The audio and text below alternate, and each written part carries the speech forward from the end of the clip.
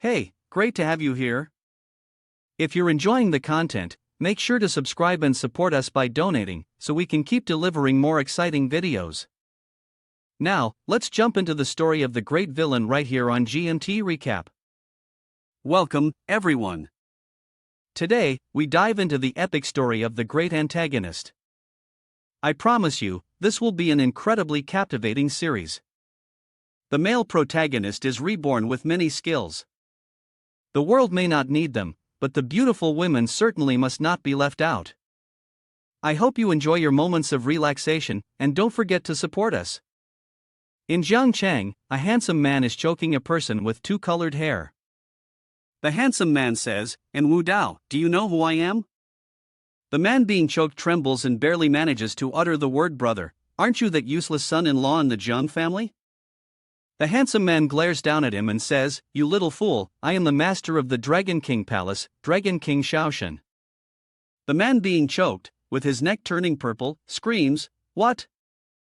You're the legendary Dragon King?" The handsome man replies, "I've been living here in seclusion, planning to lead a normal life, but you dared to covet my woman. You're really seeking death." And Wu Dao stammers, I was wrong, please spare me." Shaoshan smirks and says, "In the dictionary of Dragon King, there is no such word as forgiveness." Then, he clenches his fist, veins popping, and with a snap, the man's neck breaks.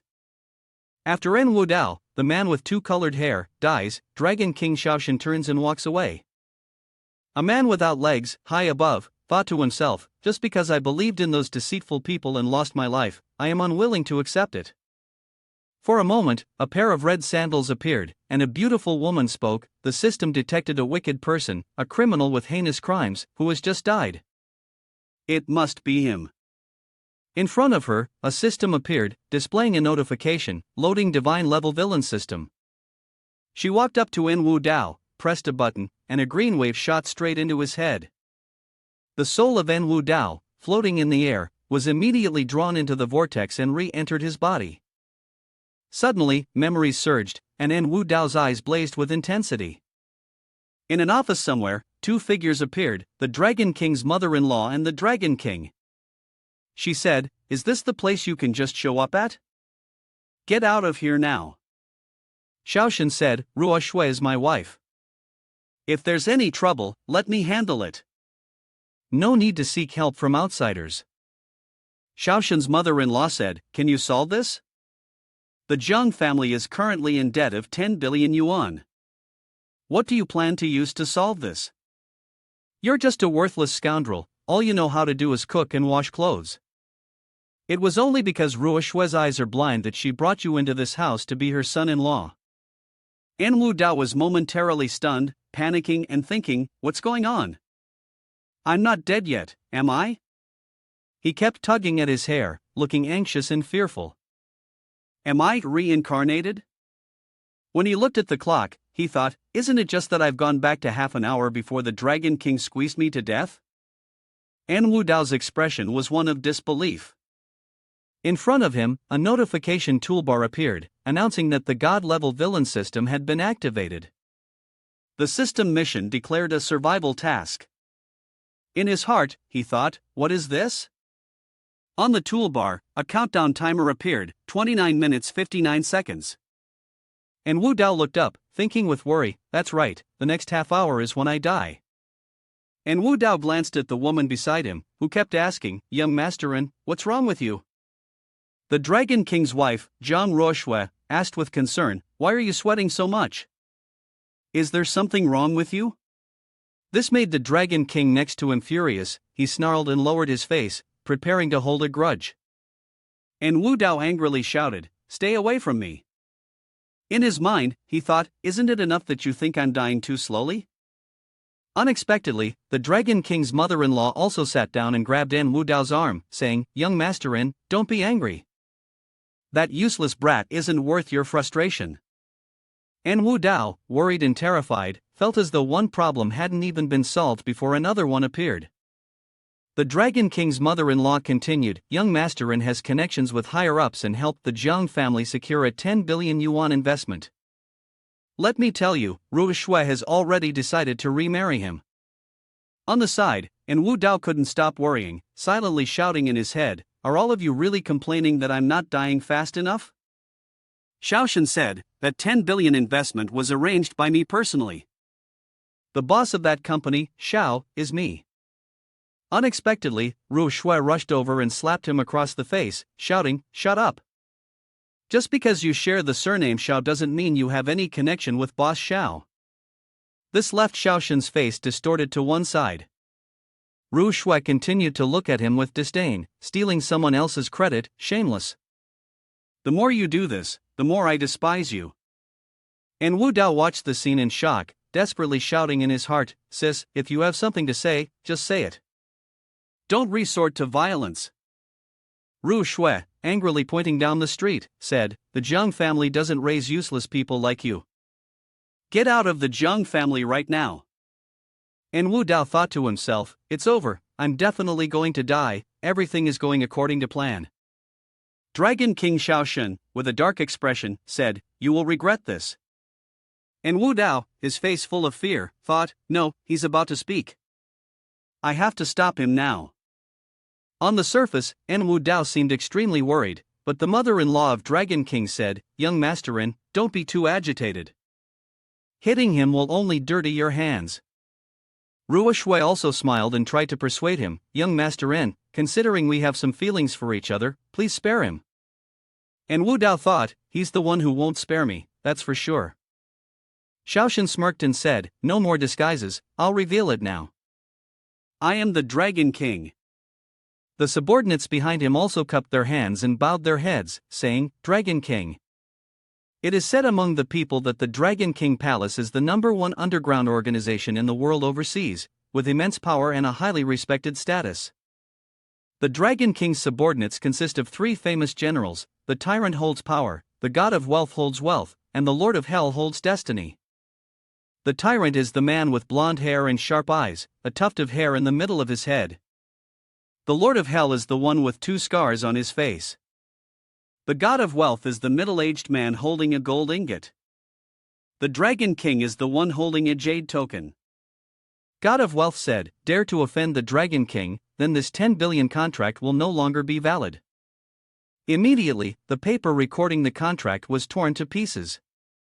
Tyrant also picked up the phone and said, "Just one phone call from me, and both the N and Jiang families will vanish from Jiangchang."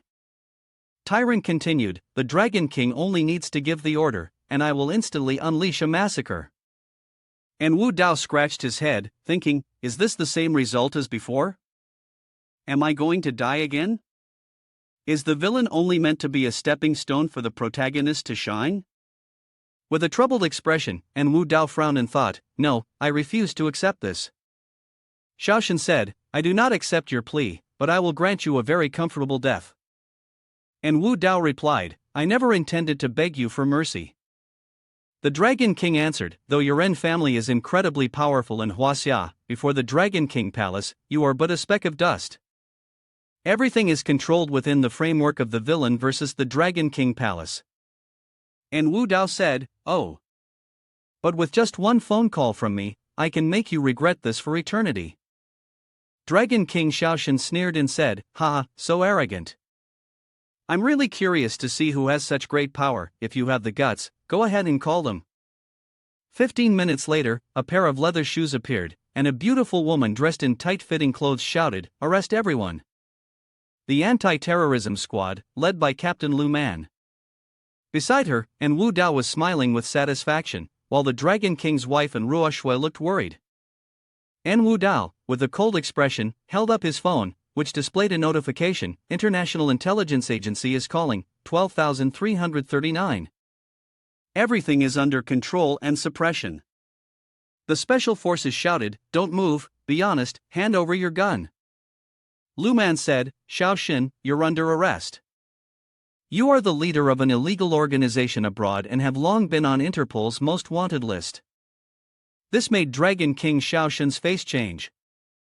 Lu Man continued, "If you cooperate, you'll be treated leniently; if you resist, you'll face severe punishment." Soon after, Xiaoshan was arrested. He looked toward Wu Dao and said, "Wu Dao, you have no martial ethics. Are you still a man of honor? And Wu Dao laughed and said, Sorry, I'm the villain here. Lu Man, pushing Xiaoshan forward, angrily shouted, Be honest with me. I don't care if you're the Dragon King or the Demon Lord or whatever, you better behave in my presence. Then she turned back to speak to Wu Dao, The reward for your news will arrive soon, 500,000 yuan per person, tax-free.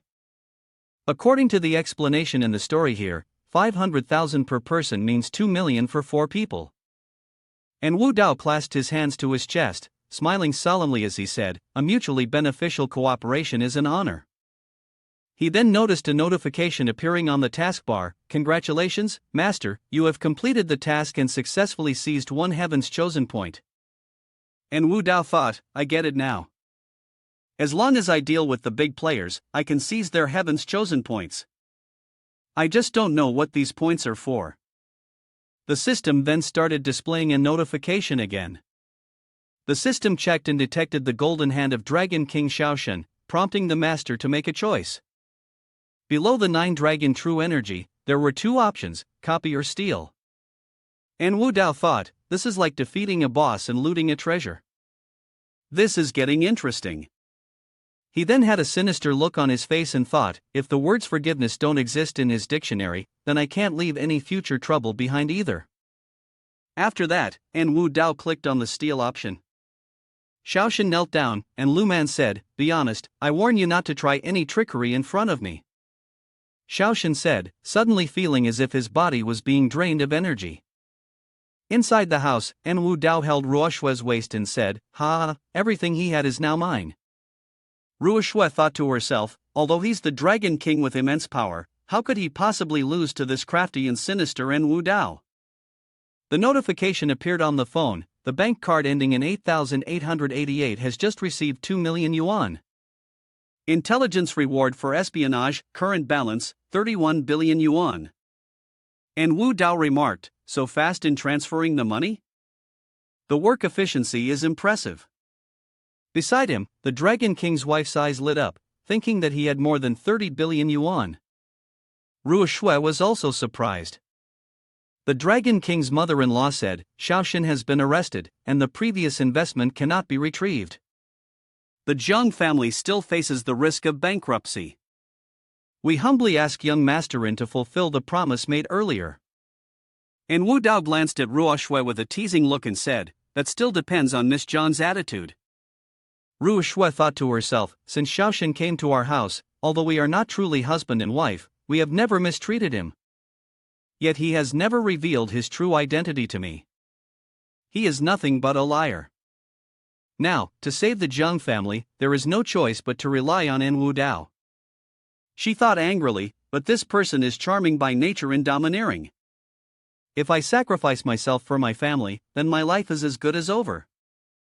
Ruoshue, with a humble expression, said, I respectfully ask young Masterin to lend a helping hand to our Zhang family. And Wu Dao, with a sinister tone, replied, Helping the Zhang family is fine, but I'm sure you know best what it is that I want, right? In Ruoshue's mind, she thought, what could that be? Above her head, a 100 favorite score appeared, indicating extreme dislike. On the notification bar, a new mission appeared, side mission, attack the beautiful lady of heaven, Zhang Ruoshue. The mission required completing when the opponent's favorite score reached 90. The mission reward, 1 point of innate business genius. And Wu Dao felt a sense of panic inside, wait, 90 points? But she's currently at a negative value. In her heart, Ruoshue didn't want to, but she had no choice but to open her mouth. She thought, for the Zhang family, I'm just being kissed by a dog like this. And Wu Dao said, you hate me this much, but still want to flatter me, how uncomfortable that must be, right? This left Ruoshue startled and flustered, what are you talking about? I don't hate you. And Wu Dao, with a dark expression, said, oh, whether you do or not, you know best in your heart. Investing 10 billion, do you think it's as simple as farting? I'm not your son-in-law here to lick your feet. But when it comes to business, we need to be clear. Then, Wu Dao pointed firmly and said, I'm spending 10 billion to buy back the Jiangshi Group. This caused Dragon King's mother-in-law to scream, buy it back. On the side, Ruishua's face darkened with worry, her favorite index dropping to -120, almost to the point of hatred. And Wu Dao turned and said, I know it's hard for you to accept this for now, but it's your only option. He put his hands in his pockets, preparing to leave, and added, once you've thought it through, have Ruoshua come to my villa to sign the contract. A notification appeared on the toolbar, reminding the system that the favorability was rapidly declining, suggesting the owner changed strategy. But immediately, Wu Dao pushed the notification aside and said, when it comes to dealing with women, I'm better at it than you. At a certain villa compound, a supercar was about to drive in. The low-slung car sped down the road and stopped. The car door lifted, and Wu Dao stepped out, his face weary. Two bodyguards purposely lowered their heads and called out, Young master. Wu Dao said, if I had known this, I wouldn't have given you guys the day off. You almost got me into an accident. He then handed a pair of glasses to one of the bodyguards and called out loudly, Xingya, come out here. The shout unintentionally caused the woman sitting and peeling an apple to stab herself with the knife. She lifted her hand to her mouth and sucked on the wound. Then she ran out to greet Wu Dao and said, I didn't know you'd come back so early today, so I haven't prepared the bath water yet. I'm truly sorry. Above her head, the favorite index showed 90, infatuated, afraid 80, fear. Wu Dao thought, I never expected that she really loves me. But what is this fear? Wu Dao asked, what happened to your hand? Xingya quickly pulled her hand back, shyly replying, no, it's nothing. But in his memory, Wu Dao was holding her hair, pulling Su Qingya's hair. He gruffly said, I'm very uncomfortable right now, come here and cool me down. Wu Dao thought, perhaps the incident that day really scared her. After dying and coming back to life, looking back at the things he had done, it was true. Wu Dao placed his hand on his forehead, reflecting with guilt, but then his face twisted into a sinister expression. Wu Dao thought, that was really too stimulating, it completely fits my villainous role. Then, he excitedly grabbed Su Qingya's shoulder and said, I remember there is a room for meditation in this house. Go and clean it up for me, I need to use it. Immediately after, Su Qingya turned around and left, saying, I will go do it right away. Wu Dao thought, although she sold her body to pay off the debt, because of the love she has for me, I will treat her well in the future and will not let her live in fear anymore. The scene shifted to a spacious place, all around which was arranged very neatly. Wu Dao sat in the middle of the table, with light radiating from all sides.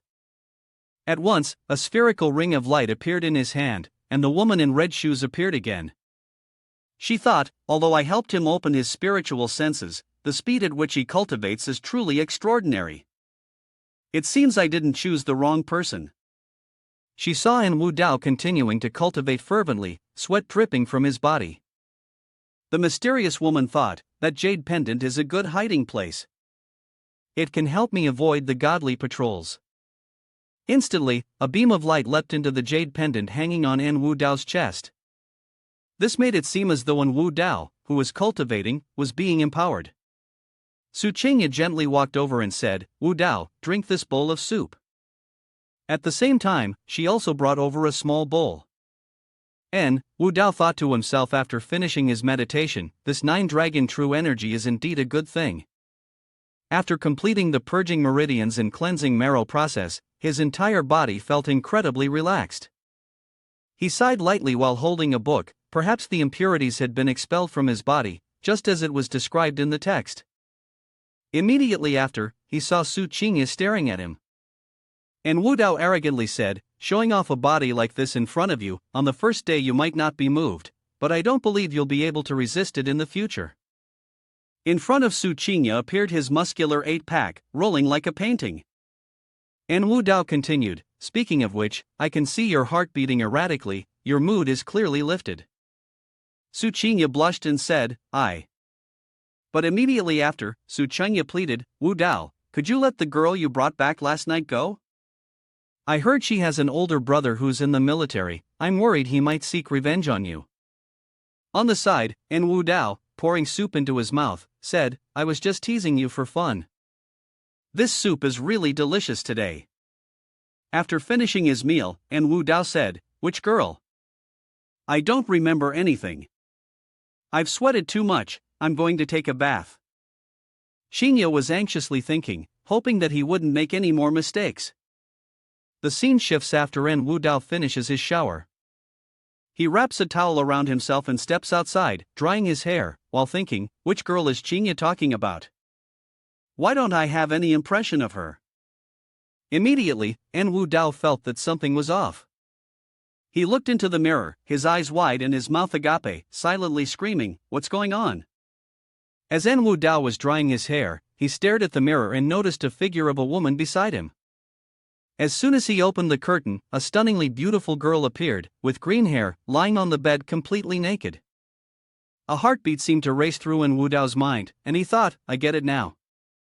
Xinya must be talking about this girl.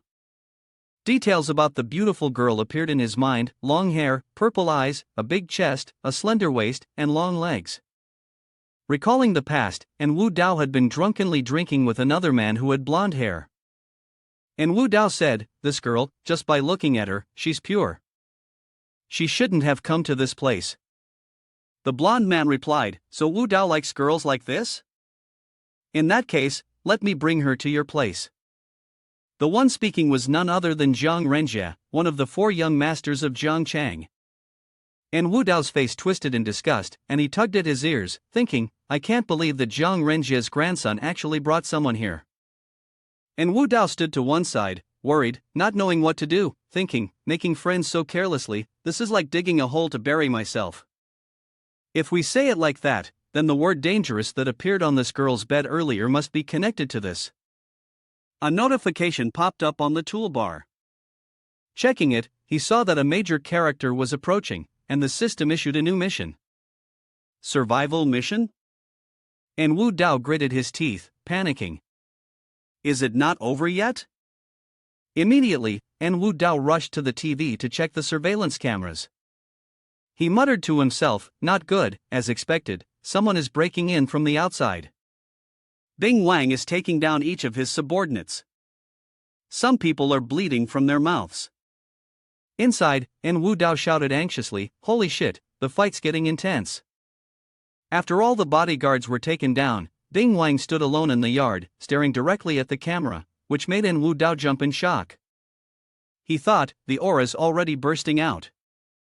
This time, I'm in big trouble. The man who had taken down all the bodyguards shouted, come out here. Bing Wang Lin Feng appeared. Wu Dao stepped down, still in his bathrobe, and said, who the hell has the nerve to break into my house? Lin Feng shouted, pointing directly at Wu Dao's face, I'm Lin Feng, and I'm here to find my sister, Lin Yuru. Wu Dao stubbornly said, are you an idiot to dare shout and act like this here? He gritted his teeth and said, if you so much as touch a single hair on her head, I'll make you experience a pain worse than death. Immediately, Lin Feng's punch was about to land squarely on Wu Dao's handsome face. He shouted, call me handsome. Wu Dao secretly thought to himself, this is a perfect moment to test the 9-dragon true energy. Instantly, he dodged the punch as if it came from the heavens, and then the two of them exchanged blows. Unexpectedly, Wu Dao had to step back several paces, his mind secretly anxious, the strength is really overwhelming.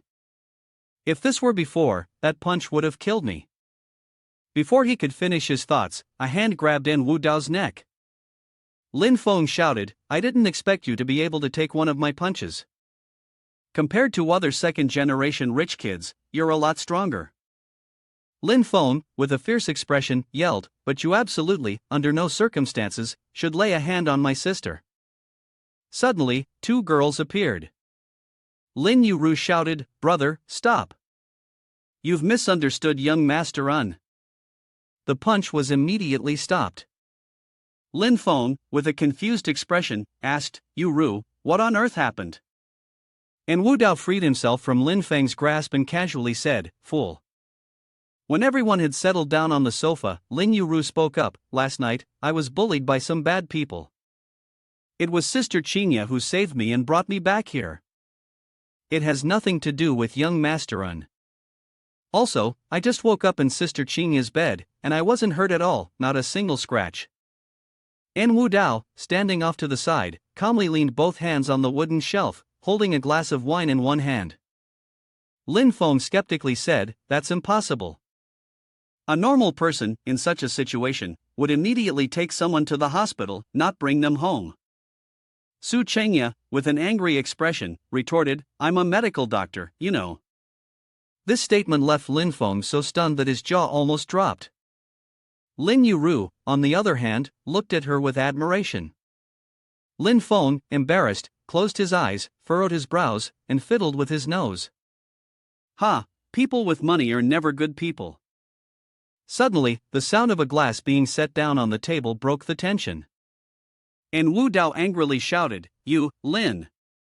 Don't be ungrateful. My ancestors were founding heroes, my grandfather single-handedly defended the borders and the nation. My father has worked tirelessly day and night to manage the Donghai region. My mother pays taxes amounting to billions of yuan every year. For 3 generations, my family has worked hard for the country and the people. Why are you insulting my family?" This made Lin Feng start to feel anxious, regretful, and remorseful, while the 2 girls on the side both admired him, one with awe and the other with wide eyes of admiration.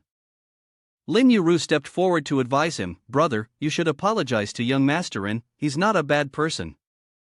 Lin Feng stood before N Wu Dao with a dark expression, his hands clenched into fists, and said, "I."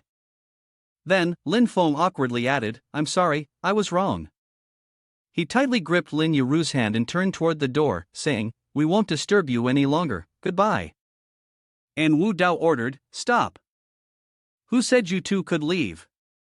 Lin Feng turned back and asked, "Is there something else?" Behind N Wu Dao, 4 people were being bandaged up, looking like zombies. And Wu Dao angrily asked, "You beat up 4 of my bodyguards this badly, and now you think you can just walk away?" Lin Feng, sweating nervously, said, "It was my carelessness, I will pay for their medical expenses." And Wu Dao, in a fit of rage, retorted, "Pay? What do you have to pay with? Your sister has to work as a dancer to earn money, so I'm sure your family is in urgent need of money, right?" And Wu Dao pointed directly at the 2 of them and shouted. Lin Yuru listened and looked at Lin Feng, saying, "Brother, I'm sorry. I saw how hard you've been working to cover the costs of Mom's surgery, so I just wanted to ease your burden." Lin Feng lowered his head and looked at Lin Yuru, then said, 30 years in the east, 30 years in the west, never underestimate a poor youth." Then, the muscles on Lin Feng's body tensed, and his fist clenched tightly. But the next moment, N Wu Dao said, all right, next you'll say, don't underestimate a middle-aged poor man, and don't underestimate an old poor man, right? In the end, the one who dies will be the greatest, right?" He raised his hand and said, "On the contrary, I have a suggestion, not only will I waive the medical fees for you, but I'll also give you an extra 1 million yuan. Immediately, N Wu Dao took out a black card and said, "Come work as my bodyguard." This left Lin Feng stunned and surprised. He angrily said, "When I left the army, I swore that I would never be a servant to you capitalists." But immediately, Lin Yuru, who was by his side, said, "Brother, honor won't put food on the table. Mom's surgery can't be delayed any longer." Suddenly, Lin Feng took the black card and, obedient like a puppy, said, "I now feel that young Master N is a good person. I agree to work for you with all my effort." This made both women helplessly slump down. And Wu Dao looked at the toolbar where a notification appeared, indicating that the survival mission had been completed. The rewards included full points for attributes in tactics, combat, shooting, mountaineering, parachuting, driving, and reconnaissance. At the same time, the system detected that the loyalty of his teammates was 20, so he could temporarily not receive the Heaven's Chosen points. When the loyalty of his teammates reached 100, only then could he earn the Heaven's Chosen points. And Wu Dao thought about the strength he had gained during his training. The 9-dragon true energy combined with the Bing Wang attribute was truly invincible. He excitedly thought, if random rewards like this are already so powerful, then if I can obtain the incredibly difficult Heaven's Chosen points, wouldn't that be earth-shattering and terrifying to both gods and demons? In front of N Wu Dao, Lin Feng and Yuru bowed their heads and said, "Thank you, really, thank you for your money. We will definitely repay you." Above Lin Feng's head, a loyalty score of 20 appeared. Doubtful, Wu Dao thought, Lin Feng's loyalty is also just acceptable. Then, many new missions appeared on the toolbar. A notification popped up, new mission, side quest, raid on Miss Lin Yuru. The reward was 1 point of Heaven's Chosen. The mission required the opponent's favorability to reach 95. Wu Dao was startled and thought, what's going on with Lin Yuru's favorability? Above Yuru's head, a favorability of 60 appeared, adoration. Wu Dao looked at her smiling and thought, such an innocent and pure girl, I really can't bear it. Wu Dao and Su Qingye waved goodbye to the two brothers of the Lin family. Su Qingye said, be careful on the road. Wu Dao said, Yuru, remember to visit often. Suddenly, Wu Dao grabbed Su Qingye's waist and said, Qingye, thank you for standing up for me earlier. If it weren't for you, Lin Feng would have torn me apart. However, Su Qingye dodged Wu Dao's hand and said, this is the last time. I understand you, but even if you're flawed, there's still a limit. The favorite level above her head dropped to 80. Wu Dao thought, why did it drop to 80? Could it be that true love will really disappear? His expression was like someone whose heart had just sunk. Qingye, you've misunderstood me this time. In an old, rundown courtyard, continuous shouting could be heard. Lin Yuru was shouting from the side, big brother, hurry up, after you take mom to the hospital, you should go to young Master N's place to work. Don't be late on your first day. Lin Feng carried a sack of items and said, young Master N, ever since we got back, you've been constantly saying young Master N. I think you've been charmed by that guy. Let me tell you, stay away from him. He has a bad reputation. Lin's mother and Lin Yuru stood on the side. She said, those are just rumors. He's not as bad as you think. Suddenly, the arm of an excavator's crane slammed into the wall, causing the entire wall to collapse right before Lin Feng's eyes. A person in shoes stepped onto the rubble, and a thug said, listen carefully, those inside, the demolition deadline has arrived. Tang Biao appeared and said, if you don't move out now, your entire family will be buried here with the building. Lin Feng said, as long as I'm here today, let's see which dog dares to demolish this place. Lin Yuru said, we don't want to be forcibly relocated either, but it's because you offered us resettlement compensation that's several times lower than the market price. You're forcing us to sell and demolish. Thug Tang Biao said, damn, you really don't fear death, huh? Lin's mother stepped forward and apologized, the children don't understand, please don't hold it against them. We agree to the demolition, we'll move out right now. But Tang Biao kicked Lin's mother in the head and shouted, damn it, just my luck. Lin Feng watched in fury, so enraged that he nearly cried. Lin Feng shouted, you dare hit my mother? You looking to die? Thug Tang Biao grabbed a wrench and shouted, go ahead, try touching me. I can throw you in jail right now. You'll rot in there until your bones turn to dust, you scum. As both of them sat, ready to charge at each other, neither was willing to back down. Tang Biao raised his voice in challenge, what about your mother and little sister, huh? Ha ha ha. In Lin Feng's mind, he thought to himself that he had to hold back, I can't go to jail. If I go to jail, no one will protect my mother and little sister. On the other side, Tang Biao continued to provoke, hey, come on, come hit me if you dare. But immediately, a punch landed square on the thug's face. Wu Dao struck him hard, leaving Lin Feng stunned. Afterward, he coldly ran his hand through his hair and said, I've never really seen such a twisted request before. Wu Dao appeared, looking incredibly handsome, causing the thug to tremble in fear. Lin Yuru suddenly shouted, young Masterin. Lin Feng, looking pale, asked, young Masterin, why are you here? Wu Dao replied, I didn't see you go to work, so I figured I'd come check things out. Tang Biao screamed, who dared to hit me? Wu Dao shot him a dark look, causing the thug to panic and shout, young Masterin. Immediately, his attitude flipped like a pancake, and he fawned, young Master N, it's really you? It seems like this is just a huge misunderstanding. Do you remember me? I'm Tang Biao, from the Jang family. I've even cleaned your shoes before. Lin Feng, on the side, anxiously thought to himself, the Jang family, Jiang Chang, one of the 4 great clans. And Wu Dao bent down, picked up the wrench, and said, "Oh, so you're from Jiang Renjia's side? No wonder you seem so familiar. Is this your wrench?" Tang Biao, on the side, flattered him, saying, "Yes, it's mine. It's like a flood entering the Dragon King Temple, we're all family here." Lin Yuru, puzzled, asked, "Young Masterin, why would you associate with someone like him?" Lin Feng glared at Lin Yuru and angrily said, "What you're saying is true.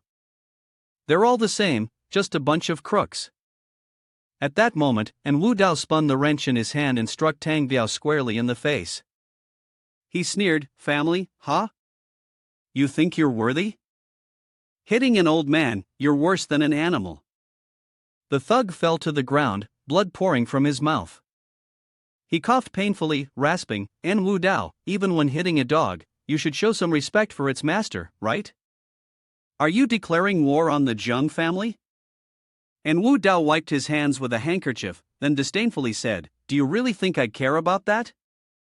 Behind them, Lin Yuru couldn't help but marvel, he's truly different from everyone else. Lin Feng smirked, thinking to himself, though he's domineering and arrogant, it's exhilarating. He's a true warrior. And Wu Dao exhaled, looking towards the 2 people behind him. Lin Yuru's favorability score was 70, he admired Lin Feng, his loyalty was 50, and he had praise for him. He thought to himself, the best way to win people's hearts quickly is to show off in front of everyone. The thug in the distance had a face as swollen as a pig's head, constantly making phone calls for help, saying, "If young Masterin has already gotten involved, then I can't make any decisions on my own. I can only call someone from the Zhang family to take over." Lin Yuru, seeing this, became worried, "Have we caused a huge problem for young Masterin?" After a moment, a car screeched to a halt. A man stepped out, took off his glasses, and hurriedly asked, "Young Masterin, why aren't you at the entertainment spots having fun, but have come all the way to our Zhang family construction site? Aren't you afraid of getting your shoes dirty?" Luo Feng, the illegitimate son of the Zhang family, appeared. And Wu Dao pointed directly at him and said, "Oh, so this is the illegitimate son of the Zhang family, the one they just brought back recently? Already out trying to make a living? Doesn't the Zhang family have anyone else? Why send an illegitimate son here?" Immediately, Luo Feng lunged toward Wu Dao and said, "You, a spoiled young master, dare to mock me?" And Wu Dao felt uneasy inside. Are we going to fight right now? Doesn't he fear causing trouble for the Zheng family? But in the blink of an eye, Wu Dao had dodged Luo Feng's strike, leaving him startled and thinking, "So fast, this kid was able to dodge my lightning-fast moves." Immediately after, a punch was thrown, and Lin Feng entered the fray, saying, "As long as I'm here, don't even think about hurting my boss." Luo Feng replied, "Traitor. You deserve it." Without hesitation, the 2 punches collided, forcing both of them to retreat. Lin Feng thought, such overwhelming strength. Luo Feng furrowed his brow, thinking to himself, surprised that Zhang Chang had such a powerful expert. He coldly schemed, "Since I can't win through strength, then I'll make use of my speed." Instantly, Luo Feng switched to various stances, preparing to target Lin Feng.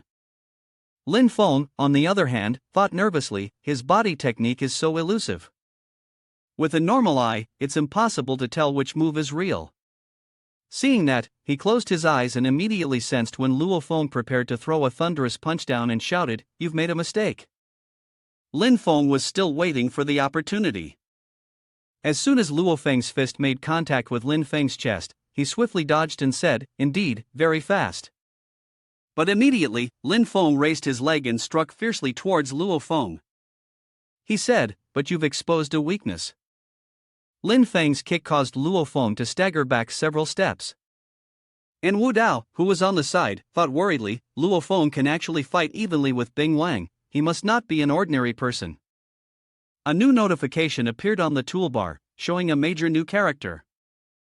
The monster Luo Feng, alias Demon King, ranked first on the world's assassin leaderboard. The mission to eliminate Luo Feng would reward one Heaven's Chosen Blood Lotus Flying Blade of the 36th grade. He couldn't help but sigh, so the main character is actually this assassin. An Wu Dao, while pinching his chin in thought and sweating, mused that the ghostly movement earlier was probably coordinated with the flying blades.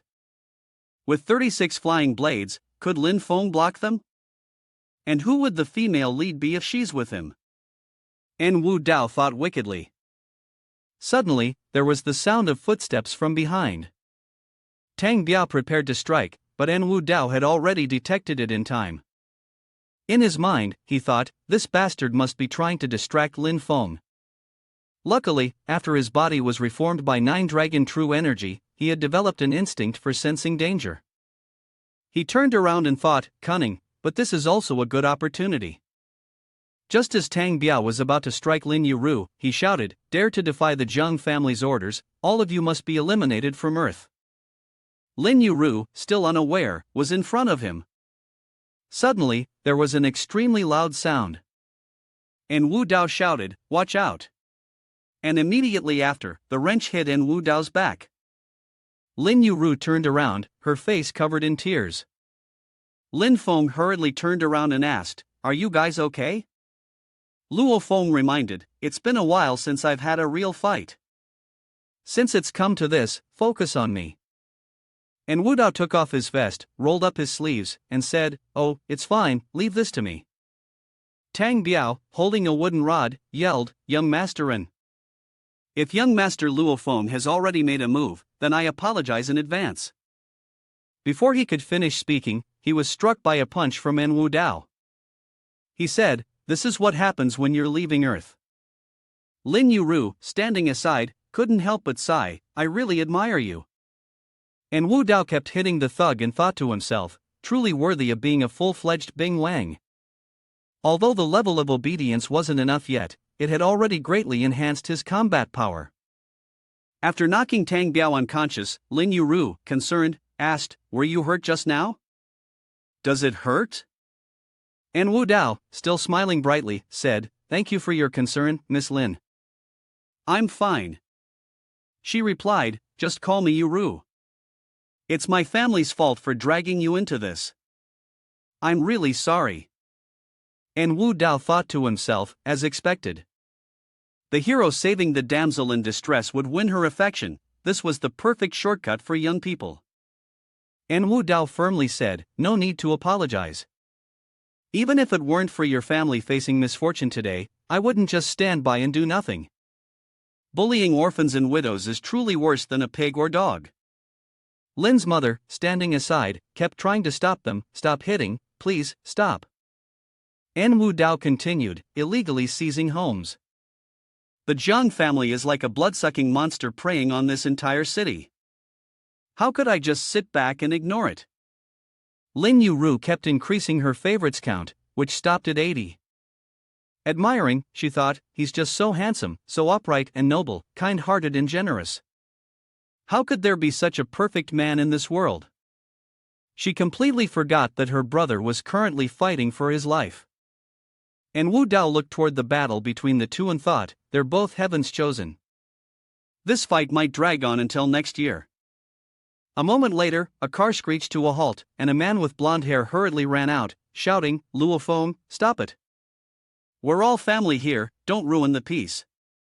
After a while, An Wu Dao and Lin Yuru sat at a side table, facing the blonde-haired man and Luo Feng. The blonde man said, "Wu Dao, isn't this the girl from the nightclub the other night?" And Wu Dao replied angrily, "Let's stick to the topic." The blonde man flushed slightly and awkwardly laughed, "I've heard the whole story. The kids down there didn't know about your relationship with this family, so they acted recklessly." He then took out a card and said, "This is 10 million yuan, half for resettlement, and half as compensation. What do you think?"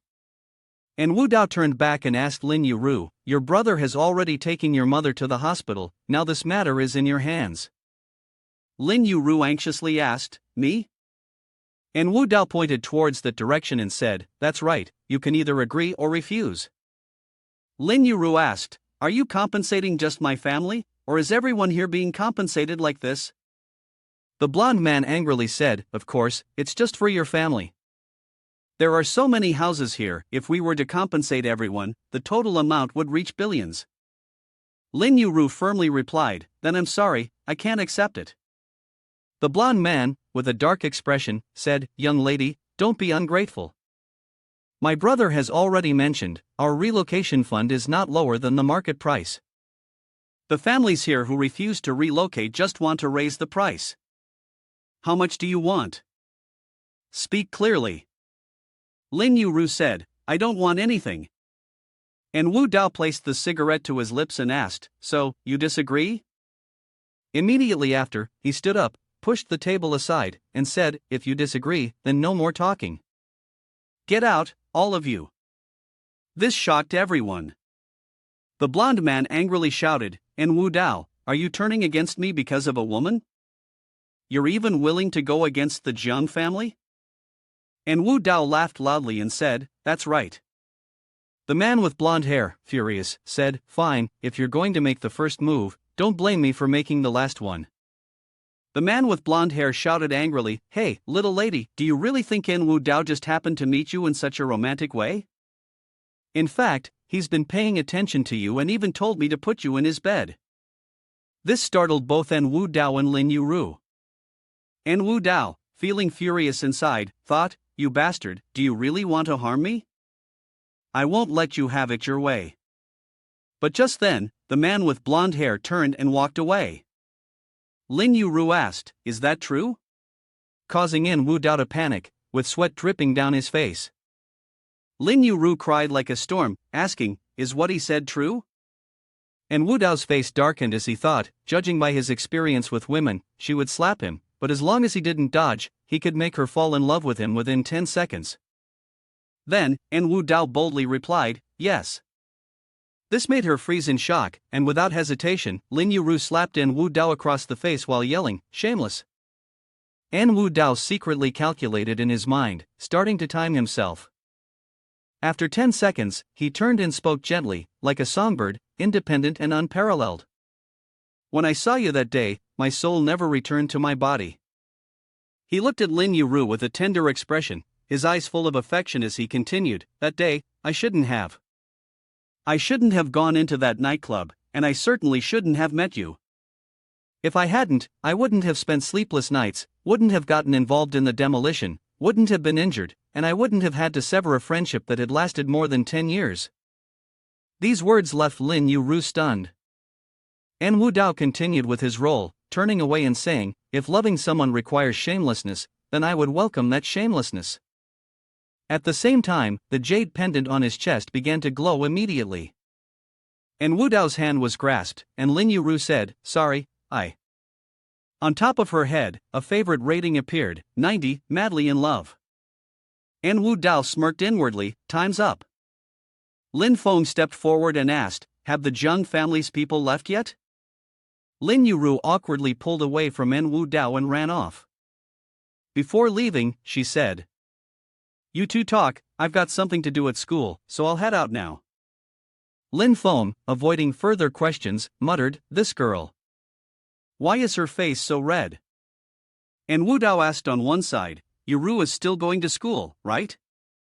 Lin Feng replied, she is a specialist in cultural relics appraisal at Jiangchang University. Recently, she's been busy with her internship. Wu Dao asked, have you made proper arrangements for Auntie? Lin Feng replied, thank you, boss. Everything has been arranged properly. When the two were together, Wu Dao asked, Lin Feng, how do you feel about today's events? Lin Feng replied, boss, I feel like there's something fishy about this. Wu Dao silently said, Luo Feng is skilled in scheming.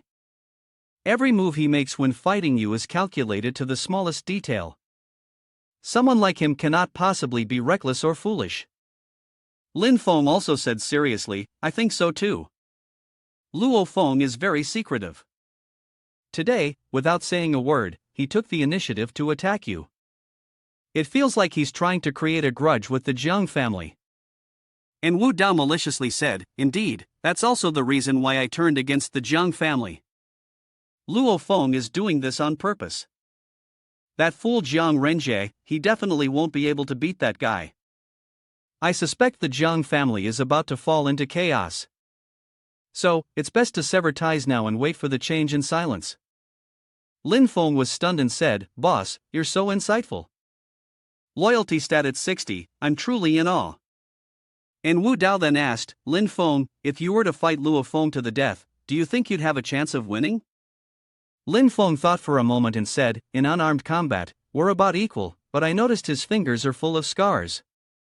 He's likely a master with weapons, though I can't figure out what kind of weapon he uses."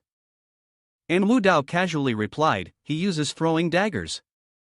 Immediately, Lin Feng's loyalty stat rose to 70, filled with respect. Lin Feng said, "Boss, you're like a god." Indeed, with his ghostly footwork and combining it with throwing daggers, it makes perfect sense. But Lin Feng also anxiously said, "If he uses a flying dagger, then I can only fight back with a gun." And Wu Dao replied calmly, "Then you can just use a gun." This surprised Lin Feng, who said, "But with gun control being so strict, how could I possibly get my hands on one?" And Wu Dao said, "You don't need to worry about that, I will take care of it." The scene shifted to an urban area, with houses densely packed together and wide roads stretching out. A large bridge crossed over a sparkling blue river. Suddenly, two streams of hot golden water fell into the river, and one person said, "I remember when we were kids, we used to do this often." Tang Biao said, "Back then, we could shoot nearly 10 meters. Luo Feng patted him on the shoulder, offering encouragement. "These years, staying at the Zhang family has been a hardship for you." Tang Biao said, "My life was saved by you, and because of you, anything you do is worth it." "But must you really take action against the Zhang family?" Luo Feng said, "Back then, my mother was not only unrecognized because of her identity as a dancer, but she was also mistreated to the point of death. This time, I'm here to make the Zhang family pay the blood debt in blood." He turned away and said, "Jiang Renjie is a fool. He didn't even investigate the market properly. The project to renovate the dilapidated old city in his hands is a time bomb. In a few days, it'll be the old man's birthday celebration, and I'll send him off then. Also, that person named In Wu Dao is indeed difficult to deal with. I heard even the Dragon King Shaoshan was tricked by him. It seems like I can't afford to let my guard down around that person." Tang Biao, with his face swollen from being beaten, said, "Young master, don't worry, I will try my best to avoid him." Luo Feng turned around and asked, "Ah, right, I told you to find someone. Have you found them yet?" Tang Biao replied, "I am still looking. I've found a few leads." Luo Feng held a photo in his hand, thinking to himself, "Where are you, really? All these years, I've been training abroad. If it hadn't been for constantly thinking of you, I wouldn't have survived. But now, this time, I will never let you go again." Xinya.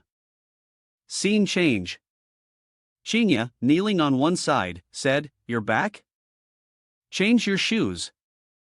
Then, she helped In Wu Dao take off his vest and said, "Today, the Zhang family sent an invitation. They said that in a few days, it will be the 60th birthday of the head of the Zhang family, Zhang Lianchang, and they're inviting you to the party." And Wu Dao replied, "Oh, I'll go with you when the time comes." After thinking of something, En Wu Dao said, "Right, in half a month, our contract will expire, and you'll be free. At that time, your father will have you pay off your debt to me and sign a contract to be my girlfriend for 3 years. I'm really grateful for the care you've given me these past years. When the time comes, I'll keep my promise and set you free." Su Qingya heard this, and her vest fell to the ground. She cried uncontrollably and said, "Exactly, there are still 14 days, 8 hours, and 42 minutes left." In a delicately decorated place, many people dressed in formal attire were chatting with each other in the hall, when a pair of high heels appeared. And Wu Dao and Su Qingya had arrived. And Wu Dao said, "Hello, everyone." Someone greeted, "Hello, young Master N, hello, young mistress." A woman in a blue dress remarked, "Wu Dao has brought his wife to the party. The young Mistress N is so beautiful." Su Qingya anxiously said, "They're talking nonsense, I'm not." And Wu Dao asked, "What's wrong? You don't like it?" Su Qingya flustered, no, no. In her heart, she thought, what am I saying? I'm about to leave him, why do I care if others call me young mistress? Jang Renjie stepped forward with a look of disdain and said, well, so young masterin has arrived, huh? Jang Renjie, along with the busty Ruo Shui, walked over. He sneered, Wu Dao, I've heard that you took advantage of the fire to loot Jiang Shi's company. That's really low. Then, he shouted, but all your schemes have failed. Tonight, I will officially inherit the Jiang family, and I will protect Jiang Shi and Ruo Shui. If you still have any designs on her, I won't show mercy. Ruo Shui said, and Wu Dao, even without you, our Jiang Shi group can still rise again, as always. Your ambitions will definitely not go as you wish. And Wu Dao replied, really? Then, both of them walked over and said, I believe that not long from now, you will be kneeling down, begging me. Jiang Renjie angrily shouted, are you delusional? Even if I die here, I will never beg you. Ruo Shui disdainfully said, arrogant bastard, I will never bow down before you. Suddenly, the sound of a bell rang, and a voice announced, the banquet hosted by the Jiang family is starting. Jiang Lianchang clasped his hands together and said, thank you all for attending my birthday banquet. A person like me is getting old, and my health is declining. Today, I have invited everyone here in the hope that you can be my witnesses. He pointed toward his sons and said, I have decided to step back and pass the position of head of the Jiang family to my son. Jiang Renjie, the eldest son, was overjoyed and was preparing to accept the position. His illegitimate son, Luo Feng, stood solemnly at one side. Then the voice continued, Luo Feng, the next head of the Jiang family. Luo Feng. This struck Jiang Renjie like a thunderbolt, and Ruo Shui exclaimed in panic, what do you mean? It's not Jiang Renjie? Others began to discuss among themselves, what's going on here? They passed the position of head to the illegitimate child? The woman in the blue dress said, even though Jiang Renjie is a bit strange, he's not unworthy of inheriting the position. Jiang Renjie pointed directly at Jiang Liancheng's face and said, you old bastard, what's broken is your legs, not your brain. Do you even know what you're saying? Why are you handing over the position of the family head to your illegitimate son? Have you gone senile in your old age? Meanwhile, the current head of the Jiang family kept coughing incessantly. Just as Jiang Renjie was about to shout, you old bastard, he was stopped by Luo Feng. He said, don't make a scene during your father's birthday celebration. And Wu Dao, watching the drama unfold, commented, what an idiot. On the side, Su Qingya didn't know what to say, but suddenly spoke up, Luo Feng, he's back. And Wu Dao felt something was off. A mission notification appeared on Wu Dao's face. Side mission, successfully seduced the beautiful Su Qingya. The mission requirement was that the target's favorability must reach 98 for the mission to be completed. Mission reward, +1 heaven's chosen attribute in modern medical talent. And Wu Dao thought, so the female lead of the Demon King Luofeng's story is Qingya. Suddenly, Wu Dao panicked and thought, oh, so who is actually wearing this green hat? Unexpectedly, a figure appeared. It was Shui. She said, you, illegitimate child, let my son go. But immediately, Luo Feng pushed her away and shouted, you're the real scoundrel. Everyone was stunned and muttered, the illegitimate child dares to strike an elder? This is outrageous. How could Jiang Lianchang allow such an impolite bastard to be his heir? And Wu Dao thought, as expected, Luo Feng must have some powerful backing. Luo Feng clapped his hands and said, bring him in. Immediately, a voice shouted, kneel down before me. A middle-aged man appeared and knelt down. It was the butler, Zhang Rui. People whispered, isn't this Zhang Rui, the butler of the Zhang family? Why is he being brought here in chains? Another person chimed in, this visit was definitely not in vain. Looks like we have a show to watch. Luo Feng furrowed his brows and shouted, I've investigated everything. The reason my mother died an untimely death was because Zhang Rui poisoned her. And the reason they poisoned my mother is because... Luo Feng pointed directly at Zhang Renjie's mother and said, because my mother discovered their affair. This caused both of them to tremble, terrified. Luo Feng continued, as for Jang Renjie, he was never the legitimate eldest son of the Jang family. He was the illegitimate child born from Madame Jiang and the butler. Jang Renjie stood there, completely stunned and frightened. People around them whispered, "This is a shocking scandal." En Wu Dao was also startled and said, "I didn't expect the Jiang family to have such a scandal. Today is truly beyond imagination, it's an eye-opener." Jang Renjie angrily shouted, "You're talking nonsense. I am the eldest son of the Jiang family." Luo Feng sneered and responded, handing over a certificate, "How ridiculous, you should look at the paternity test result yourself." Jang Renjie looked at the confirmation that they were not father and son, and was stunned as if struck by lightning. He then said, "How could this be? Why is this happening?" The matron of the Jiang family and the housekeeper were both worried. Ruo Shui thought, "It's over, just when I found a support, I've fallen off the horse." "In Wu Dao, have you prepared everything already?" Zhang Liancheng angrily shouted, "From today, Jiang Renjie will no longer carry the Jiang surname, expel him from the Jiang family, and drag Jiang Rui and Shui outside. I want a divorce with her, erase her name from the household register." Jiang Renjie kneeled down, crying and shouted, "Father! Please, I was raised by you, let me stay." Meanwhile, Shui Yi and the housekeeper were dragged outside. Luo Feng, cracking his fingers, asked, "Jiang Renjie, you get out of here yourself, or do you want me to throw you out?" Jiang Renjie was in complete panic, turning around to ask, "Is there anyone who can save me? Anyone?" The people around him quickly distanced themselves, saying, "Don't look at me, I don't dare to get involved in the Jiang family's business. Even if the King of Heaven came, he couldn't save you." Jiang Renjie's gaze landed on En Wu Dao, making him sigh deeply and say, "Bad luck." Right in front of everyone, Jiang Renjie knelt and kowtowed to En Wu Dao, saying, "Wu Dao, right now, you are the only one who can save me. After all, you can't just watch me die without helping."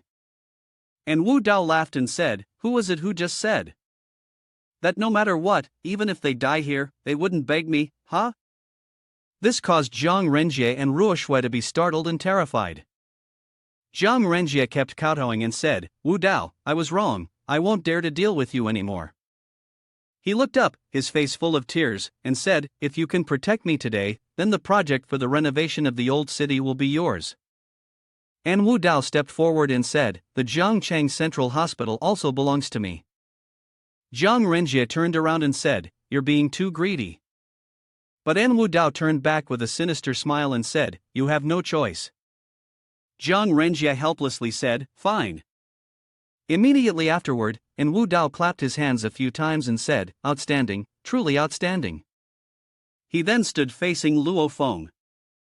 Luo Feng frowned and said seriously, "Mr. N, our families do not interfere with each other. I advise you not to get involved." In front of everyone, the scene was like that of a villain and the main character, the Demon King. En Wu Dao said, "The Yin family and the Zhang family have a close relationship. Seeing the Zhang family in such a crisis, how could I just sit idly by?" Luo Feng furrowed his brows and said angrily, "You need to think carefully. As an adult, you must take responsibility for your actions and words." En Wu Dao also sneered and said, "Of course."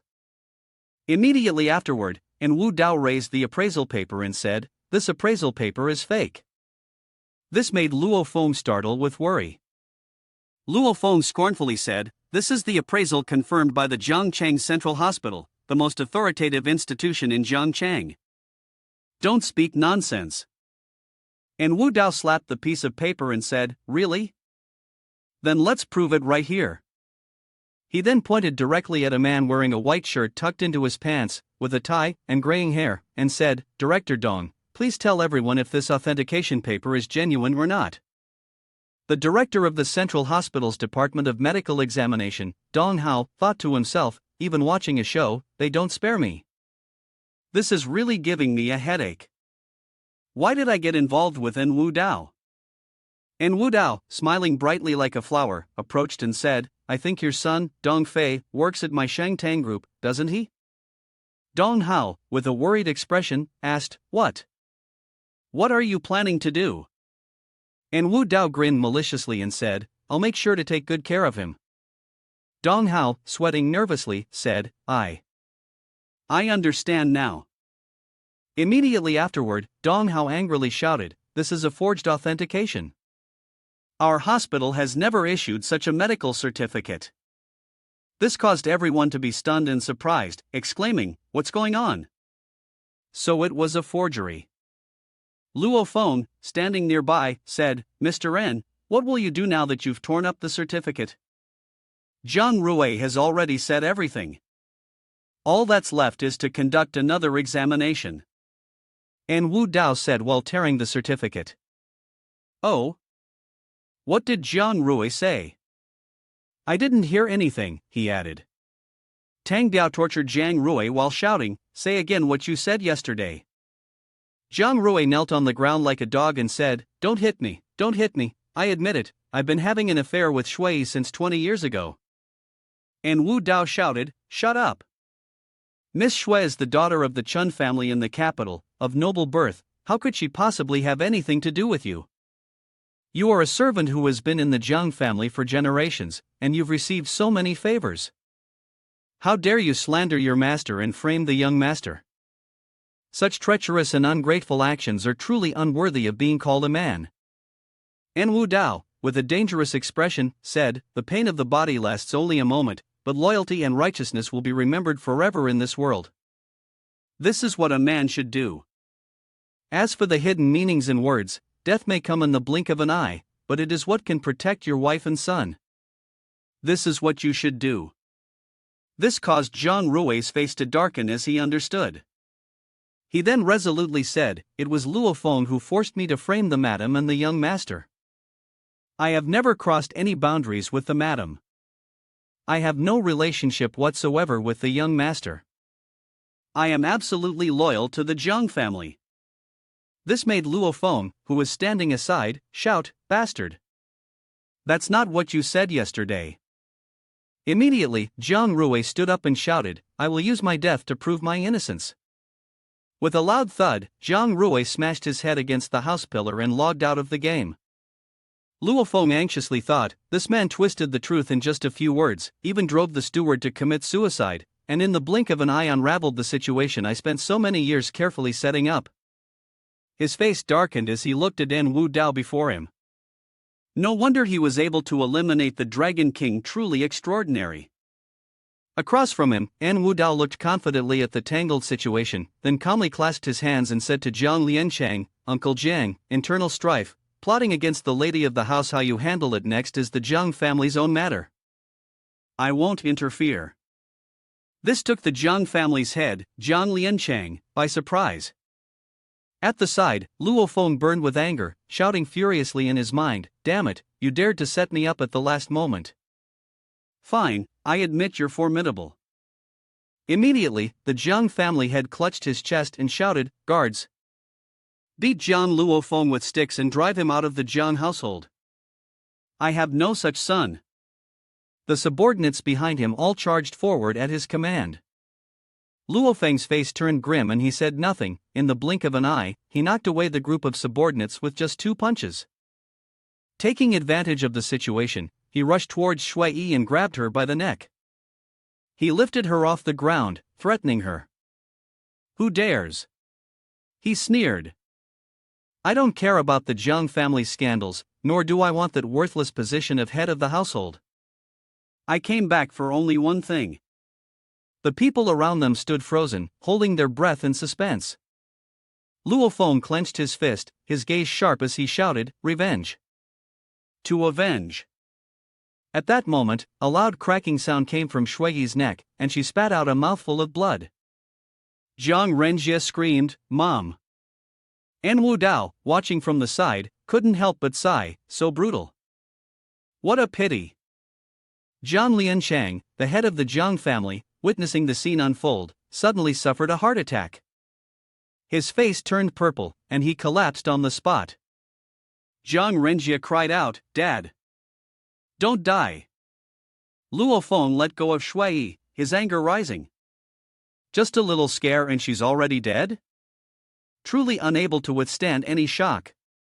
He gradually stepped forward, facing in Wu Dao, and said in a harsh tone, "Next, it's your turn, you bastard who ruined my chance to legally inherit the Jang family."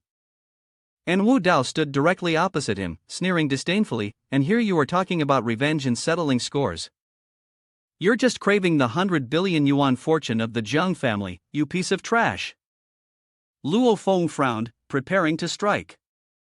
He said cruelly, "A person who's about to die can't say anything useful. I'll use my ultimate technique to send you on your way." Just as he lunged at En Wu Dao, Su Qing suddenly rushed forward to block him. "I won't let you kill him." En Wu Dao was taken aback, and Luo Feng exclaimed in shock, "Qingya, is that you?" In the midst of this tense situation, Tang Biao hurriedly entered, shouting to break the atmosphere. "Boss, Lu Man has brought the army here." Luo Feng was just as shocked, they arrived so quickly. Immediately, he and Tang Biao leaped through the window, attempting to escape. Before leaving, Luo Feng still had to leave behind his signature phrase. "En Wu Dao, I'll come find you again." This made En Wu Dao start, and he looked at Su Qingya, wondering, "I feel like he has some other intention?" At the same time, En Wu Dao and Su Qingya watched as Luo Feng left.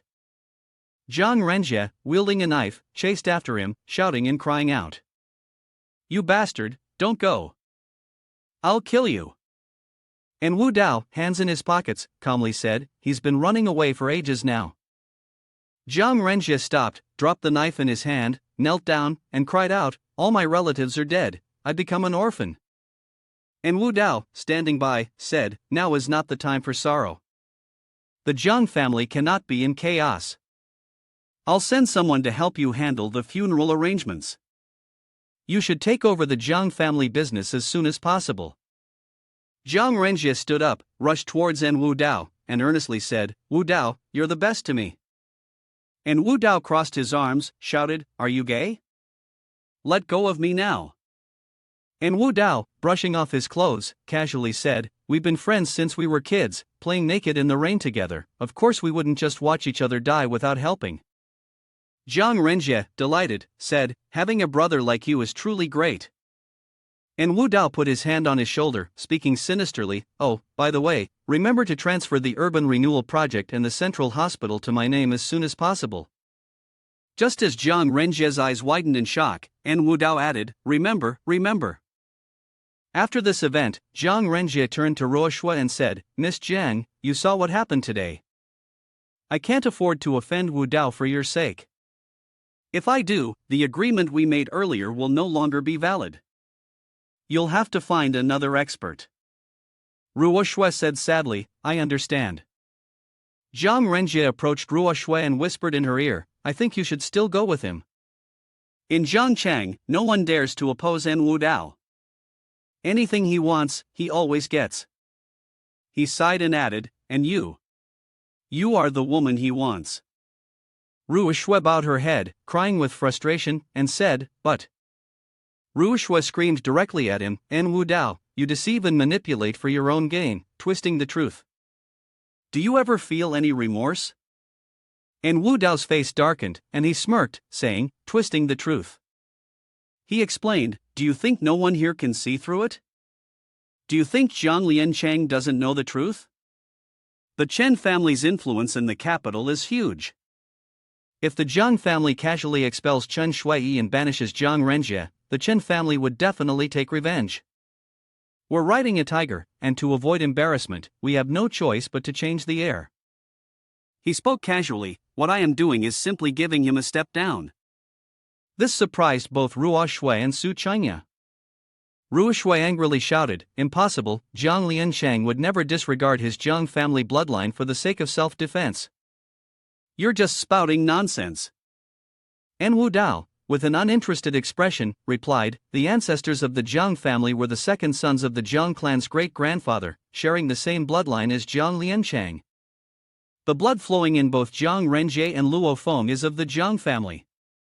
He opened his eyes and asked, "If you were Zhang Lianchang, would you choose Zhang Renjie, who has a solid backing, or would you choose Luo Feng, whose mother is a former dancer?" The favorability score above Ruo Xue's head continuously increased by 20 points, stopping at a -20. Disgust. After hearing the truth, Ruo Xue, feeling helpless, said, I would choose Jang Renjie. In her mind, she thought, "In Wu Dao, how do you know so much? Truly a monster." Ruo Xue couldn't stop sighing as she looked at the retreating figures of the man and woman. On En Wu Dao's territory, he said to Su Qingya, "You go ahead. I need to talk to Lin Fei." Su Qingya, with an indifferent expression, replied, "Okay." Lin Fei stood to one side, puzzled, and asked, "What's wrong with sister-in-law? Is she scared or something?" On the way back, she seemed like she had lost her soul. En Wu Dao sighed, women." Su Qingya's face darkened as she silently walked through the door. En Wu Dao and Lin Fei walked toward the car. En Wu Dao said, "Forget about her. Let me show you what I've prepared for you." A large suitcase appeared from the trunk. As soon as the suitcase opened, Lin Fei was surprised and said, "Desert Eagle? Where did you get this from?" And Wu Dao grinned and said, "If I want it, I'll find a way."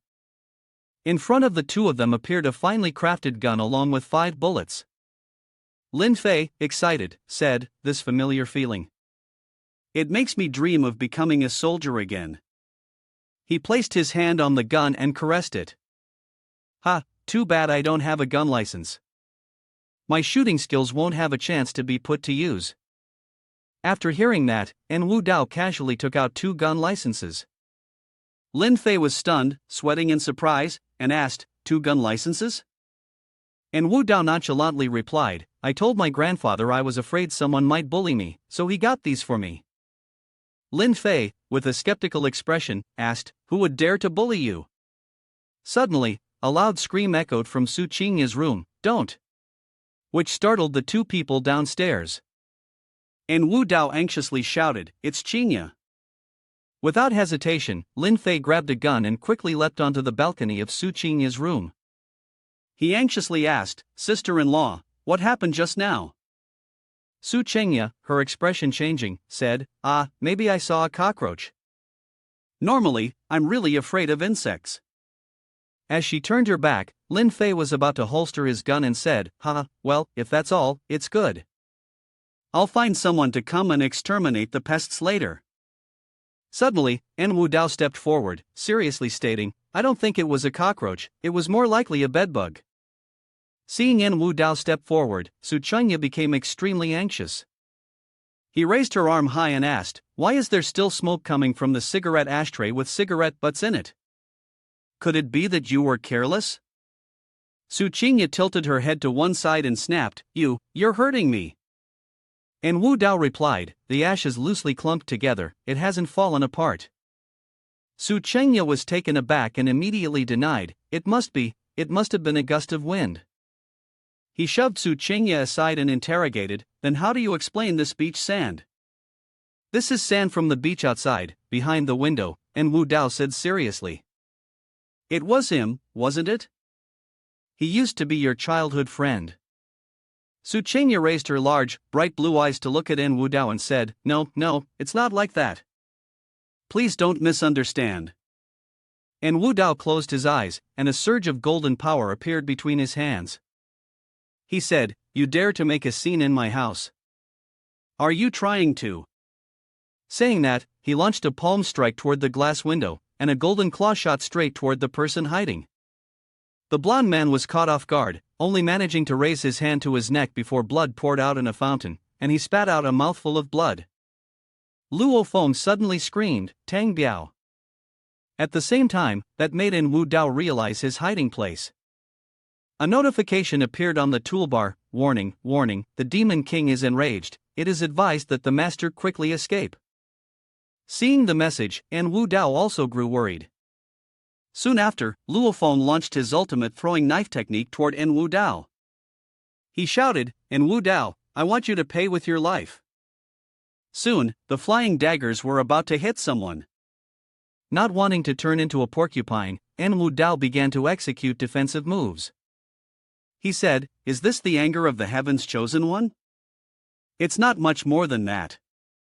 I broke through to the second level of the 9 Dragons True Chi last night, and I will use my True Chi to protect myself and withstand your 36 flying daggers. Before Enwu Dao, a shield made of dragon-shaped light appeared, blocking the incoming daggers and causing them to bounce off. Luo Feng, seeing this, angrily shouted, "You wanna take it, huh? Then try my ultimate technique." Immediately, he threw a punch, and a red light shot toward Enwu Dao, shattering the latter's defense shield. Enwu Dao, with one hand on the ground, said, "Cough, cough, no wonder you're the main character. As expected, you always have the protagonist's aura protecting you." Su Qingya stood in front of Enwu Dao, and he shouted, "No, no, don't kill him." Luo Feng, his face changing color, asked, "Why?" "He's the corrupted man who took you, but you're risking your life twice to protect him?" Enwu Dao was still panting heavily behind her. Su Qingya continued, "I don't hate him. If it weren't for him, I wouldn't have been able to survive until now. Also, he didn't take me." Luo Feng trembled in anger and shouted, "Su Qingya, have you fallen in love with him? Have you fallen for that bastard?" He screamed in agony, "You've betrayed me." Su Qingya, crying, said, I don't know what's wrong with me anymore. I just don't want him to die." Enwu Dao coldly said, "Betrayal." Luo Feng continued, "Su Qingya, you and this bastard have quite the extraordinary relationship." Su Qingya hurriedly explained, "No, it's not like that, Wu Dao, don't misunderstand. I only see him as an older brother." Luo Feng, disappointed, said, "An older brother?" He laughed loudly, haha, his face turning ferocious as he shouted, "And Wu Dao, not only have you taken her body, but you've also taken her heart. The hatred of stealing my wife, the grudge of killing my brother." Immediately, he made a move, throwing out a sharp dagger, shouting, "You must die today." At the same time, the sharp dagger flew toward Enwu Dao with the cry, "Die!" Enwu Dao yelled, "Where is Lin Fei?" Instantly, Lin Fei appeared and answered, "Lin Fei is here." Along with the sound of gunshots, Lin Fei's bullet struck Luo Feng's throwing knife. Thanks to that shot, Enwu Dao and Su Qingya managed to hide behind the shelf. Immediately, Lin Fei raised both guns and taunted, "Damn, this is for messing with my sister-in-law." The gunshots continued to ring out, but there was something incredibly strange and miraculous about it. Luo Feng skillfully dodged every shot. Luo Feng said, "Lin Fei, you're supposed to be a soldier king. Why are you betraying your own kind, becoming a dog for this trash?" At the same time, 2 magazines ejected from their positions. Instantly, the guns were reloaded. Lin Fei replied, "And Wu Dao is a gentleman, how can he be trash? On the contrary, look at your actions killing your own mother, forcing your biological father to his death. You're worse than an animal." Luo Feng lunged at Lin Fei, throwing 5 throwing knives, and shouted, "Helping the enemy? You will die with them." But this did not deter Lin Fei. He shouted, "With a gun in my hand, I can shoot through anything in this world," firing accurately at the throwing knives, causing them to veer off course. He then said, "They're just throwing knives, what are they to me?" Luo Feng wasn't backing down either, shouting, "Let's see how you handle this."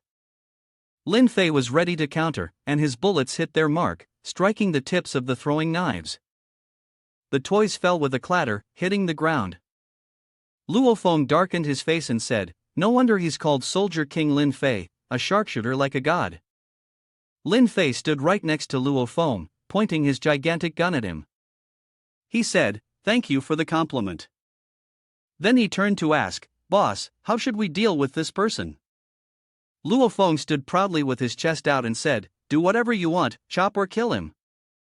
Su Qingya, standing to one side, pleaded, "Wu Dao, please don't kill him. Let him go." This made Wu Dao's face darken, and he clenched Su Qingya's chin as he said, "Give me a reason to let him go."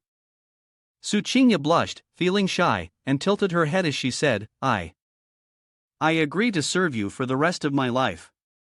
But immediately, Wu Dao pushed Su Qingya away, saying, "Nice try." Wu Dao turned and walked away, saying, "If you can't forget him, then I'll make it easier for you. Go with him and get out of here."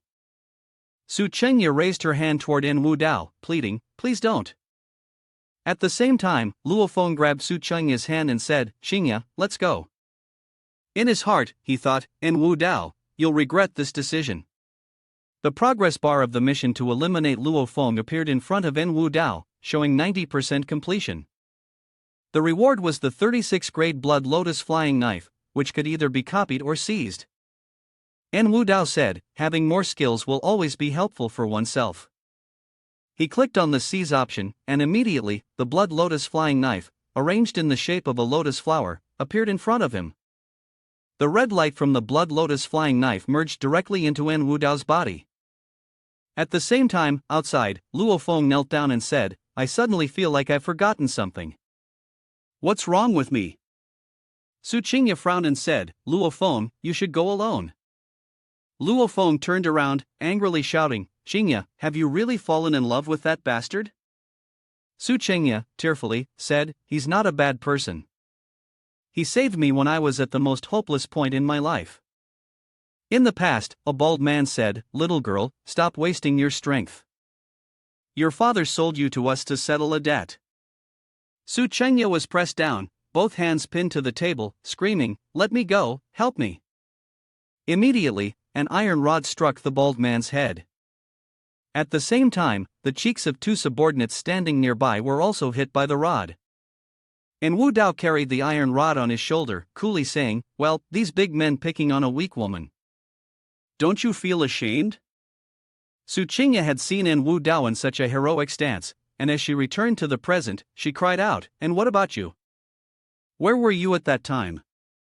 This left Luo Feng stunned, breaking out in a cold sweat as he stammered, "I'm sorry I didn't protect you well enough," he said. Then, he turned his back and walked away, adding, "Chengya, I will come back. I will take you back from him, and I will do it with honor. I will also make up for everything I've owed you over these years."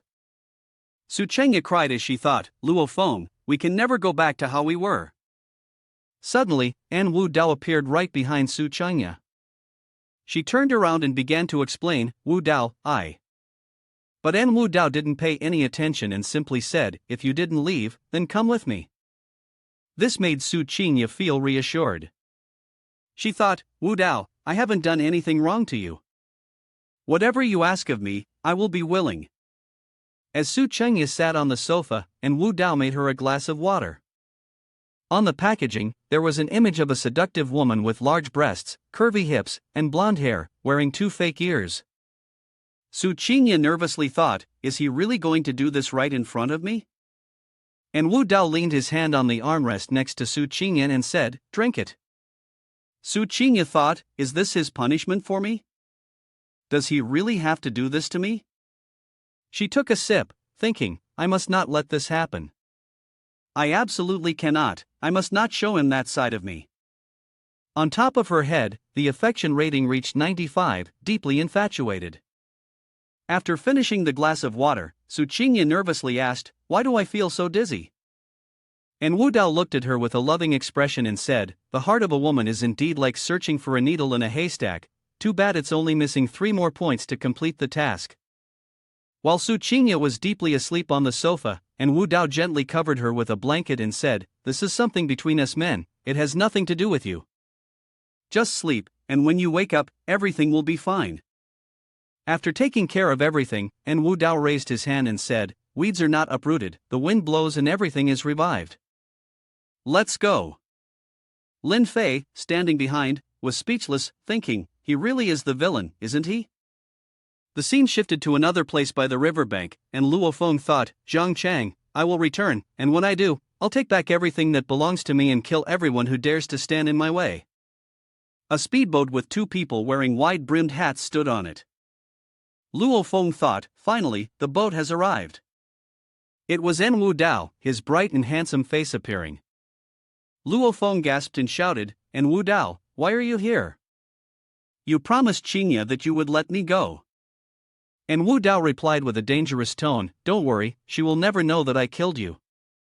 Immediately, a flying dagger zipped through the air with a shout, "Coward." And Wu Dao said seriously, "Aim properly." Lin Fei, standing aside, was startled, thinking about why Luo Feng's signature flying dagger technique suddenly no longer worked.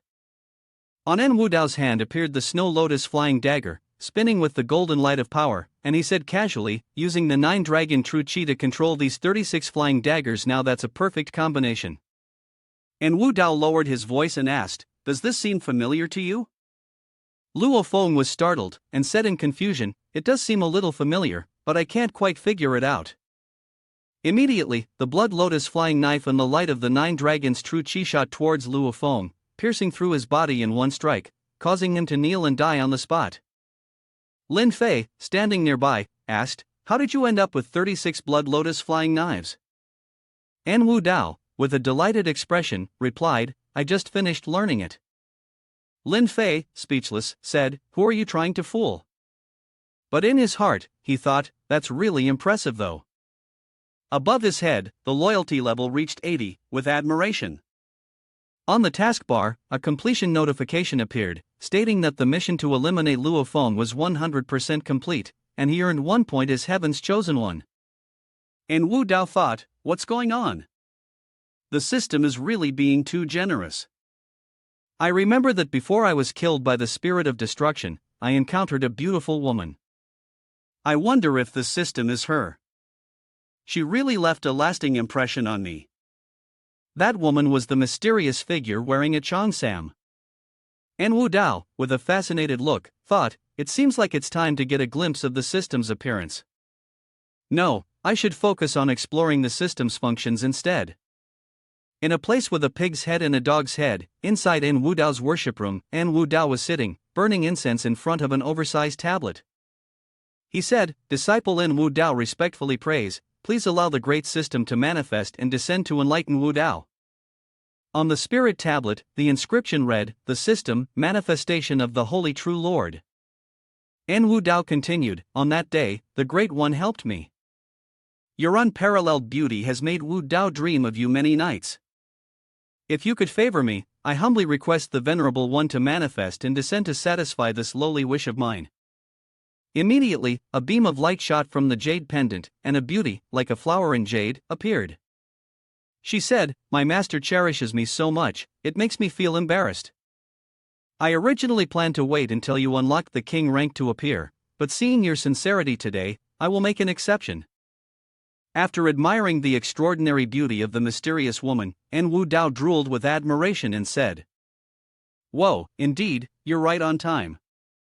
The mysterious woman replied, the aura is perfect, truly worthy of being a villain. I am very satisfied. Suddenly, En Wudao lowered his head and said, I respectfully request that you activate all the hidden functions of this villain system. I am incredibly grateful for this trash. Immediately, the mysterious beauty shouted angrily, are you dreaming? She explained, the system needs to develop step by step. You can only unlock new functions by continuously completing tasks and meeting certain conditions. This made En Wudao's face darken. He said, this must be your hiding place, right? The mysterious woman suddenly seemed to realize something. She asked, what do you intend to do? Without missing a beat, En Wudao grabbed a super sturdy box and said, this box can withstand even nuclear radiation. With a spirit like yours, there's no way you can escape, right? Just then, En Wudao snapped his fingers, and a super strong wall surrounded both the mysterious woman and himself. She said, En Wudao, what exactly do you want? En Wudao said seriously, this is a specially crafted screen. No light can pass through it. A spirit like you must have some properties similar to light, right? But immediately, the mysterious woman flew up to check. She bumped here and there, but still could not break free. She nervously and fearfully said, what's going on? Why can't I pass through? The mysterious woman clasped her hands and chanted, the 3 mountains and 5 sacred peaks break the law, reign supreme, but En Wudao merely stomped his foot, causing her to tremble in fear. En Wudao took slow steps forward and said, stop wasting your energy. I've reinforced the ground and the heights with reinforced concrete. It's because of your appearance that even iron walls and steel barriers are no match for this. With a sinister grin, Wu Dao added, stop resisting. Obey and unlock all the functions. The mysterious woman yelled, despicable, you've gone too far. She glared with her beautiful eyes, her fox fur standing on end as she opened her eyes, which were as red as blood. How dare you insult the great system? I will make you pay dearly. Her figure began to sway and then vanished. Wu Dao remarked, invisibility technique? This system has quite a few tricks. Immediately, the mysterious woman appeared behind him and thought, you bastard, die already. As soon as her hand touched Wu Dao's back, he turned around and said confidently, as expected, according to the rules of the system, as long as the master doesn't fail the mission, the system cannot attack the master. Then, Wu Dao began to make his move and said, you thought that hiding would keep you safe? A painful scream echoed. Wu Dao said, I tried to teach you, but you insisted on wandering off. Now, let me show you the power of science. The temperature of 40 degrees appeared on the control panel, and everything froze. Wu Dao said, when the temperature reaches absolute zero, everything in the world will freeze, and light is no exception. And you are not pure light, so such low temperatures are enough for you to appear. When Wu Dao looked closely, he yelled, oh shit, didn't I catch you by the neck? Wu Dao was gripping the chest of the mysterious woman tightly, making her blush and scream, damn it, let go, it hurts so much. Wu Dao released his grip a bit, looking smug as he said, sorry, you were cloaked, I couldn't see anything. A voice rang out, it's so cold, the temperature is dropping too fast, we need to move quickly, or we'll freeze to death. In a space filled with various types of torture instruments, at Wu Dao's private villa, in the torture room, Wu Dao said, Miss, so you're just an employee managing this system. We're all workers here. Why make things difficult for me? Wu Dao, while pressing a molten heart-shaped piece onto someone, lit a cigarette. He said, tell me, what exactly does this god-level villain system want from me? Sugai, tightly bound to the chair, angrily shouted, Wu Dao, actually, you are the reincarnation of the king, and I am your subordinate, specially here to assist you in ascending to the throne of the human king. Wu Dao didn't think so. He pressed a piece of molten iron between Sugai's legs and said, damn, speak like a human.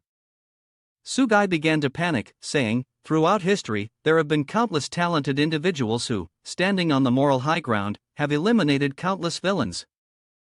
This divine-level villain system is essentially the accumulation of resentment from all the villains who died.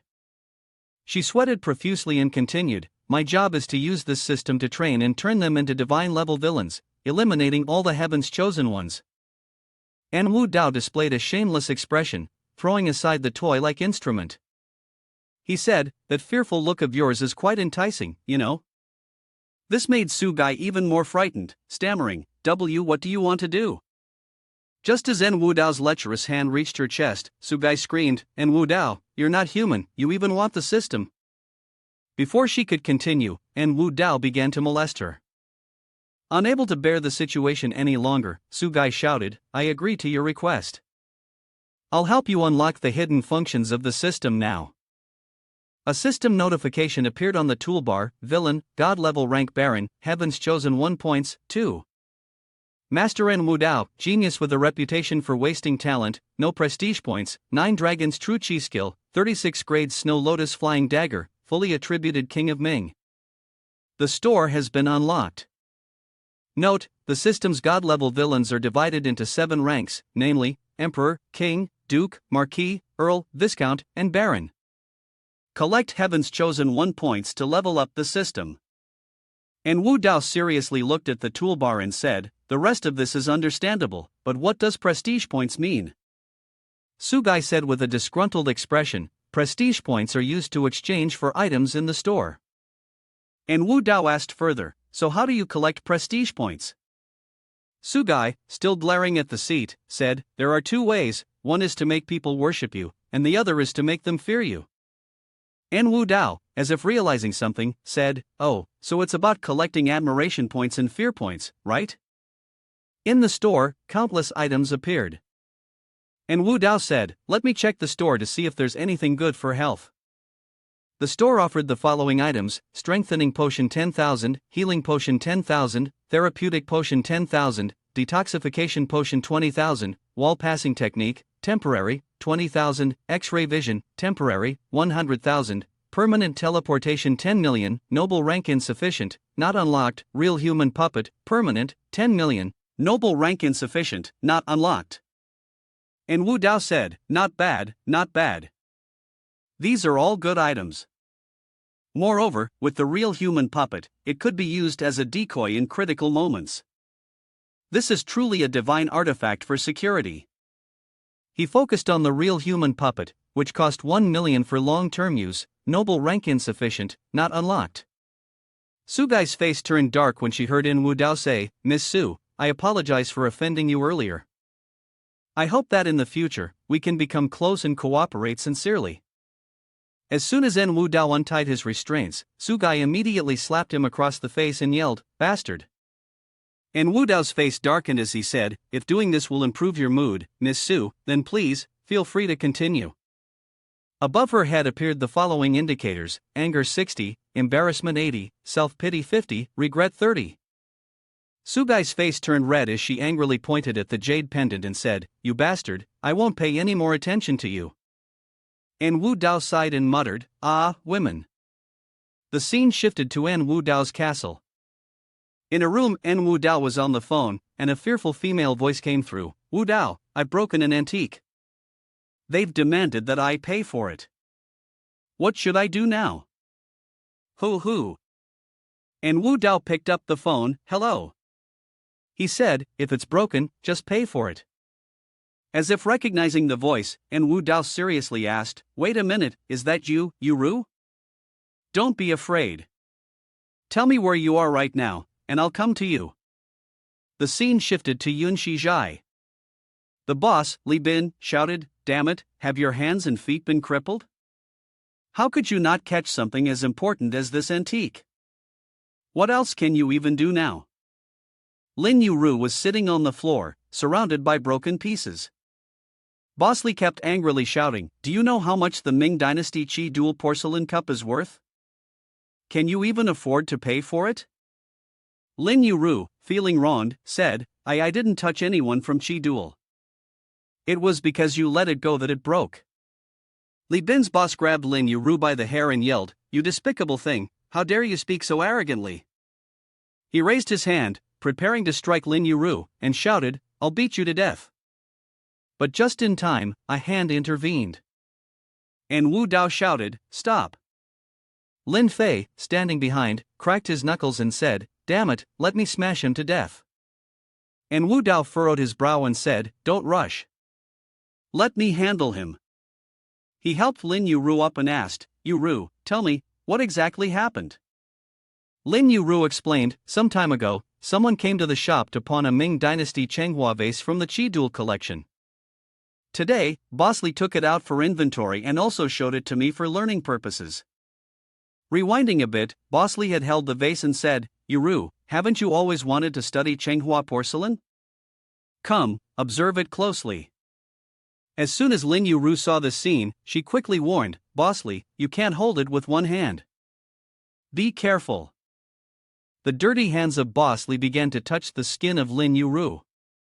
With a lecherous expression, he said, Yu, your hands are so smooth and white, what kind of skincare products do you use? But immediately, Lin Yu pulled her hand back. With a dangerous smile, he cunningly released the cup right in front of Lin Yu, causing it to shatter into pieces. Lin Yu recounted that he had accidentally dropped it on the floor. Boss Li pointed directly at Lin Yu and shouted, Petty person, how dare you slander me? You're the one who broke this cup. You won't escape responsibility for this. En Wu Dao frowned and sneered, saying, What a big show of power.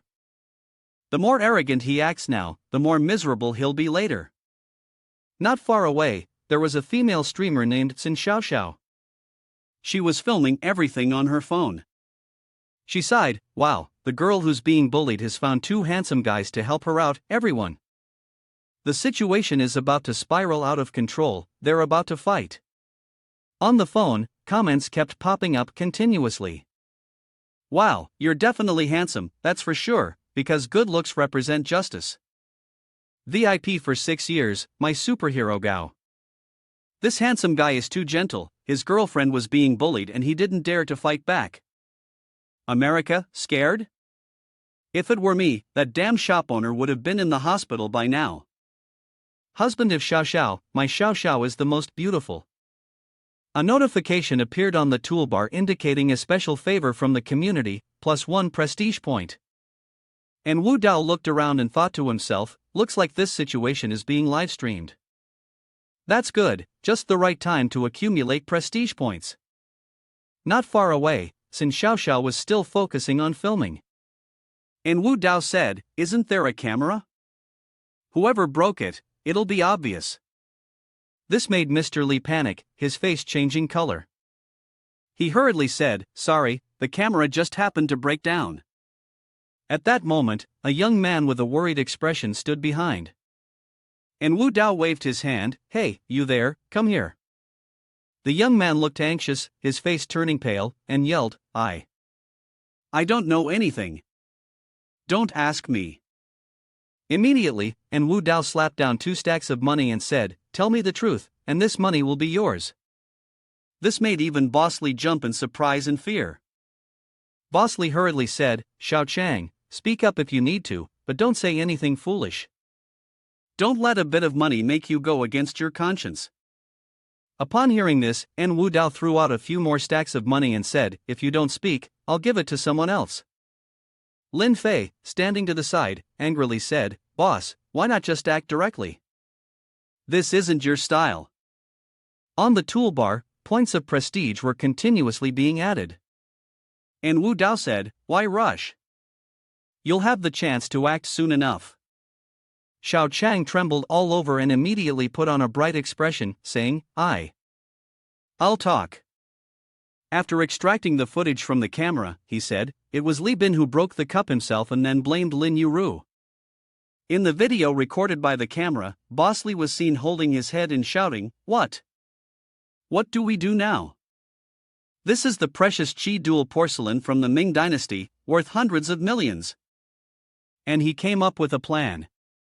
After putting everything together, he dangerously said, got it, I will frame that girl who just arrived.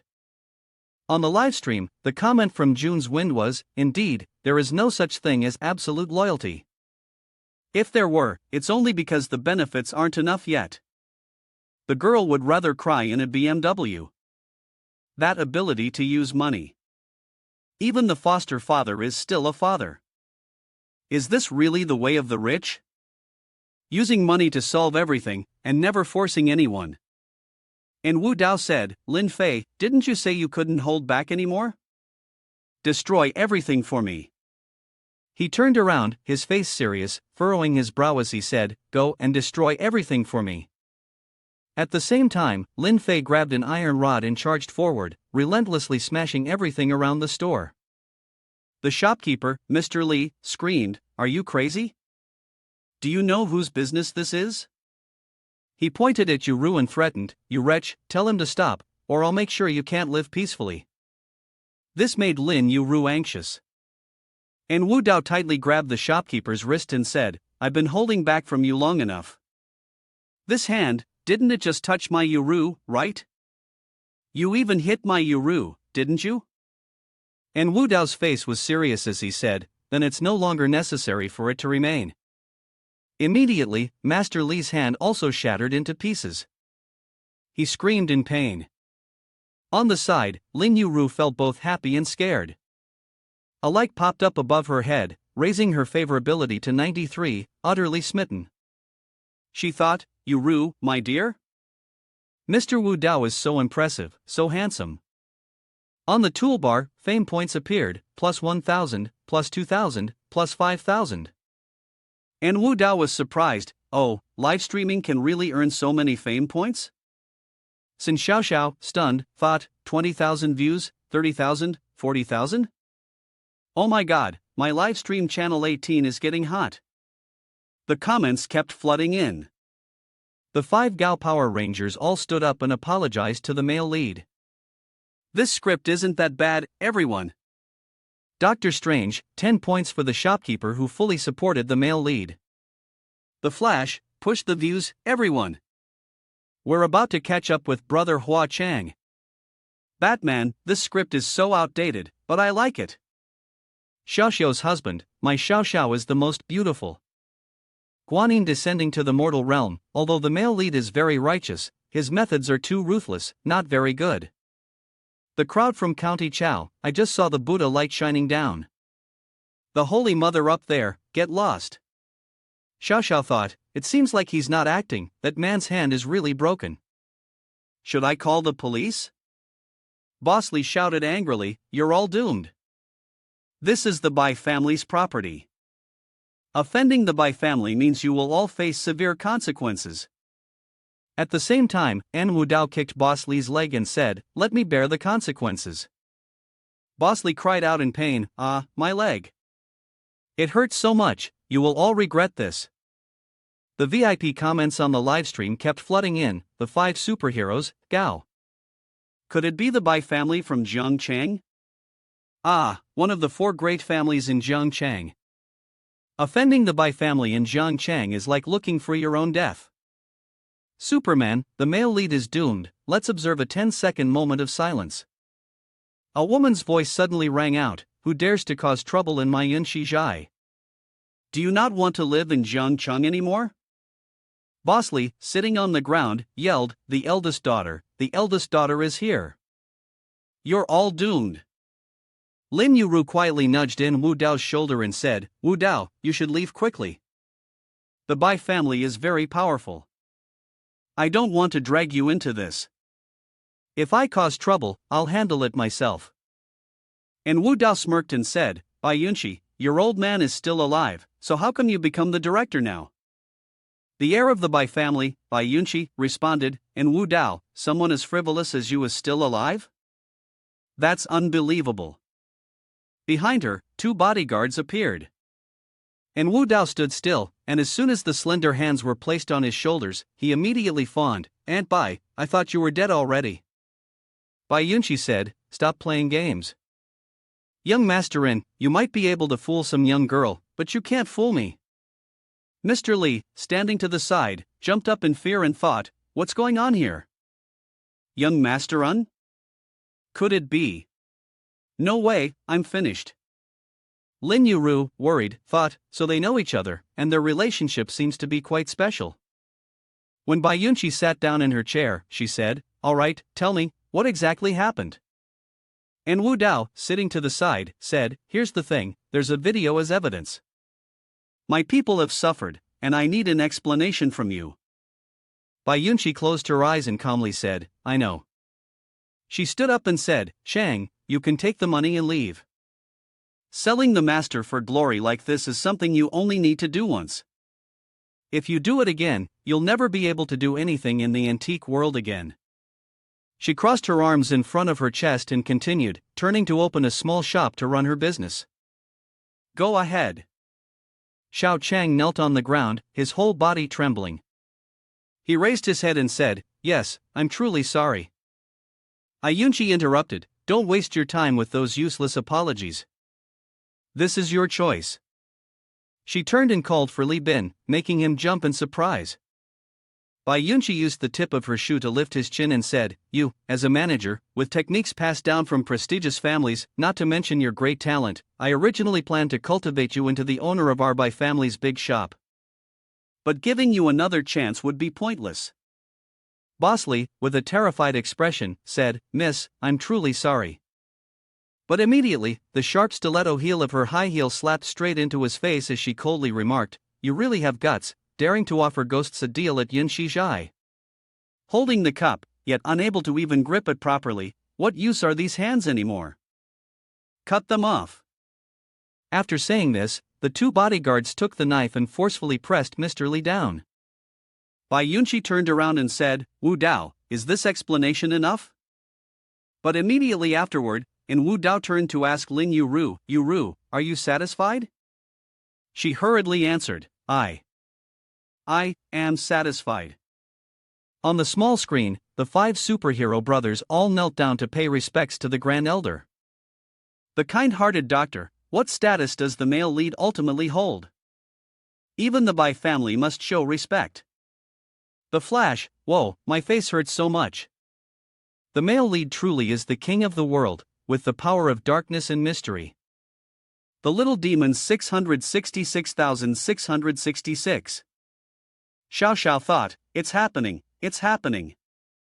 Suddenly, a notification popped up on the tool, your livestream has been banned due to violent content.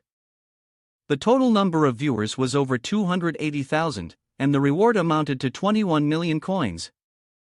Xiao Xiao thought, those damn censorship dogs dared to ban my livestream. If it weren't for the 200,000 yuan reward, I wouldn't let this go. The following message appeared on the toolbar of Enwu Dao, 2 additional points of prestige were added, making the total prestige points 215,004. Enwu Dao thought to herself that her prestige points suddenly stopped increasing. Is the livestream over? Sugai appeared and asked. Why did my prestige points suddenly increase so much? Could it be that the system has a bug? And Wu Dao thought to herself that Sugai really knew nothing about live streaming. And Wu Dao stood up and said to Bai Yunxi, this bowl is very expensive, isn't it? Yunxi replied, more than a decade ago, this K Hangbi bowl was auctioned for an astronomical price of 280 million yuan. According to the contract, we would have to compensate 10 times that amount. You know, managing the household from top to bottom as a woman isn't easy at all. Earning money is one thing, but compensating that kind of sum. And Wu Dao firmly said, perhaps I can help, aunt. Bai Yunxi smiled and said, really? If you can help with this, then I'll leave Yunxi Zhai to you. Lin Yuru thought about handing over such a large antique shop. And Wu Dao smiled and said, I'll do my best. Lin Fei and An Wu Dao stood before the broken cup, deep in thought. Lin Fei asked, boss, we just smashed their store and made an enemy of them. Why do you still want to help them? And Wu Dao replied with a question of his own, has Aunt Yunxi ever blamed us for smashing their store? She even severed Li Bin's hand to seek justice for Yuru, and gave us face in the process. If that's the case, how could we not let it go? They've given us face, so we should act appropriately in return. Lin Fei thought, is this the unspoken rule of high society? A notification appeared on the toolbar, confirming the successful purchase of a recovery potion for 10,000 reputation points. The remaining reputation points were 205,004. And Wu Dao thought, indeed, it had appeared out of nowhere. According to the instructions, as long as the broken pieces were arranged properly, and the water from the vial was poured in, the restoration would be successful. While thinking, An Wu Dao followed the instructions, and the cup suddenly emitted a glow. Bai Yunxi said, Wu Dao, what are you doing? Don't tell me you're using 502 glue to fix it. Do you think everyone is an idiot? Lin Yuru nervously chuckled, I'm just doing it for show. And Wu Dao held the cup in his hand, emitting a faint glow. He said, it's done. Bai Yunxi and Lin Yuru looked on together. Yunxi used a magnifying glass to examine the object for any cracks but found none. She said it had been fully restored, looking just like it did before. Yuru remarked, the cracks are gone too. Wu Dao, you're amazing. A handsome young man entered, saying, Ms. Bai, I've come to pick up my things that I left here earlier. Bai Yunxi thought, just as I mentioned, he's here. The man with golden hair walked over. It was Qin Tian, with Lu Man right behind him. Qin Tian said, Ms. Bai, did you offend someone? How could your store get destroyed like this? Bai Yunxi gave an awkward smile and said, thank you for your concern, Mr. Qin. It's just a misunderstanding that has been cleared up. Qin Tian replied, no, Ms. Bai, you misunderstood. I'm not actually concerned about you.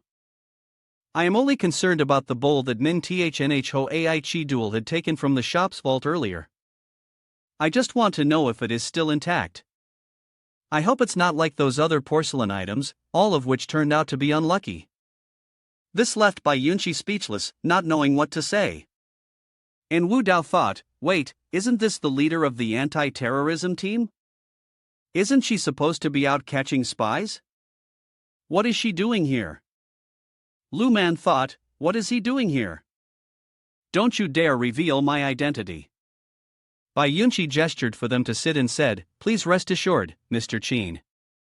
In my place, even if all the porcelain were to shatter, your items would remain intact.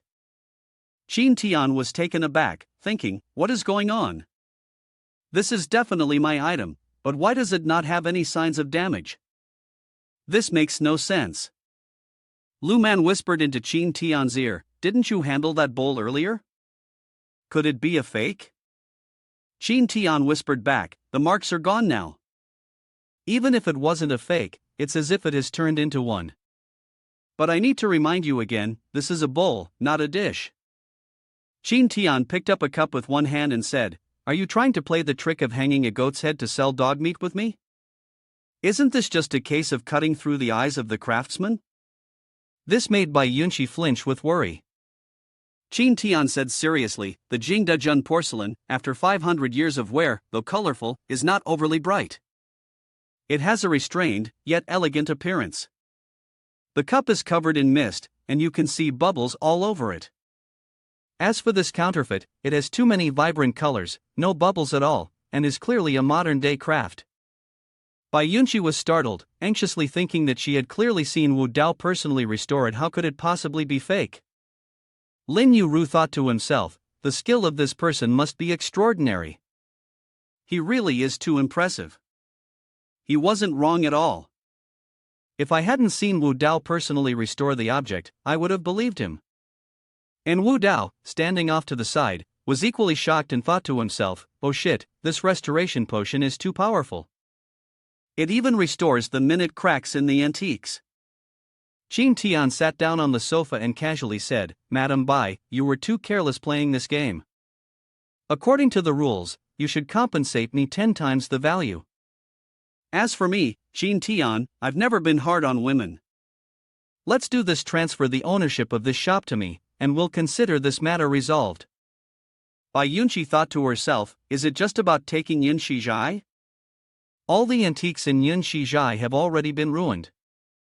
The only valuable thing here is the land itself, and even the Yun Shizhai sign isn't worth billions. She thought, whether I give it to Wu Dao or Qin Tian, it's the same. It's better to know when to step back and end this matter. Bai Yunqi said, then. Immediately, Wu Dao crossed his arms and said, that's right, this fake item is indeed a counterfeit. Qin Tian said, since you've already admitted to making a fake, then why keep talking? Just hand over Yun Shizhai to me. And Wu Dao stepped forward and replied directly, I said this item is a fake, but I never said we made it. Qin Tian stood up, his fists clenched as he asked, what do you mean by that? And Wu Dao pointed directly at Qin Tian and said, because you are the one who made the fake. Qin Tian flinched slightly, then said, don't talk nonsense, be careful or I'll sue you for defamation. And Wu Dao explained, there are a total of 19 Ningchengwa AI Chi dual cups in the world, 4 of which are privately kept. Is that correct? Qin Tian frowned and said, that's right. Out of those 4, 3 are privately kept, while 1 is missing. This cup is mine, it's the one that's missing. And Wu Dao looked at Lin Fei and said, it's just like the old lady stuck in the blanket, unable to kick it open. To explain, the old lady stuck in the blanket, unable to kick it open is an internet slang expression describing the situation where someone falls awkwardly on their back, unable to move, and struggles without using strength. Wu Dao continued, Lin Fei, go to the garden behind my villa and bring me the bowl I usually use to feed the cat.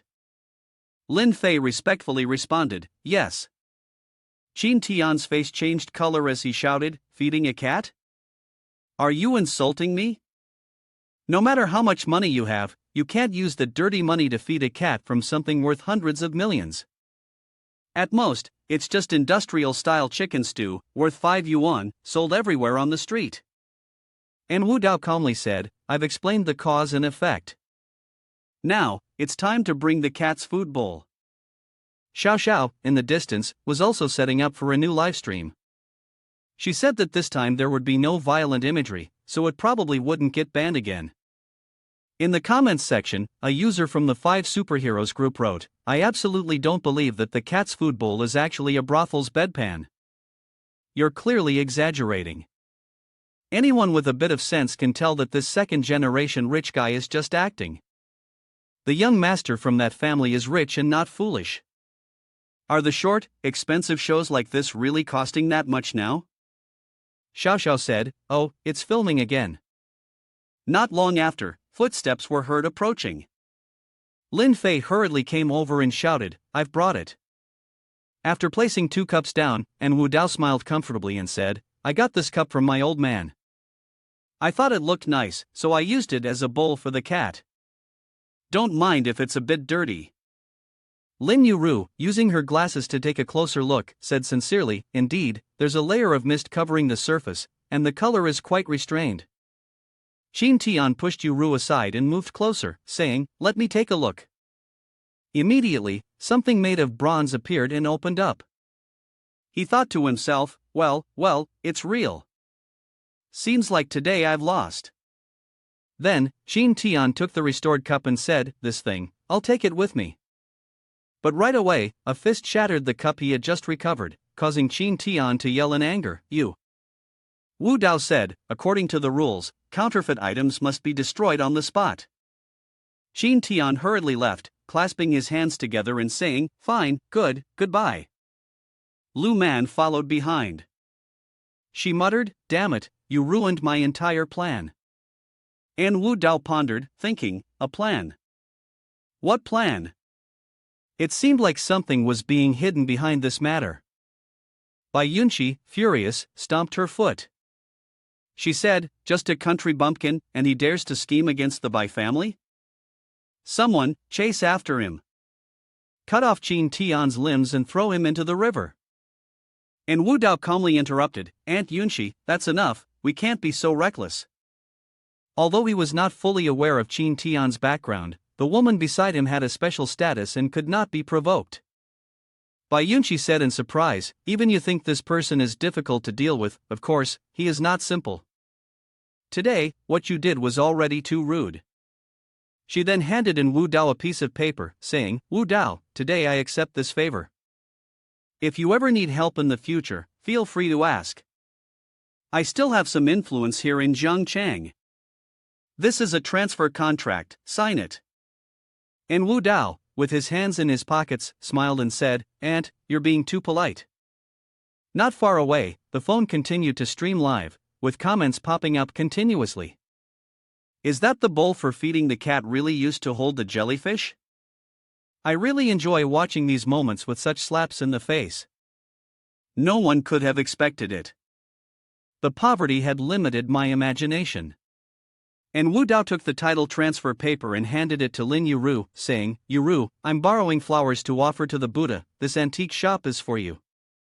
Lin Yuru quickly stopped him, refusing, no, it's too much, I can't accept it. And Wu Dao said, you majored in antiques, this is work related to your field of expertise, can you really still be so polite with me? Above her head, a favorability rating of 94 appeared, love struck. Lin Yuru shyly replied, no, I'm not. On the toolbar in front of him, An Wu Dao kept adding prestige points, 20,000, 50,000. An Wu Dao thought, is that all the favorability points can increase?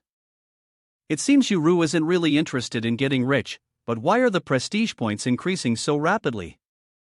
While he was lost in thought, suddenly, Lin Yuru threw herself into An Wu Dao's arms, saying, Wu Dao, I will help you manage this antique shop well. The comments popped up, and everyone stood up to pay their respects, 6,666 666. The prestige points continued to rise, plus 50,000, plus 50,000, plus 100,000. Total prestige points, 480,000. And Wu Dao glanced towards the back, where the phone was still live streaming with the girl Xiao Xiao. He thought, live streaming is the best way to collect prestige points. Xiao Xiao also excitedly thought to herself, I've struck it rich. Lin Yuru looked around and said happily, wow, so does this mean I'll be the boss of this place from now on? It feels like I'm dreaming, I can't believe it. Lin Fei walked over, joyfully saying, Yuru, congratulations. Lin Yuru angrily stood up and shouted, don't step on my porcelain. While chasing after Lin Fei, she furiously yelled, Lin Fei, you jerk, Who told you to hit it so hard earlier? You've broken so many antiques, some of which are real. Lin Fei hurriedly ran off, avoiding her, saying, I was just following orders. And Wu Dao quickly intervened, restraining her, and said, You Ru, calm down. She angrily responded, Don't stop me. He's destroyed all the antiques, worth at least several 100 million yuan. I want to hit him. Unexpectedly, An Wu Dao proudly presented a bottle containing purple liquid and said, It's fine, look at this. These 3 bottles are enough to help you restore the real antiques. I'll even leave the cat food bowl for you as an advertisement, what do you think? A notification appeared on the toolbar, by the restoration potions 3, 30,000 reputation points, remaining balance, 450,000 points. Lin Yuru said, Restoration potions? What a coincidence. But I have to remind you, it's not a cat food bowl, it's a Ming Dynasty Huaido teapot, and it can definitely be considered a treasure of this shop. Lin Yuru carefully explained, leaving An Wu Dao speechless, unsure of what to say next. The message on the toolbar appeared again, successfully purchased the X-ray vision lens, 100,000 prestige points were deducted, the remaining prestige is 350,000 points. An Wu Dao thought, Qin Tian doesn't even need billions in compensation but is determined to get this shop. Even though I destroyed the shop, he still wanted it before. If there's nothing hidden inside this shop, even a ghost wouldn't believe it. Immediately, An Wu Dao used the X-ray vision lens and thought, I must take a look to see what earth-shattering secret is being hidden. As soon as the function activated, the entire surrounding scenery startled An Wu Dao. This is the power of X-ray vision? He looked at the source of the light and exclaimed, Found it. An Wu Dao looked at the open chests and suddenly took a few steps closer. Lin Yuru said, Brother Wu Dao, look, I've restored the first one. This caused An Wu Dao to exclaim, Great, it's huge, really huge. Lin Yuru raised the jar and said, Huge? Yes, this is the celestial great jar, indeed very large. But for some reason, An Wu Dao displayed a lewd and vulgar expression, his face flushed, eyes wide open, mouth agape, thinking, Is this real? Suddenly, a figure passed by, and she said, Sorry, can I bother you for a moment? The girl walked up and said, Hello, I'm the streamer Xin Xiaoxiao. I have a project and I'd like to discuss a collaboration with you. But An Wu Dao still had a rosy expression, his eyes wide open, mouth agape, and he immediately started to bleed from his nose. An Wu Dao said, I can't take it anymore. Everyone around him seemed to have such good nutrition. Xin Xiaoxiao asked, What's wrong with you? Are you okay? After An Wu Dao realized he had made a fool of himself, he hurriedly wiped his nosebleed and casually said, Are you planning to livestream about me every day from now on? Xin Xiaoxiao cheerfully replied, Exactly, the rewards will be shared equally. No, I'll take 6, you take 4. An Wu Dao's face turned serious as he began to think. Xin Xiaoxiao kept negotiating, How about 7 and 3? No, let's lock it in at 8 and 2, it can't go lower than that. In the end, she tearfully said, Alright, let's make it 9 and 1, this is my limit. I can't work for free, can I?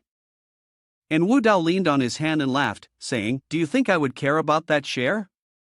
Xiaoxiao anxiously replied, It's not a small amount, you know. We just did 2 live streams, and the reward has already reached hundreds of thousands of yuan.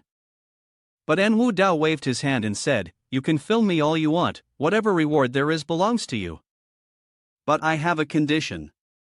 Xiaoxiao was surprised and asked, All of it belongs to me?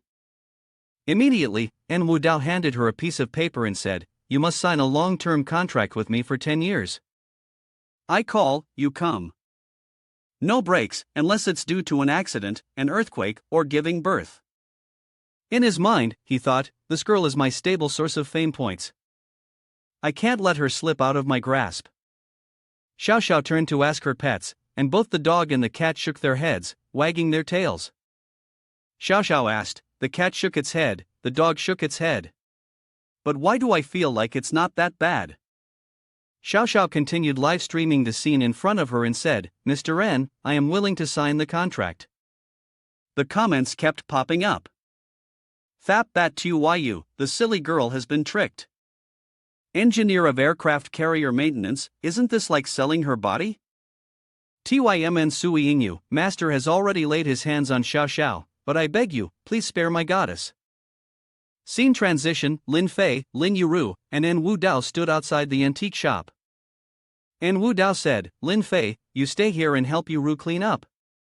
I'll be back tonight. Lin Yuru cheerfully said, Mr. Wu Dao, I'll wait here for you to go out for a late night meal. This was also agreed to by En Wu Dao, and he then turned and left, thinking, too many distractions during the day, I'll come back at night to get the treasure. En Wu Dao walked up to an extravagant red supercar, and Xiao Xiao exclaimed, wow, this car is so beautiful. En Wu Dao confidently opened the car door and said, get in. The comments on the phone also popped up, oh my god. That's a Lamborghini. I think it's the limited edition, must cost millions. My poverty really limits my imagination. Xiao Xiao sat in the car, looking happy, like someone just doing a live stream, and thought, wow, this car is so luxurious. Suddenly, she saw En Wu Dao leaning in closer, making her have delusions of grandeur, and she screamed, no, don't. Boss, I sell art, not my body. En Wu Dao said, you're overthinking it. I'm just helping you fasten your seatbelt. Ah, this is the bitter taste of love. The boss is online. The streamer is taking the initiative now. Xiao Xiao thought to herself, this is really so embarrassing. On the toolbar, notifications kept popping up, 20,000, 50,000 fame points. En Wu Dao, driving cheerfully, thought, the system will never give out fame points, which made so many villains go through so much hardship just to earn a little. But in this entertainment era, all you need is one live stream, and you can earn so easily. The scene shifted to a beach, with many seagulls flying across, a beautiful view. Right next to the pier were two super cool canoes. En Wu Dao was with Xin Xiao Xiao. He said, I'm taking you to meet my personal advisory team, they're gathering on this river right now. In the distance, a few young women in bikinis ran over and said, Sisters, the boss is here, quick, go welcome him. This made Xin Xiao Xiao widen her eyes in surprise. En Wu Dao spread his arms, and the young women ran over to crowd around him. One of them said, Boss, I've missed you so much. The beauty in the green bikini said, This month, I only made a loss of 20 million yuan. By the end of the month, you have to double my bonus, okay? Another beauty said, Sorry, boss, I had quite a loss this month, 80 million yuan. En Wu Dao, immersed in a sea of colors, casually said, It doesn't matter whether the losses are big or small, the bonuses will all be doubled. This made the sexy bikini-clad beauties cheer with joy, shouting loudly, Long live the boss. Comments on the phone popped up. Whoa, so many beautiful women. The male lead is so lucky, I'm so jealous. Xin Xiao Xiao angrily looked toward the phone and said, The moment you see beautiful women, you guys act like wolves seeing blood. After dealing with the group of personal advisors, En Wu Dao let out a sigh, with several lipstick marks appearing on his face and neck. He happily said, Oh my god, I'm so exhausted, I can barely breathe. Comments also appeared, I really want to be the male lead. This isn't some group of advisors, it's more like a harem. A pair of high heels appeared. Xiaomi, En Wu Dao's personal secretary, showed up. She was dressed neatly in tight-fitting clothes and said, Boss, can you please stop spoiling them? Just handing them money to run businesses all over the place. The capital losses are already really serious. En Wu Dao, with a happy expression, turned and said, It's fine, there's no loss when there's profit. This made Xiaomi furious, she thought to herself, a spoiled rich kid, the foolish son of a landlord. But immediately, Xiaomi regained her usual serious demeanor. She said, There's one more thing. Today, Jang Ruoshui came to the company looking for you, but since you weren't here, she went to your villa. En Wu Dao, with a serious face, said, Jang Ruoshui, in the end, she had to lower her pride. En Wu Dao turned to Xin Xiao Xiao and said, Let's go, I'll show you my house. Xiao Xiao asked again, Aren't we going ashore to change vehicles? But immediately, the spacecraft sped forward, and En Wu Dao said, My house has a private dock. Sun Xiaoxiao thought, is this the life of the rich? Scene shifts to En Wudao's villa, where Jiang Ruoshui is standing on the balcony waiting. En Wudao entered and asked, Ruoshui, what's the matter? Why did you come to see me? Jiang Ruoshui turned around and said, En Wudao, you've won. The Jiang family council has unanimously agreed to accept the plan. You can buy us out with 10 billion yuan. But En Wudao waved his hand and said, sorry, I've changed my mind. I don't need it anymore. Ruoshui shouted, En Wudao, what are you trying to do now? The Jiangshi Group has agreed to sell it for 10 billion yuan, what more do you want? En Wudao said seriously, Jiang Ruoshui, it's very disappointing that you cooperated with Jiang Renjie halfway. He walked past Ruoshui and added, you should reflect on your own mistakes. En Wudao was pouring wine into his glass. Ruoshui turned around and said, En Wudao, haven't you always wanted me? She started taking off her clothes and said, I'll give myself to you. En Wudao took a sip of his wine and said, very good, keep going. Ruoshui's coat fell to the floor. Sun Xiaoxiao, who was secretly live streaming nearby, thought, this is getting too hot, right? My live stream channel is going to get banned again. On the small screen, the number of online viewers had surpassed 500,000, with VIP comments popping up. The beauty is begging to be seen directly by the male lead. The male lead's perspective is the ultimate dream of millions. Is this the simple and natural life of the rich? Xiaoxiao, I know where you are, I'll come find you right now. A bright red notification popped up. The livestream channel has been permanently banned for explicit content. Xiaoxiao screamed inwardly, what do you mean permanently banned? Jiang Ruoshui, feeling embarrassed, said, young master, my body is still pure, please, please. En Wudao also took off his vest and said, the most talented and noble girl in Jiangchang has finally agreed to strip her clothes off? Revealing a body that countless men in Jiangchang had longed for, Jiang Ruoshui lowered her head in disappointment, tears streaming down her face. She thought to herself, what is meant to happen will happen, and in the end, she wouldn't escape the fate of being humiliated by him. But then, she immediately felt something. She opened her eyes wide and saw En Wudao draping his vest over her shoulders. En Wudao said, I really desire your body, but I don't want to see you cry like this. I hope that you will be the one to climb into my bed. Jiang Ruoshui thought, is he really letting me go?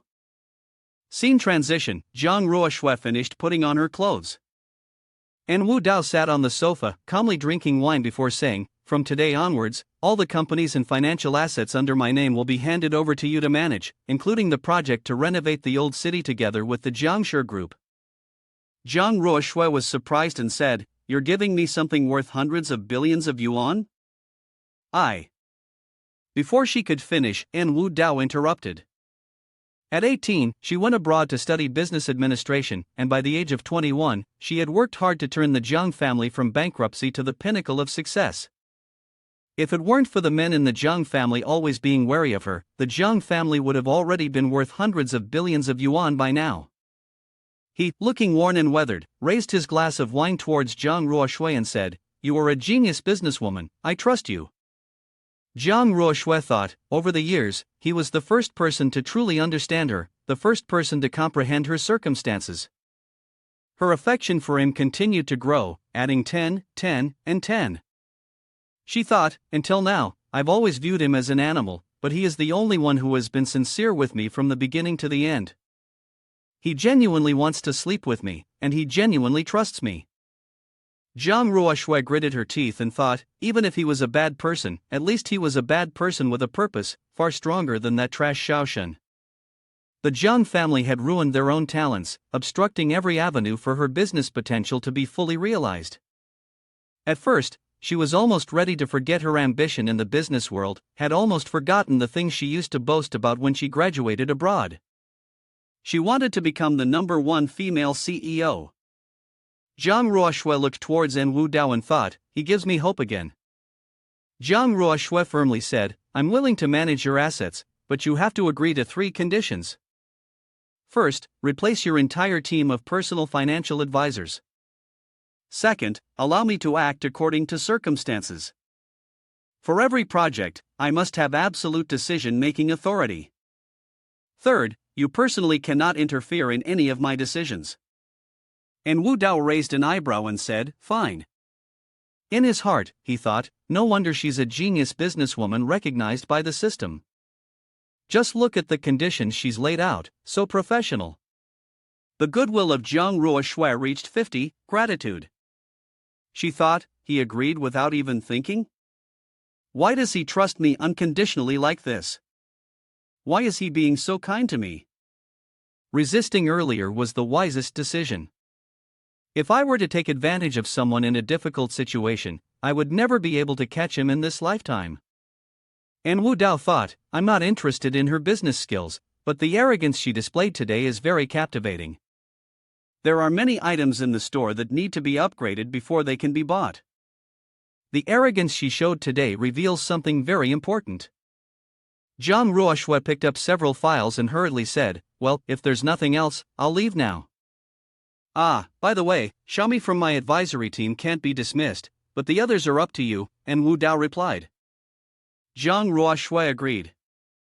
After leaving, when she reached the door, Zhang Ruoshui thought, in the end, I still placed the spy beside me. I almost believed he trusted me unconditionally. After Zhang Ruoshui left, Xin Xiaoxiao appeared, sat down heavily on the sofa, and said gloomily, it's over, the live stream channel has been permanently banned. And Wu Dao clicked on the reputation points bar, which showed 720,000, and said, not bad, I gained over 300,000 reputation points. Xin Xiaoxiao angrily said, what do you mean not bad? It's a permanent ban. I worked so hard to get this live stream channel up, and I finally attracted over 100,000 fans. Now it's permanently banned, it's like being locked in a dark room. And Wu Dao calmly held his phone and said, which platform are you live streaming on? Let me make a call and have a word with your boss. Xin Xiaoxiao slumped onto the sofa and said with a sigh, stop bragging. The owner of QQ is worth over 50 billion yuan. Why would he listen to you? But meanwhile, Wu Dao was on the phone saying, hello, unlock Xin Xiaoxiao's account right now. I need to call to check on her health later. And Wu Dao said to Xiaoxiao, I've made the call, your account will be unlocked soon. Xin Xiaoxiao sneered and said, stop it, Grandpa. The war god showing off. But right after that, Xin Xiaoxiao's phone rang incessantly. It was a call from the senior administrator. Xin Xiaoxiao said, oh, it's the senior administrator calling. As soon as she opened her phone, she was bombarded with a flurry of messages. Sister Xiaoxiao, it's my fault, I'll unlock your account right away. Your account will be put on the whitelist, and no one will dare to block you again. Sister Xiaoxiao, with such a big Buddha behind you, why didn't you say anything earlier? I've been a bit disrespectful before. Xin Xiaoxiao was startled and said, Big Buddha? The person on the phone replied eagerly, yes, indeed. The boss himself came forward and said that even he wouldn't dare to offend that big Buddha. After hearing this, Xin Xiaoxiao's eyes lit up as she looked toward Wu Dao, who was casually drinking. And Wu Dao pulled out a black card and said, this is my business card, it has my phone number on it. If you ever need sick leave or maternity leave, just give me a call. Xin Xiaoxiao bowed and said, thank you, boss. Ah, I see, boss. If we're not live streaming today, I'll take my leave now. And Wu Dao said, you can't get a taxi here, so go down to my garage and pick any car to drive. It'll be more convenient for you when you come here next time. As Xin Xiaoxiao walked down toward the garage, she thought to herself, Xin Xiaoxiao, oh Xin Xiaoxiao, what kind of big shot have you actually provoked? Even the QQ boss has to show respect. What kind of existence is that person? When she looked up and thought, that's right, the boss told me to choose a car, but this is a matter of courtesy, I can't just take someone else's fancy car. I'll just pick a car around 100,000 yuan to replace walking. But immediately, she looked around in shock. There were so many luxury cars lined up, making Xin Xiaoxiao's face show disbelief as she thought, Ferrari, Bugatti Veyron, Volkswagen. Finally, she thought to herself, indeed, poverty has limited my imagination. After a while, a super luxury convertible sped out. Sin Xiaoxiao drove and said, "The Porsche 918 still gives the most comfortable feeling." Suddenly, an ugly man started following Sin Xiaoxiao. He said, "Xiaoxiao, why can you just casually sit in someone else's car and go into someone else's house? Are you betraying me?" The nickname of Xiaoxiao's husband, he said, "Xiaoxiao, let's end this today." The youth apartment complex on a quiet, breezy night, with many bright stars, had some old apartment buildings. Sin Xiaoxiao said on the livestream, "Dear everyone, I've got the channel back. You all might want to check out some other livestreams for a bit. I have to go take a shower now. Talk later." Here's the translation of the text as requested. This is the section about Xiaoxiao. Xiaoxiao is in danger, and the police have been notified, but the area is relatively remote, so it will take them about 10 minutes to arrive. Old Wang, next door, commented, "Xiaoxiao, the bathroom is next, hurry up and run." After Sin Xiaoxiao stepped out of the bathroom, still singing la la la, her face immediately changed when she saw the pervert. The pervert turned around and said, "Honey, are you done with your shower?" Xiaoxiao asked, "How did you get in here?" Sin Xiaoxiao screamed, "Get out now! Get out immediately!" She then threw her towel at his face. The pervert, looking furious, yelled, "I saw everything. You left the villa and even drove a luxury car. You've been to bed with someone, haven't you? You don't love me. You betrayed me?"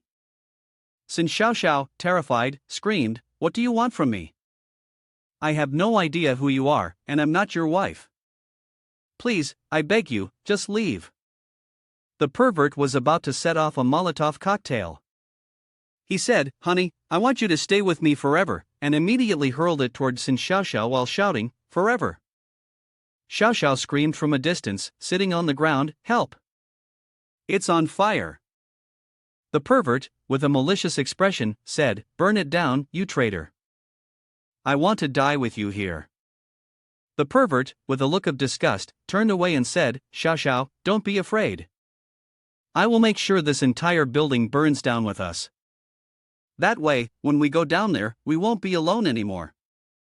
On the small screen, comments kept appearing one after another. "Oh my god, this person is even more twisted than I thought. Call the fire department now." Another person commented, "Xiaoxiao, quickly find a way to escape, or it will be too late." Sin Xiaoxiao grabbed the iron bars outside the window and shouted loudly, "Help! Fire! There's a pervert, he's killing people." She was hopeless, helpless, and cried out loud, "Hovu, I want to get out of here." Sin Xiaoxiao grabbed the phone that was still live streaming and said, "Dear everyone, remember to record the screen. This might be the last image of me while I'm still alive." The comments flooded in, "Don't give up. Quickly find a way out. Call the male lead, have him come to save you. The male lead has amazing skills, at least he can protect you. I heard there's a live stream where the streamer set herself on fire, so I came to watch." As soon as Sin Xiaoxiao received help, she joyfully exclaimed, "That's right, that's right." She picked up another phone and said, "Boss, please pick up my call." But the sound on the phone call interrupted her hope. "Your call is being disconnected." Disconnected? How can it be disconnected? Sin Xiaoxiao thought. The 30K WeChat user, "Oh my god, this is so heartless." Old Wang next door, at the critical moment, the male lead is like a bike with a broken chain, unreliable. Sin Xiaoxiao kept coughing. She said, "I feel like I'm slowly dying. Dear everyone, see you in the next life." But immediately, a foot slammed the door open. Sin Xiaoxiao asked, "Who's there? What's going on?" An Wu Dao entered holding an oxygen tank and a fire extinguisher. He said, "Oh, look at our broadcaster, so pitiful." The comments flooded in, "Everyone stand up and bow to the great elder. Whether this is scripted or not, I'm really moved. The male lead truly is like a hero falling from the sky, stepping on the 7 colored clouds." Sin Xiaoxiao asked, "Boss, why are you here?" And Wu Dao said, "I happen to be watching your livestream. I was also on my way just now, so I didn't answer your call. And Wu Dao lifted Sin Xiaoxiao up and walked outside. On the notification screen, there were 1.2 million people online. Sin Xiaoxiao said, "That pervert wants to burn down this entire apartment complex. I don't know how many people will get hurt." The comments flooded in, "This boyfriend's abilities are too powerful. I want to stream but marry him instead. There are still many people trapped, hurry up and save them. Read the address, is it too late for me to go over now?" The pervert was still waiting outside. He yelled, "Xiao Xiao, you've really betrayed me." He was about to throw another Molotov cocktail and shouted, "Xiao Xiao, you all can die." Just as the pervert lunged forward, Wu Dao said, "Xiao Xiao, end the livestream in 5 seconds. Sin Xiaoxiao agreed. And just as the Molotov cocktail was thrown, the pervert shouted, "Die, only when we die can we be together forever." Wu Dao threw an object towards the pervert, causing the Molotov cocktail to burst. At the same time, the pervert was engulfed in flames. He continued screaming in the sea of fire, "Xiao Xiao, don't go, you're mine." After the live stream was activated, the comments flooded in. What just happened? Why did the live stream suddenly cut off? That person who was burned to death was the pervert, right? It sounds like it was really him, even burning to death and still being a pervert. After stepping outside, Wu Dao shifted his gaze towards Xiao Xiao. She said, "Finally, we're saved." The person burned just now was the pervert. If he plays with fire, he's bound to get burned one day. Reap what you sow. I don't even know how many people he has killed this time, truly a case of karmic retribution. The viewers had exceeded 2 million. The comments flooded in again, "Hurry up and have the male lead go save her." Don't talk nonsense above, the male lead is just an ordinary person standing beside her. If he can save Xiao Xiao, that would already make him a hero. The place is too remote, by the time the fire department arrives, everything would likely be completely burned down. Notification received, reputation points plus 1 million. Wu Dao thought that this was a great opportunity to act with righteousness. Who knows, he might even earn more fame points in the process. Without hesitation, he grabbed a bucket from the side and walked into the sea of flames. He said, "Xiao Xiao, you're no longer in danger now. I should continue to save others." Sin Xiaoxiao screamed, "The fire is burning fiercely, and it's very dangerous inside. If you go in there, there may be no way out. You don't need to be a hero." And Wu Dao poured water from the bucket over his head and said, "No. There has never been a hero in this world, only passion." And Wu Dao turned around and boldly declared, "And right now, my passion is boiling over." At that moment, points of fame appeared on the toolbar, 100,000, 200,000, 500,000. The elder of the medicinal herbs sect, I bow down again to the great master. No, you are a true hero. That line about passion boiling over, what a man. Anti-hero, the justice of this world has been awakened once again. This is a lonely hero. Points of fame continued to appear on the toolbar. And Wu Dao rushed into the flames to save people, and many had managed to escape from the building.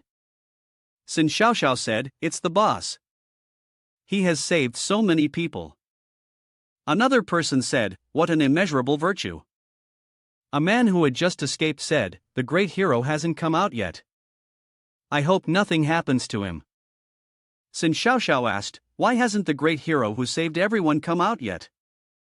A child who had just been saved said, "Hero, does he deserve it? Look at him like this, he's out there saving others." Sin Xiaoxiao, live streaming, angrily said, "What's wrong with this person? He was saved and still acts like this, your heart is really cold."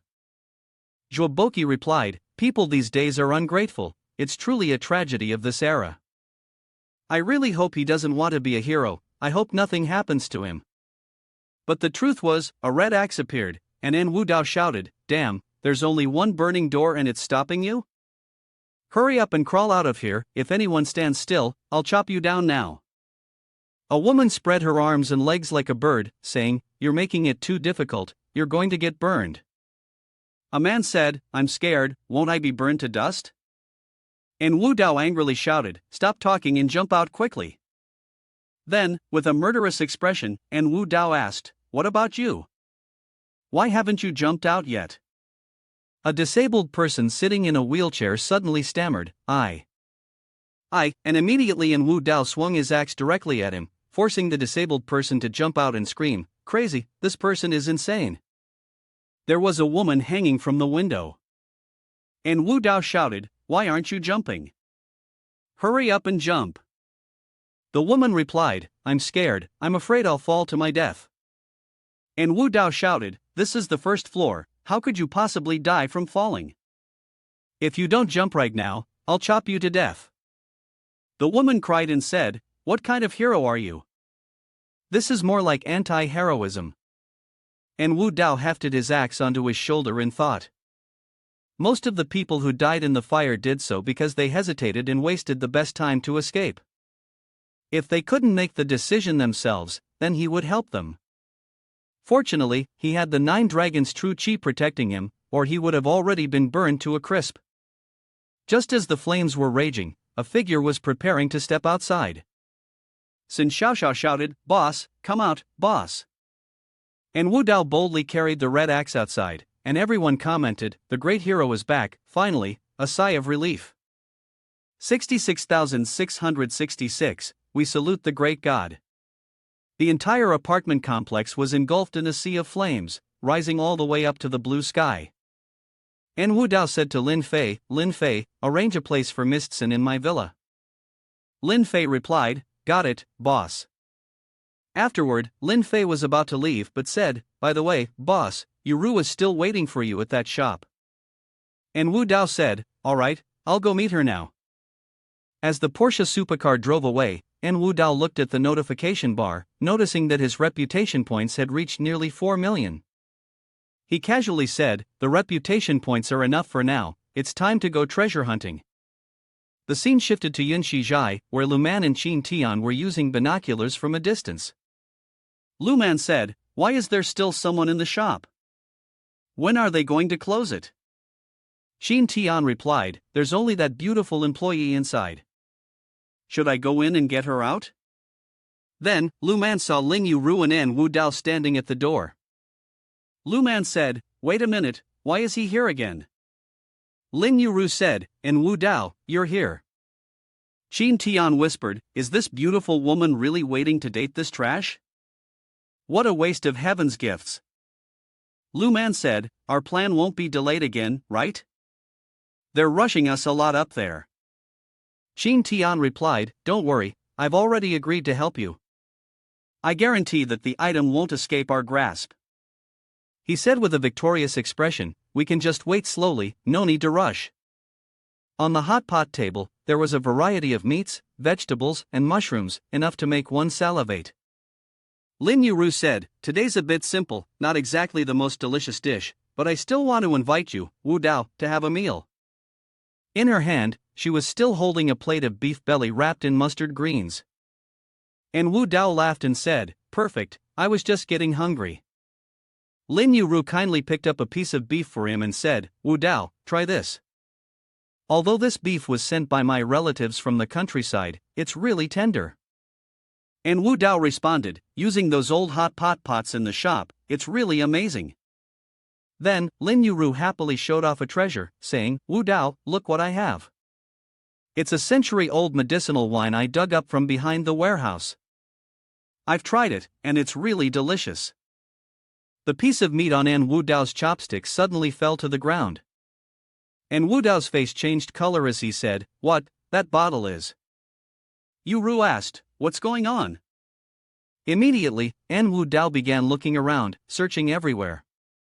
Lin Yuru, with a flushed face as if drunk, said, Brother Wu Dao, what are you looking for? En Wu Dao replied, looking for a mechanism. Yuru, tipsy, laughed and said, what kind of mechanism? Guns? En Wu Dao said, a secret passage mechanism. Clearly, he sensed there was a hidden chamber beneath the ground, but he didn't know where the entrance was. Lin Yuru's full chest brushed against En Wu Dao. She said, Brother Wu Dao. When En Wudao turned around, Lin Yuru had already pressed herself against him, dreamy-eyed, and said, "You're so handsome, really, so handsome." En Wudao, frightened, thought to himself, how could such a beautiful, innocent, and gentle girl change so much when she's drunk?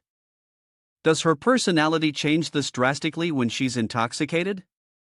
En Wudao stood up and grabbed Yuru's hand, saying, "You need to sober up."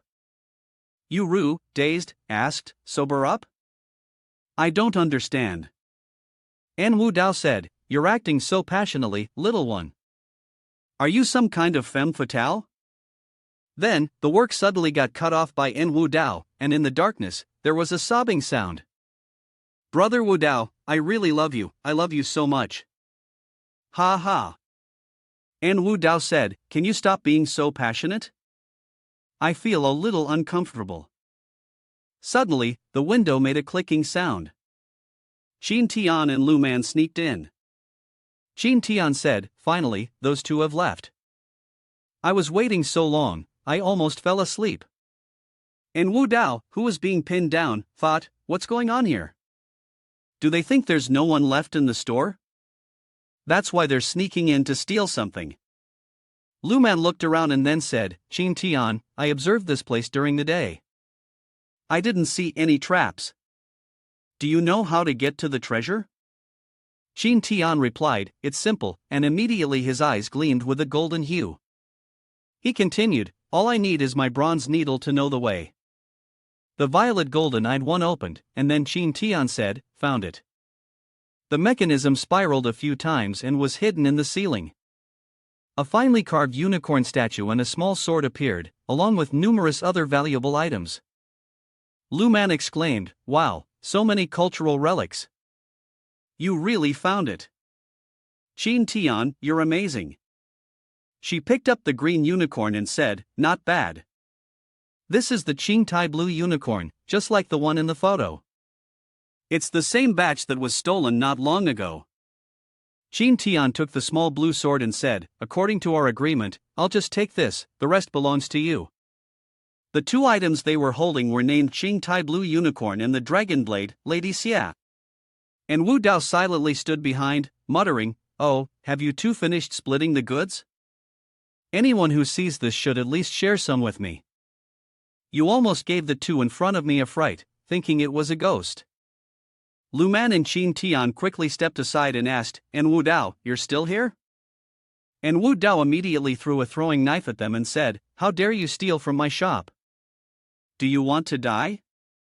Qin Tian swiftly dodged, but then En Wu Dao used his blood-linked throwing knife and said, "The green dragon blade is really sharp, but so what? Can you break 3 of my throwing knives in the blink of an eye?" Qin Tian used the green dragon blade and said, "I am a little surprised to see a rich young master like you with such skills, but unfortunately, the person you're facing is me." In an instant, Qin Tian used the golden bronze and, in the blink of an eye, it was as if he had 3 heads and 6 arms, swiftly grabbing the throwing knives. He said, "Qin, master of the violet golden-eyed one, the destroyer of the villainous figures, dare to challenge the great master, the heir of Mia Treasure Heaven." He soared up and said, "And Wu Dao, I have always been decisive in my actions, and I will never leave any potential danger for myself." Then the scene appeared where Qin Tian thrust the green dragon sword directly into En Wu Dao's chest, shouting, "So you should just die." But for some reason, there was some sort of mysterious force preventing the green dragon sword from piercing En Wu Dao's skin. He said, "This green dragon sword is indeed not bad. But you have underestimated me." In an instant, golden rays of power surrounded En Wu Dao's body, radiating outward and causing his entire form to glow. Qin Tian was immediately sent flying far away. En Wu Dao angrily said, "Taste my 9 dragons' true qi," and charged towards Qin Tian, punching him repeatedly. Qin Tian was instantly sent flying, crashing into a wall, causing cracks to appear in it. En Wu Dao grabbed the green dragon sword and thought, "Thanks to the system for giving me the strength to fight. Even without Lin Fei's protection, I can still defeat a formidable enemy." And Wu Dao looked at Qin Tian, who had just fallen away from the wall, sitting on the ground and coughing up blood, and thought, "It's just a pity that Qin Tian is not Heaven's proud son, so I won't be able to obtain the violet golden-eyed one with the Heaven's chosen points."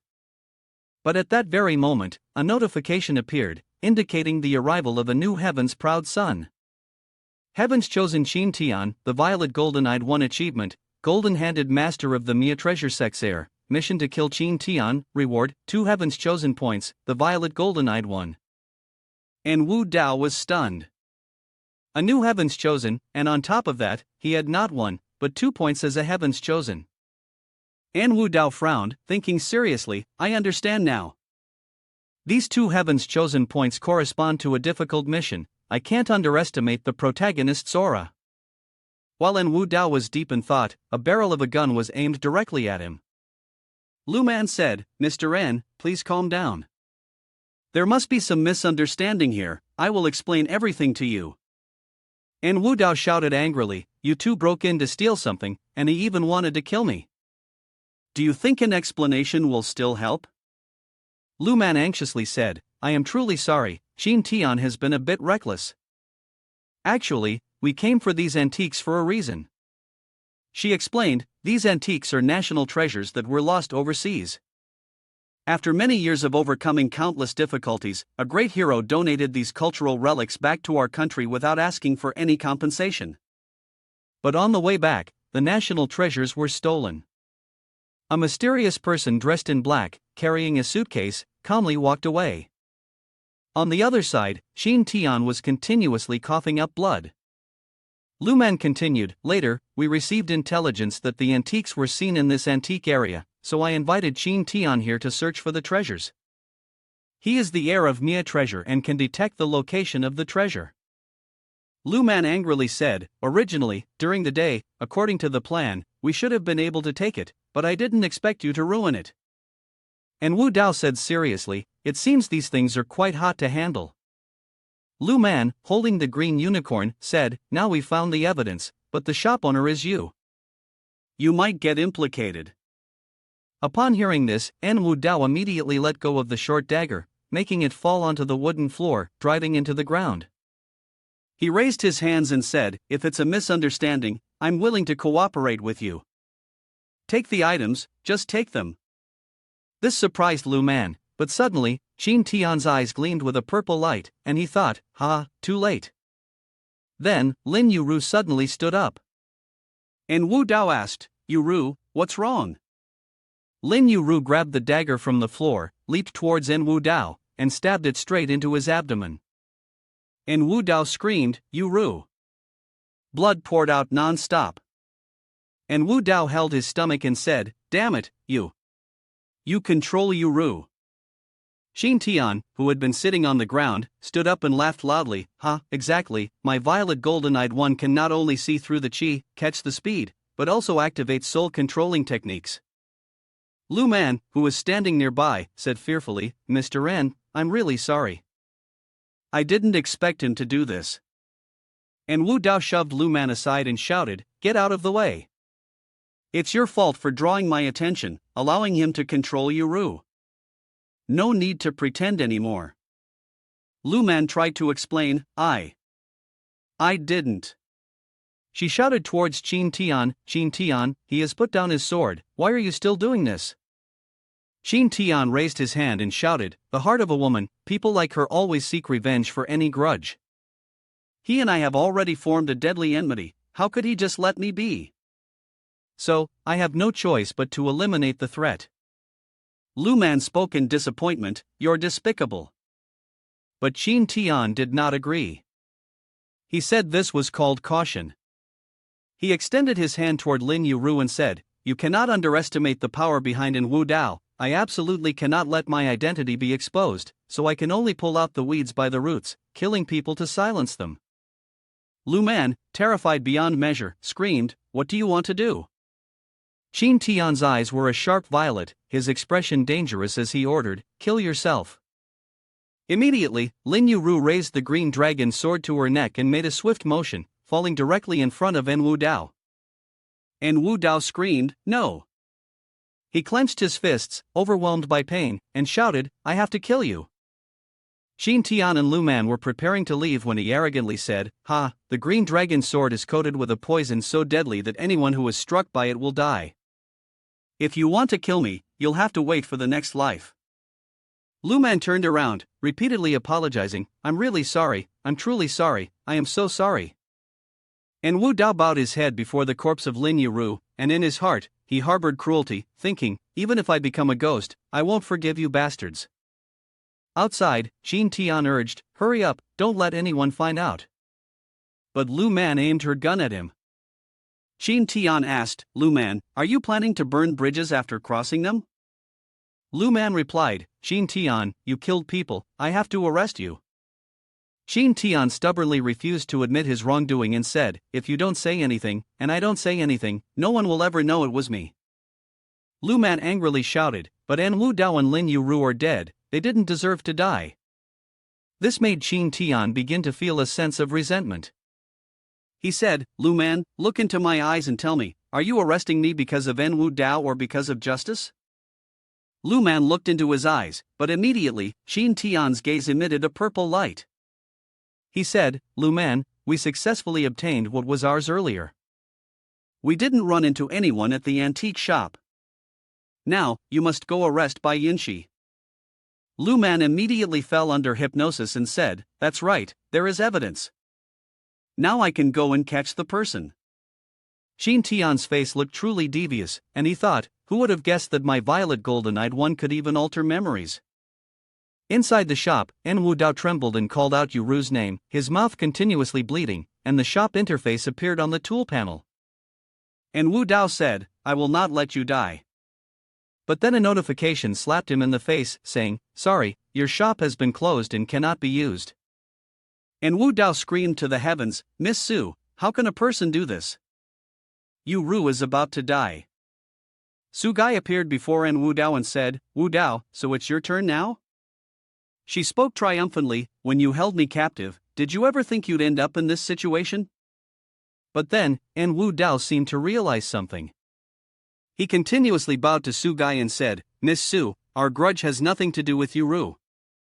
I know I'm a scoundrel, I can die, but please, you must save Yuru. This made Su Gai think, he's begging me for a woman. Does he really love Yuru? Or has my villain system chosen the wrong person? But then, Su Gai softened and made the payment. The tool panel displayed, successfully exchanged 2 great reversion pills, costing 2 million reputation points. Remaining reputation points, 1.8 million.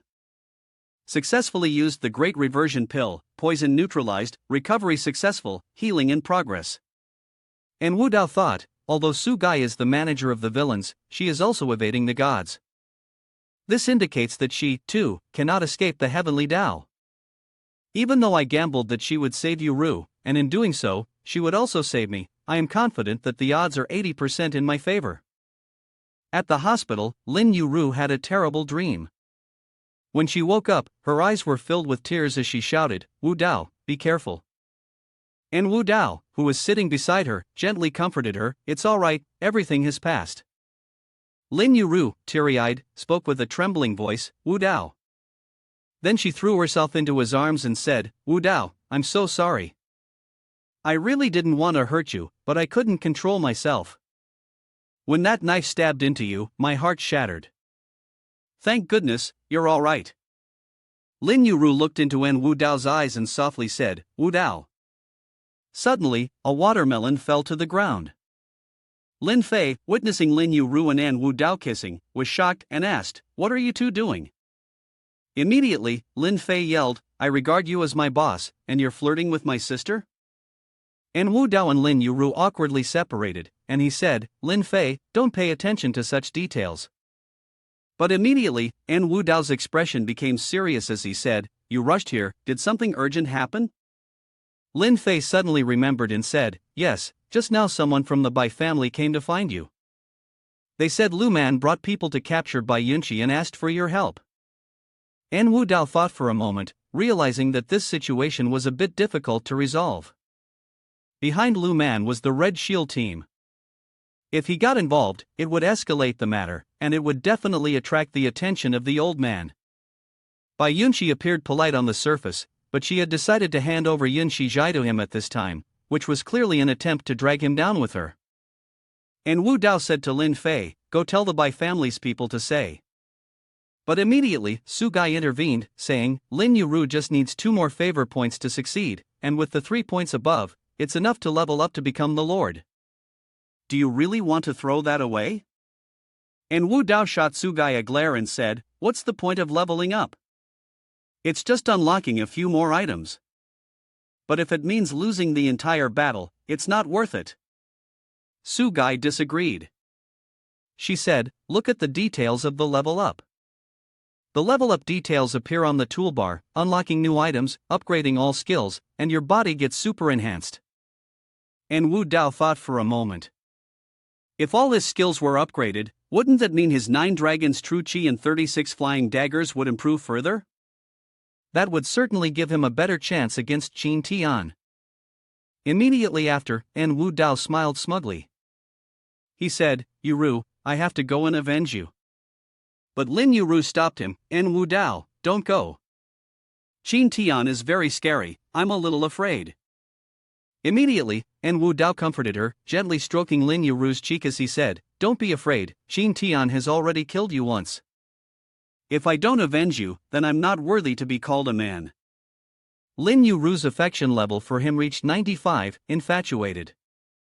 She thought to herself, even though he's like this, he still cares about me, I'm so happy.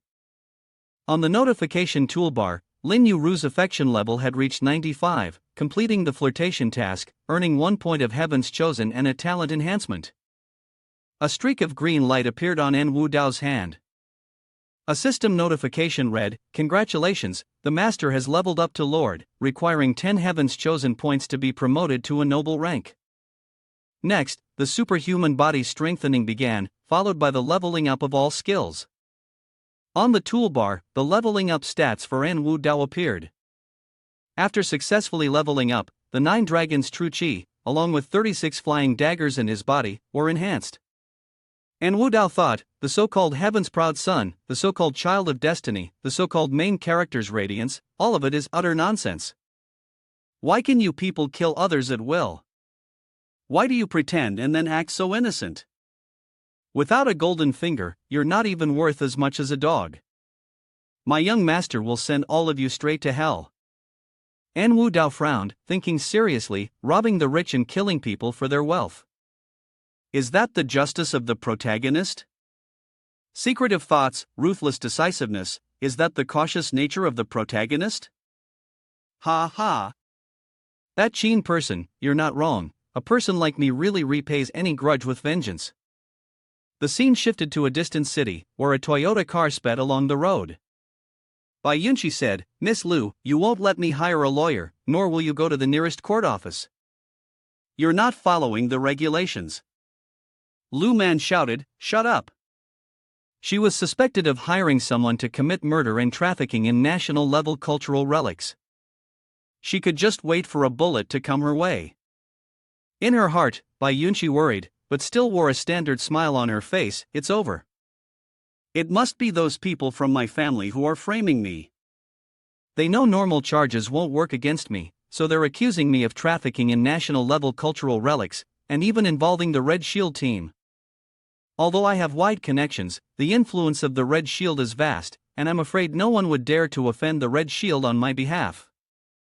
But immediately, the car braked sharply, and the driver said, Where is that light coming from? It's so blinding. Lu Man also covered her face and said, No, it's coming toward us. Right away, in front of the Toyota, 2 large jeeps appeared, blocking the road, along with a helicopter flying overhead. Lu Man looked at the scene before her and couldn't help but exclaim, What a large formation! And Wu Dao grabbed the ladder descending from the helicopter and said, Miss Liu, I didn't die, you must be very disappointed, right? Immediately after, En Wu Dao jumped down, and Lu Man said, Disappointed? Did something happen to you? Why should I be disappointed? And Wu Dao said, What's wrong? Doing things against your conscience and still pretending to be innocent? Lu Man kept a puzzled attitude and asked, What are you talking about? I don't understand what you're saying. This made En Wu Dao worried, thinking, Lu Man's expression didn't seem like she was pretending. It seems that Qin Tian has already made his move on her. Well, the violet golden-eyed one is truly terrifying. and Wu Dao said seriously, "Stop talking nonsense, hand her over." Behind him, there was a special forces team, armed with heavy weapons. Lu Man said, "I didn't expect you to be able to mobilize them. I won't stop you, but I will report the truth to the higher-ups." And Wu Dao angrily thought, "I had to work hard to mobilize a portion of my old man's forces. Today, I must cause a commotion that shakes the heavens and the earth." Bai Yunqi's hands, which had been bound by chains, were released. Lu Man said, "The person you need is here."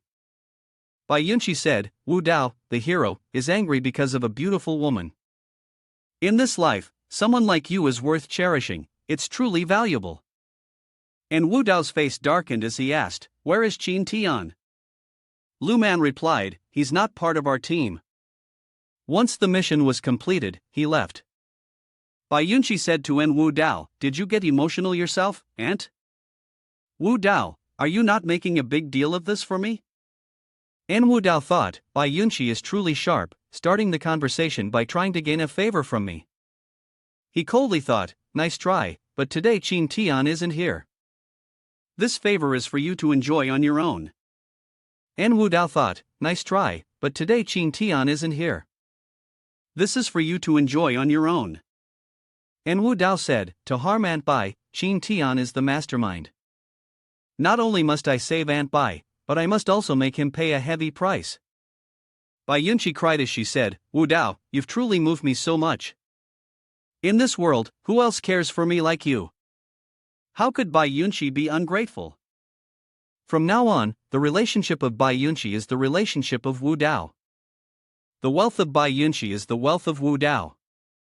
And Wu Dao took Bai Yunqi's hand and said, "Aunt Bai, although there's a difference in our positions, in terms of age, we're not that far apart. I remember when we were in elementary school, we attended the same school.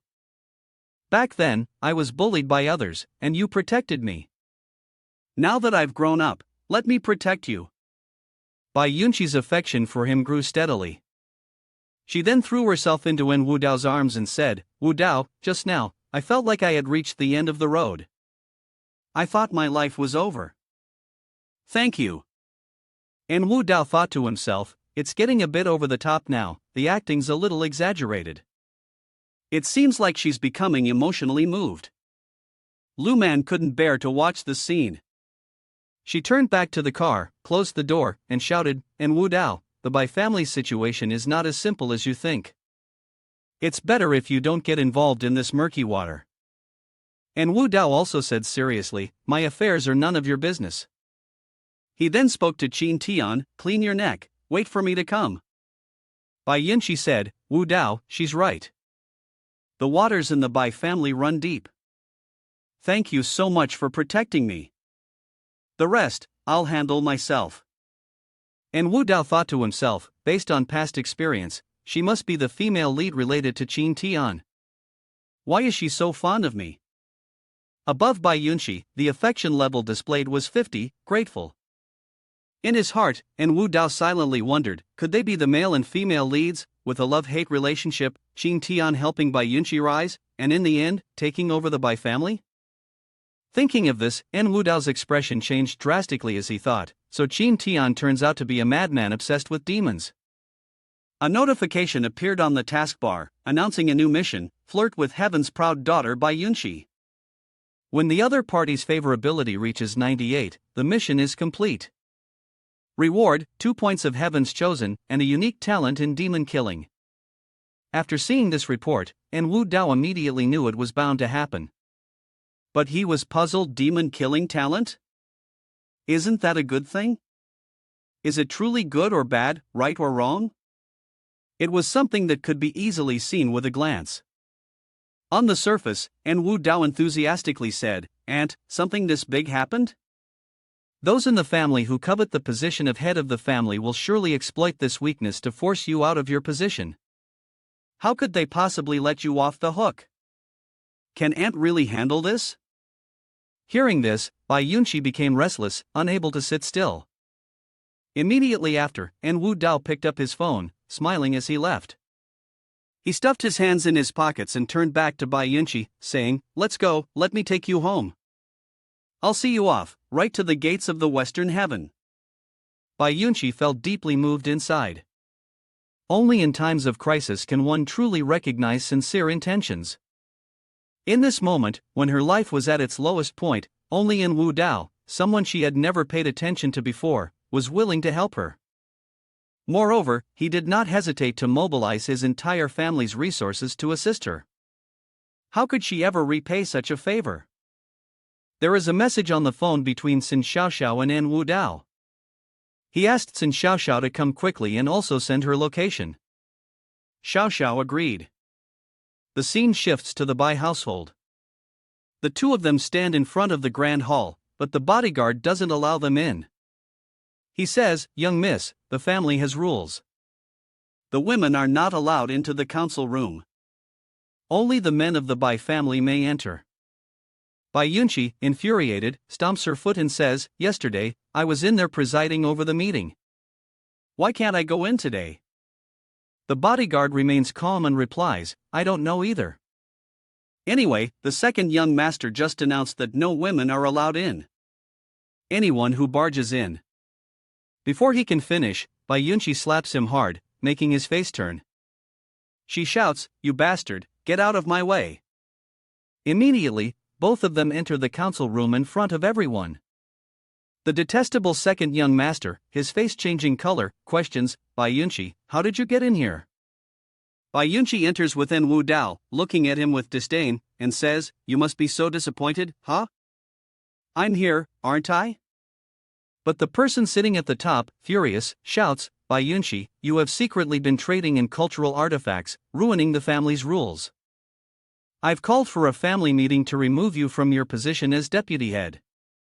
Today, I am the head of the Bai family, and you no longer have any say here." Several people were sitting under the table, gossiping. How could a woman show herself in public? It's truly a disgrace to the family. An elderly man with a white beard replied, "The secret business of cultural goods. This is a taboo for the Bai family." Another person interjected, "A woman taking charge only brings ridicule. Only when the second young master is in charge will everyone submit." Bai Yunqi, angry, shouted, "I don't want to talk to you old men. Where's my grandfather?" But the second young master, Bei, dangerously responded, "Last night, your grandfather died of anger because of you." Upon hearing this, Bai Yunqi's face changed, and tears immediately welled up in her eyes. She couldn't believe her eyes and said, "I don't believe it. Where's my brother? He would never allow you to treat me like this." A man wearing black shoes and white attire stepped forward and said, "Second uncle is right. Grandfather died because of you. You should leave now." Leaving the Bai family, Bai Yulong, the adopted son of the Bai family, appeared. Bai Yunqi, upon seeing Bai Yulong, screamed, "Brother, why are you helping them?" Suddenly realizing something, she was filled with utter disappointment and said, "I understand now." At the Bai family's residence, Bai Yunqi cried as she spoke, "It was you who betrayed me." The man with golden hair laughed loudly, "Haha, now that you know, it's too late. Bai Yunqi, you never expected that one day you would fall from grace, did you?" He spoke angrily, "Back then, when I proposed to you, you rejected me in front of so many people. Today, I'm going to repay you for all the humiliation from that time." This made Bai Yunqi startle. She said, "Do you think you can bring down Bai Yunqi? It's not that easy." She spoke to the people around her, "Bai Yunqi has always treated you all well. If you still remember the kindness I've shown you, then help me now. If I turn things around, I'll definitely not treat you unfairly." The bodyguards surrounding her said, "Mistress Bai has always treated us well, we can't just watch her be bullied." The man in the middle said, "One must have loyalty. Mistress Bai has always been good to me." The man on the right said, "Although young Master Yulong is very powerful, I am still willing to fight to the death." Then, several bodyguards rushed forward and said, "Young Master Yulong, give up and surrender."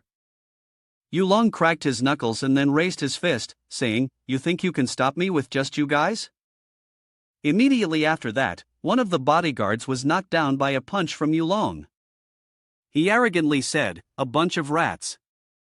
He stood on the cracked ground, throwing a few punches that made the bodyguards reel as if they had been struck by a heavy blow. Then, he launched a move toward Bai Yunxi and said, "Bai Yunxi, it's your turn now." The words made her fearful, but immediately a hand blocked the strike, sending Yulong flying backward. He said, "Internal and external power, you're actually a hidden expert." And Wu Dao stood boldly in front of Bai Yunxi, stirring something within her. Those with beards from the Bai family shouted, "And Wu Dao, this is the Bai family's conference room. Do you really think you can cause trouble here?" Another person spoke up, "Do you know what will happen if you keep acting like this?" A scoundrel yelled, "And Wu Dao, the Bai and In families have always kept to themselves. Now you want to interfere in our family's internal matters? Are you declaring war on the Bai family?" And Wu Dao calmly replied, "Declare war? That's a good suggestion. Then let's declare it." The scoundrel retorted, "Others may fear the In family, but the Bai family doesn't." He shouted, "If it's war you want, then let's fight." He stood behind the chair, encouraging Yulong to rise, which left Yulong speechless. Immediately, both sides engaged in a fierce battle. After a while, Yulong's face changed color as he thought, his internal energy is truly powerful. Could he really be an ordinary person? And Wu Dao, on the other side, also thought, Bai Yulong relies only on his physical strength, yet he's able to withstand my upgraded 9 dragons true chi. This skill is nothing like that of an extra. To explain the term extra, it refers to those who play minor or background roles, and one extra can play many roles in a film. Suddenly, a system notification appeared, indicating a major character, adopted son by Yulong. One mountain cannot have 3 boxes, kill him. Mission reward, 2 villain points, Dragon Rising Fist. And Wu Dao thought, Jin Tian has already been pushed out of the main quest line by me, so handling a villain who appears to act tough is my job now. Immediately, En Wu Dao struck again, saying, "Hey, come and try my 36 Blood Lotus flying daggers." As the flying daggers came at him, Yulong triumphantly declared, "My fists have never feared blades." He swiftly defended against En Wu Dao's daggers and arrogantly remarked, "Just a few flying daggers, do you really think you can challenge me with these?" Some lowlifes from the Bai family said, "To be honest, Yulong is quite a renowned expert here in Jiangchang, and it's certain that he'll win. Looks like we'll have to rely on Yulong more in the future." Another person also praised him. But someone else, deep in thought, remarked, "The rumors outside say that En Wu Dao is a wild, immoral man, but who would have thought he has such skills?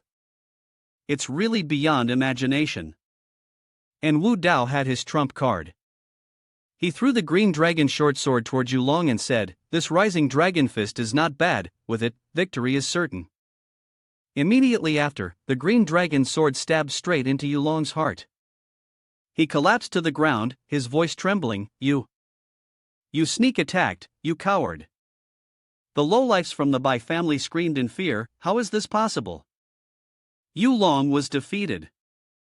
A notification appeared on the system tool, "Successfully killed the villain by Yulong.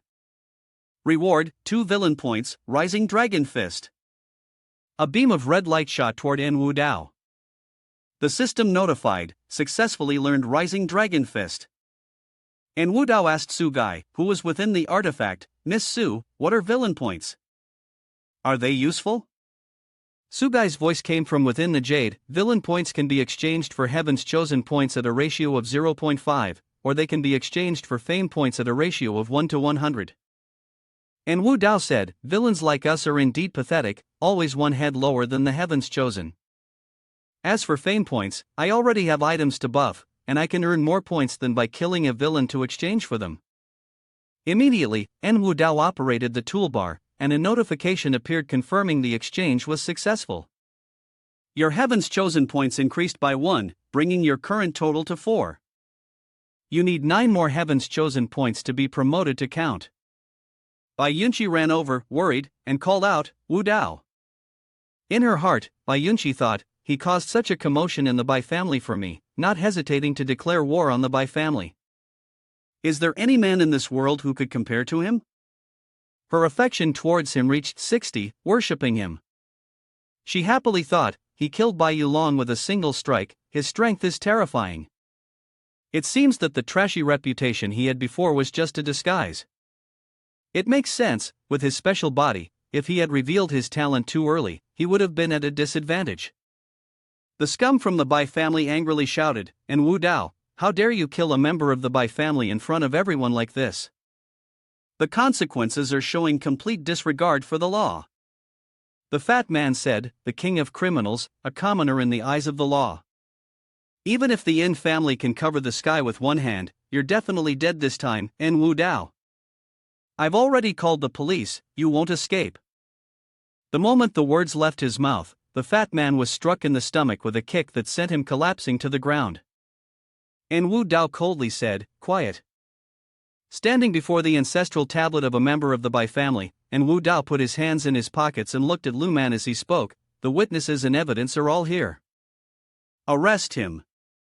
Lu Man, taken aback, asked, "Are you saying this man killed the guard and stole the cultural artifacts that were on their way back to the country?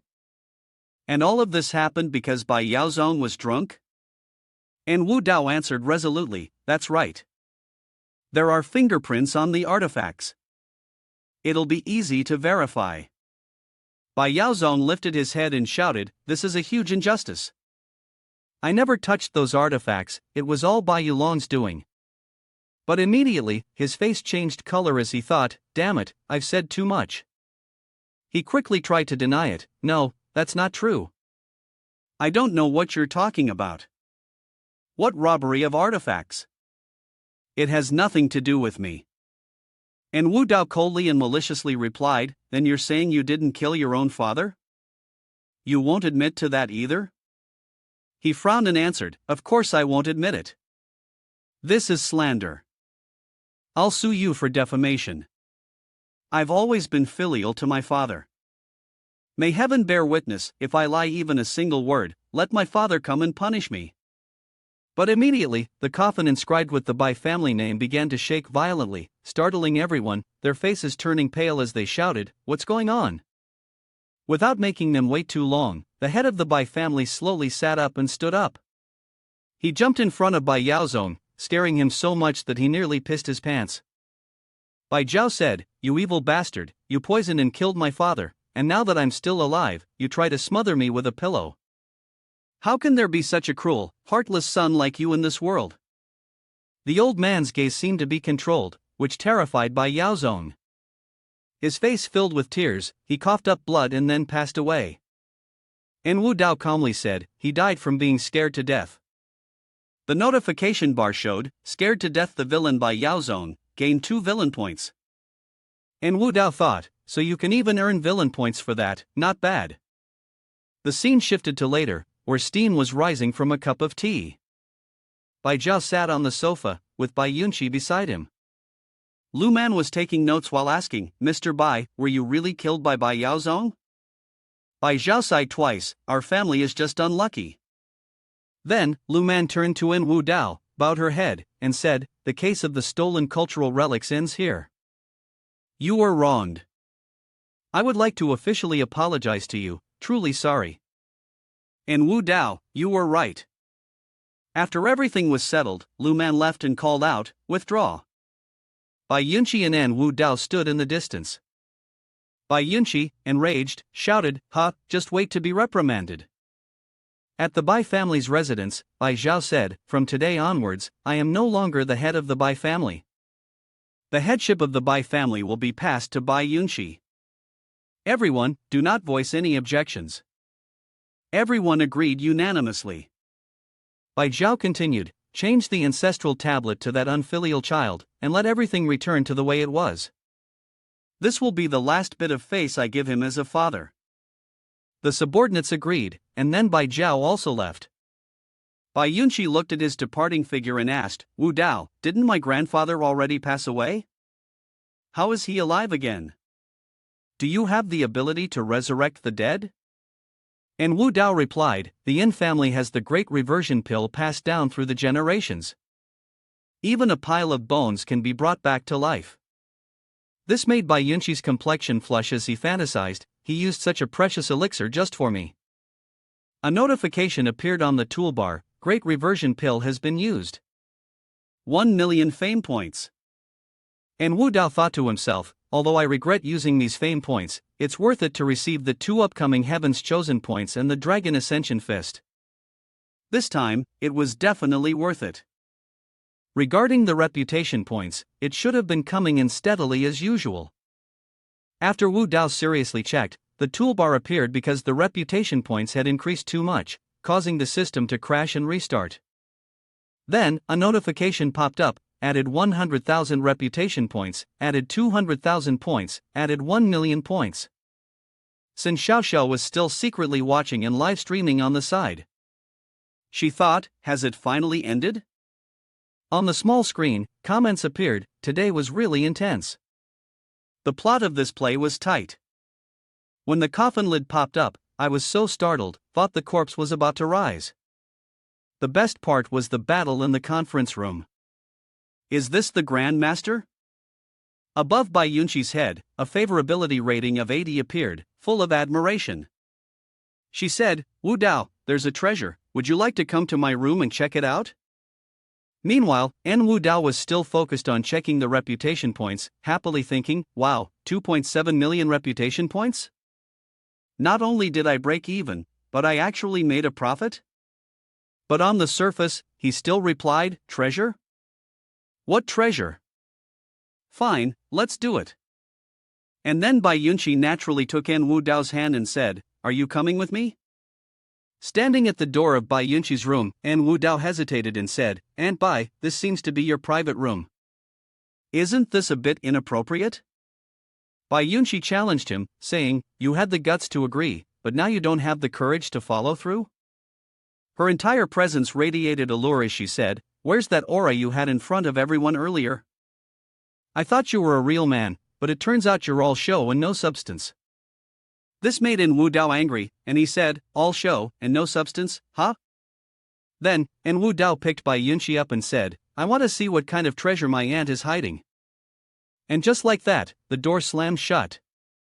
Comments started flooding the screen, the streamer just got NTR'd. Ha ha ha ha. A crazy plot twist, careful or the stream's getting banned next. Up next, VIP video please pay to watch. This left Sin Xiaoxiao speechless, not knowing what to say. In the room, Bai Yunqi was panting, still not having taken off her clothes, while Wu Dao had already stripped down, revealing his muscular build. He said, Aunt, you shouldn't tease me. This left Bai Yunqi speechless, and she could only focus on the task at hand. As the two kissed, the room was filled with a sweet scent. A progress notification appeared on the taskbar, showing that the mission to win Bai Yunqi's heart was 80% complete, and Wu Dao had gained the Heavenly Strike talent. However, due to insufficient favorability, he did not receive the Heaven's Chosen points. The scene shifted to the next day at the Bai residence. Bai Yunqi stood in front of the balcony, wearing a shirt that covered her hips. Wu Dao, having just finished his shower, wrapped himself in a towel and awkwardly said, I didn't expect Aunt's first time to be so seductive. Bai Yunqi glanced back and said, don't worry, you don't need to take responsibility. This was my choice. As the two stood facing each other, Bai Yunqi spoke, there's a jade trade fair today, and a batch of good rough stones has arrived from old Longchang. Do you want to come along and have a look? Wu Dao, feeling a burst of excitement, thought, today, I've gained the talents of Guardian and Heavenly Strike. This is the perfect opportunity to test out my skills. It should work, but I'll need to bring a few people with me. The scene shifts to a jade trading market, where Lin Yuru, Wu Dao, and Bai Yunqi appear. Lin Yuru excitedly explores the surroundings. Bai Yunqi calmly says, a few years ago, the jade mine was affected by the war and halted production. After the war ended, this is the first year the market fair has been organized again, bringing many excellent items here. Lin Yuru responds, the best quality 2 king is this year's biggest attraction. The jade tycoons, both domestic and international, have come for it. Around them, there are also many large stones. Lin Yuru approaches an enormous stone and excitedly says, this is the best quality 2 king, a stone listed at 500 million. Contact Qin Tian at phone number 134,853X. Immediately, and Wu Dao notices the silver price tag and says, "This is Qin Tian stone?" It's truly hard to find even after searching everywhere, but once you find it, it's effortless. In his heart, he thought, this person is indeed the protagonist, capable of acquiring the Tu King. Lin Fei, standing seriously to one side, announces, "Boss, I noticed Qin Tian is outside, but since he doesn't have an invitation card, he's being blocked from entering by the security." This causes N Wu Dao to spit out in surprise, his face showing disbelief as he thought, another glitch plot twist again. But immediately, N Wu Dao seriously reconsidered. Given the way things were developing, it wouldn't be long before someone would hand him a VIP invitation so he could show off at the entrance. So, it might be better to let him be proud and smug for now. And Wu Dao said to Lin Fei, "Go tell the staff to give him a VIP invitation so he can come in." After that, Lin Fei left. And Wu Dao turned to the two women behind him and said, "Let's go, we'll head to the surveillance room." Outside the gate, Qin Tian, angry, glared at the guards with contempt, barking, "The Tao King here is mine. Why won't you let me in?" The two guards blocking the entrance said, "Sorry, sir, no invitation, no entry." That's the rule. Qin Tian was so enraged that he cursed, "Damn it." Suddenly, a manager wearing glasses came out, angrily saying, "Everyone move aside. Do you even know who this is? You dare stop Mr. Qin?" He quickly fawned, adding, "Mr. Qin, here's your invitation." Qin Tian held up the VIP invitation in front of the two guards and said, "Wasn't it a rule? Now I can go in, right?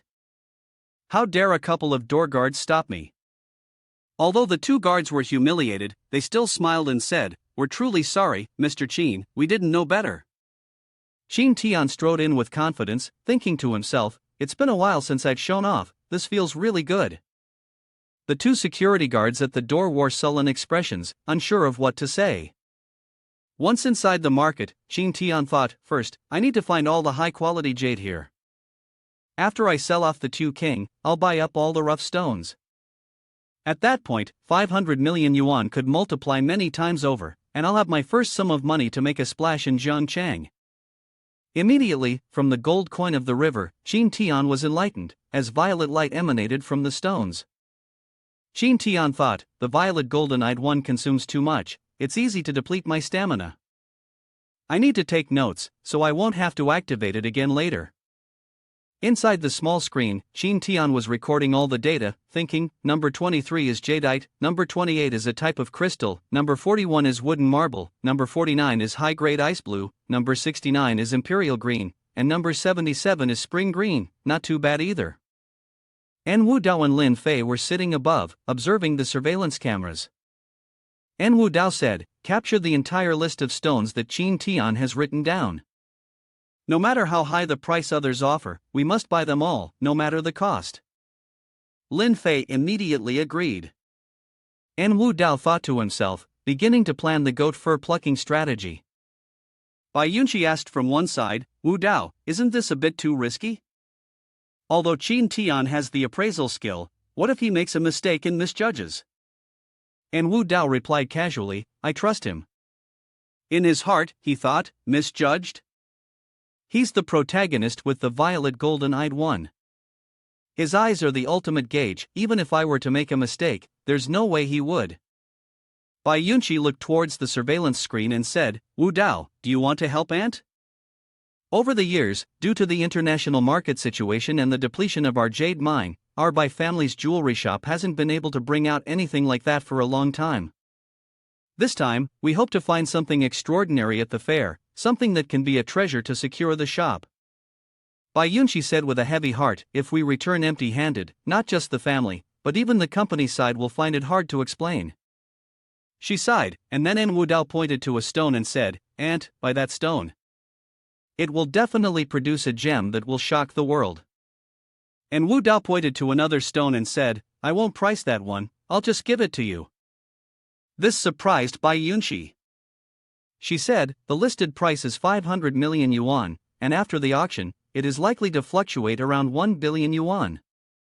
If it doesn't yield anything after being cut, it's all lost." And Wu Dao said, "Trust me. and Wu Dao thought to himself, Qin Tian's items will definitely not incur any losses. Bai Yunqi gritted her teeth and said, "Alright, I will buy it." In her heart, Bai Yunqi thought, "And Wu Dao, you are the first man in my life. I trust you just as much as I trust my own judgment.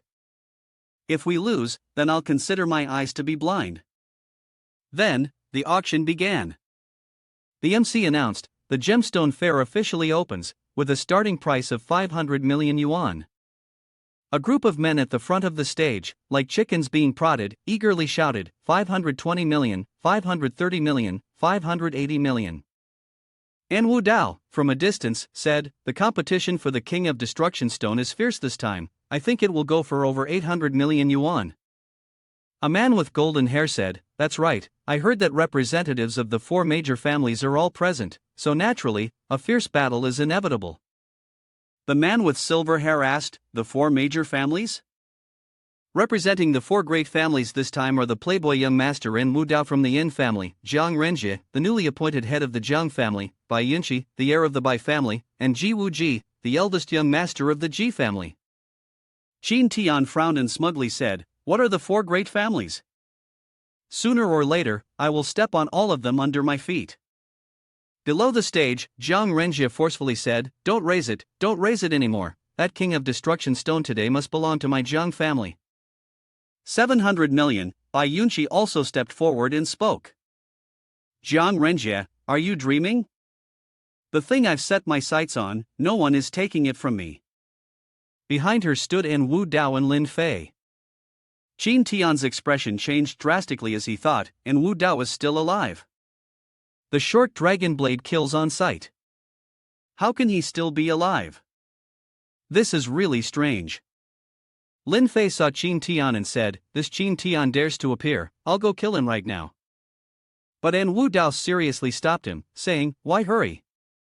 The fun has only just begun." Then, An Wu Dao showed a dangerous expression and said, "Qin Tian, let's take our time with this." This made Qin Tian feel a serious sense of danger, and sweat started to bead on his forehead. Bai Yunqi called out, 750 million, leaving Qin Tian speechless. An enigmatic man spoke up, "I bid 800 million. Ji Wuji appeared and said, "Aunt Bai, I know your Bai family really needs the King of Destruction Stone, but my father has already given orders. Sorry." Behind him, Yi Shui also showed up. Bai Yunqi said, "Seems like your old man will be disappointed this time, 850 million. Ji Wuji replied, "Well, let's see whose skills are better then. I bid 900 million. Qin Tian, with a victorious expression, thought to himself, "That's right, just like that. You all keep fighting among yourselves, and in the end, your mouths will be full of dog hair. Meanwhile, I'll be the one benefiting." An Wu Dao, standing behind, said, "Aunt Bai, go for 1 billion. Immediately, Bai Yunqi called out, 1 billion, leaving both An Wu Dao and Zhang Renjie speechless, unsure of what to say. Suddenly, Bai Yunqi felt a sense of regret and thought to herself, before coming here, the company's experts had calculated that the maximum value of this stone was only 800 million, but I actually listened to him and shouted up to 1 billion. Am I crazy? She glared at the 2 people, her face turning purple, saying nothing more but thinking, "Hurry up and raise the board, what are you waiting for? Are you seriously not going to raise it?" Just as both of them were about to raise their announcements, An Wu Dao behind them released a terrifying aura, causing both to freeze. Then, Zhang Renjie, with a gloomy expression, said, "My health hasn't been good lately, so I won't raise it anymore." And Wu Dao said, "I see that your friends are very interested in my chicken-shaped bowl. How about I stabilize the price and gift it to you?" Ji Wuji said, "Well, then I must sincerely thank you." After that, he shoved his hands into his pockets and added, "I'll also withdraw." The MC announced, congratulating Madame Bai for purchasing the King of Destruction Stone for 1 billion. Bai Yunqi went up to receive the flowers, her expression silently changing, sweat pouring down her face. Bai Yunqi, with a gloomy expression, went up to receive the stone amidst the cheering of the crowd. "Congratulations, Madame Bai. Congratulations, Madame Bai." At the same time, the livestream screen showed comments. Is this some tacit understanding of the upper class?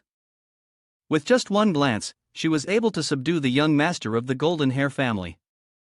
1 billion for a stone, poverty has truly limited my imagination. Sin Xiaoxiao said seriously, after buying the stone, the next step is to open the stone, which means cutting the stone. This is the most important part of the stone betting process.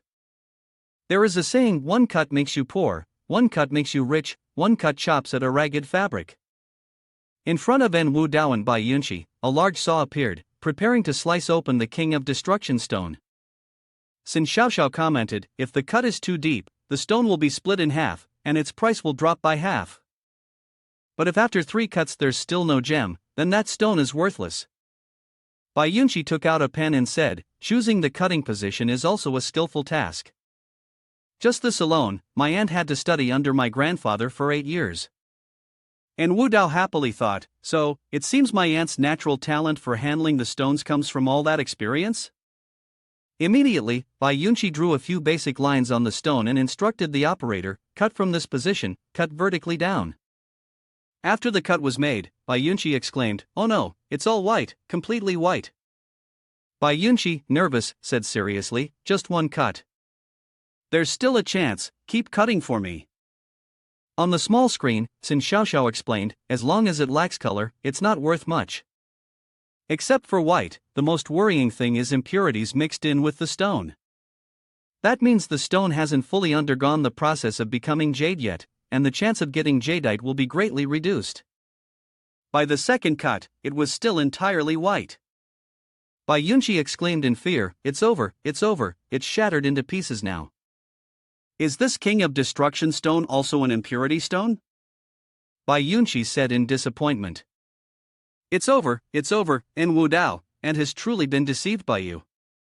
On the small screen, numerous comments appeared, Black Crow's beak, deceived by En Wu Dao. But with the final cut, Bai Yunqi firmly said, cut, keep cutting for me. I don't believe there's no jade. Qin Tian appeared to stop them, saying, Miss Bai, if you cut any further and jadeite doesn't appear, this King of Destruction stone won't be worth a penny. Bai Yunqi asked, then, what should I do now? He said, Miss Bai, I'll pay 200 million to buy the remaining stone. In her heart, Bai Yunqi thought that the stone showed no signs of yielding jadeite, and it seemed that she had purchased a defective stone. There was no way out now, and stopping in time was the only way to avoid a loss. As soon as Bai Yunqi's face darkened and he said, alright, and Wu Dao spoke up, wait a minute. En Wu Dao said, Qin Tian, this King of Destruction stone of yours was just sold for 1 billion yuan, and now you're buying it back for only 200 million yuan? You're really taking advantage, making a profit of 800 million yuan without lifting a finger. You really know how to calculate, huh? Then, with a dangerous expression, En Wu Dao continued, but it's a pity that today, you ran into me. On the small screen, Bai Yunqi looked at En Wu Dao, who had his hands in his pockets, facing Qin Tian. The comments flooded in. Everyone stood up. It's time for the male lead to take action. A high-energy attack came from the front. If the jade couldn't be retrieved, would the male lead be slapped in the face? Sin Xiaoxiao said, honestly, I think selling it for 200 million right now is already a good deal. At least you could recover some money.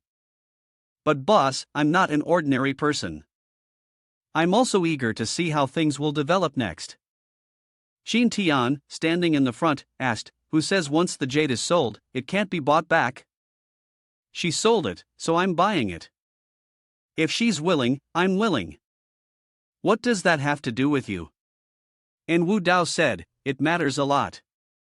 He embraced Bai Yunqi and said, Bai Yunqi is my woman, her belongings are mine as well. I won't sell them to you. What are you going to do about it? This made Qin Tian's face darken as he thought to himself, this is strange, why do I feel so humiliated, like I've been cuckolded? This made En Wu Dao look at him with a mocking expression. Qin Tian said, I'll buy it back for 500 million. How about that? I've already compensated for your losses and brought the amount down to the minimum. Bai Yunqi said, I'll sell. But En Wu Dao replied, I won't sell. Bai Yunqi pinched En Wu Dao's hand and said, En Wu Dao, you're deliberately tricking me, aren't you? You just want me to go broke, don't you? This caused En Wu Dao to cry out in pain. However, En Wu Dao then took Bai Yunqi's delicate hand and said, What's 500 million? I'll pay 1 billion. Bai Yunqi asked in return, You're going to pay 1 billion? Are you out of your mind? En Wu Dao acted as if he were talking to someone who was clueless. He said, 1 billion means nothing compared to you. It's like a firefly trying to compare itself to the moon. It has no meaning. Bai Yunqi's goodwill continued to rise.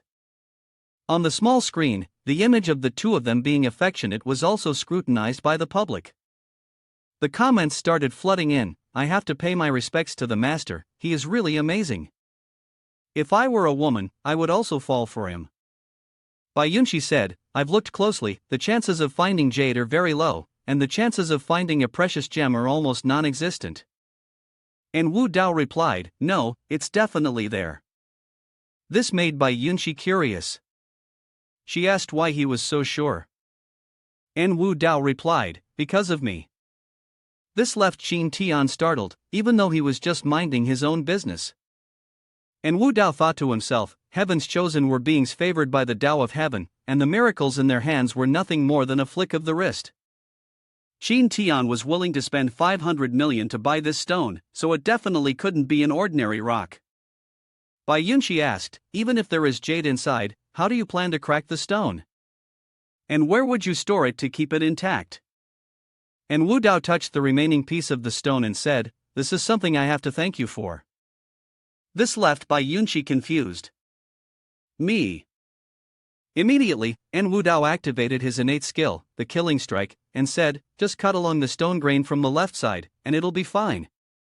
Zhang Renjie, who was standing nearby, sneered and said, Forget it, what does he know? If he embarrasses himself later, he'll probably throw the blame on his grandma's house. Wu Ji thought to himself, This is really interesting. Recently, Wu Dao's actions are quite hard to see through. Meanwhile, Qin Tian, who was standing on the other side, anxiously thought, Why does this seem exactly like what I was thinking?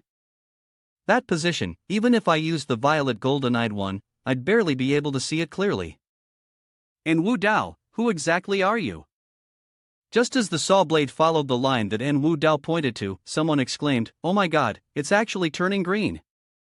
With many people witnessing this, including Qin Tian, En Wu Dao, Bai Yunqi, and Zhang Renjie, Bai Yunqi excitedly said, Holy shit, Wu Dao, damn, you're going to make a fortune. This is a rare piece of flawless emerald. And Wu Dao casually replied, Wu Dao's luck really isn't bad. And right after that, a blinding light flashed, and Qin Tian shouted, No, that's not emerald. Bai Yunqi also exclaimed in shock, This is something rarer by 1,000 times compared to the precious emeralds found in the world. It's blue garnet. A footnote added, It said that blue garnet was used to make palace lamps, which could illuminate the entire palace at night. Bai Yunqi gently caressed the gemstone and said, A complete piece of blue garnet like this, if carved into a palace lamp, would be a priceless treasure. If any remnants were left, they could be carved into earrings or pendants. Those would be objects of awe. She was so shocked that sweat began to bead on her forehead as she said, If I had to put a price on this priceless treasure, even 100 billion would be just a small number. Then, Bai Yunqi, with immense joy, said, I'm such a fool. Wu Dao insisted on giving me this treasure, and I wanted to part with it. I really am destined for bad luck. Over there, Qin Tian, his face full of tears, despondently said, Bad luck isn't something that only happens to you. I only knew there was a gem, but I never imagined it would be blue garnet. If I had known earlier, even if you beat me to death, I wouldn't have sold it. En Wu Dao, with a victorious expression, looked towards Qin Tian, making him think, En Wu Dao, why do I always feel like I'm living in your shadow? Bai Yunqi coquettishly said to En Wu Dao, can you bring me the remaining pieces? I will definitely repay you well. En Wu Dao tenderly lifted Bai Yunqi's chin and said, What should you do to thank me? Bai Yunqi blushed and coquettishly replied, I'll obey you completely. Immediately after, En Wu Dao embraced Bai Yunqi and said, Yunqi, I'm giving you the entire complete blue garnet. Bai Yunqi was taken aback and asked, all of it for me? Zhang Renjie, standing aside, said angrily, damn it, Wu Dao is really wasting money just to flirt with girls? Ji Wuji, also helpless, said, Wu Dao's abilities are getting stronger every day. Meanwhile, the two of them shared affectionate words with each other. That's right, Wu Dao, you only care about beautiful women, not the world. As long as the beauty is happy, even if you have to charm kings and vassals, you'd still be willing. Bai Yunqi's affection level quickly increased and then stopped at 90. In a passionate embrace, the two of them kissed publicly in front of everyone. The onlookers thought, a public kiss, don't they fear the gossip? Ji Wuji was startled and said, isn't this a public announcement that Bai and the two families are allied? Zhang Renjie, on one side, drooled as he said, I'm really envious. On the other side, Qin Tian was also startled and thought, why does my heart hurt so much?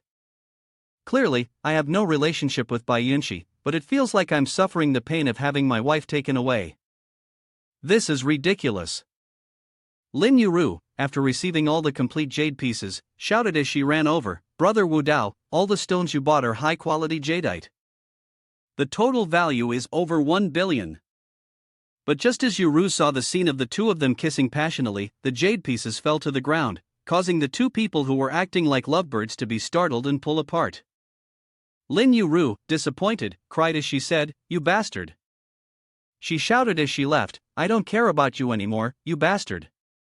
And Wu Dao anxiously asked, has the situation turned upside down? Bai Yunqi, feeling a sense of triumph inside, said, aren't you going to chase after your little girlfriend? And Wu Dao replied, I really like that girl, but if I chase after her, she could easily trap me later. I don't want to be the person who follows her around meekly, in the end, I'll be left with nothing. A notification appeared on the toolbar, the reputation point calculation is complete. You have gained 1 million reputation points. Your current reputation is 3.7 million. The scene shifts to the entrance of the market, where several people are preparing to leave, including Qin Tian. Lin Fei watches them and asks, Boss, do you want me to capture him right now? And Wu Dao replies, according to the usual plot progression, the protagonist will never be killed on the way. As for the antagonist, each time this happens, it results in heavy losses, so that's a foolish suggestion. And Wu Dao smiles and says, this time, you don't need to make a move. I'll handle him myself. Lin Fei, standing to the side, also feels curious. Though he doesn't fully understand, he has a sense that it sounds quite formidable. At the entrance of the Jade Market, a carriage races along the road. Ji Wuji comments, and Wu Dao has really changed. I wonder what kind of opportunity he must have encountered. Yi Shui replies, don't worry too much. Most people in this world are ordinary. It's rare to find someone like you, born with great fortune. Ji Wuji asks, Yi Shui, do you think the alliance between Wu Dao and Bai Yunqi will affect our plans?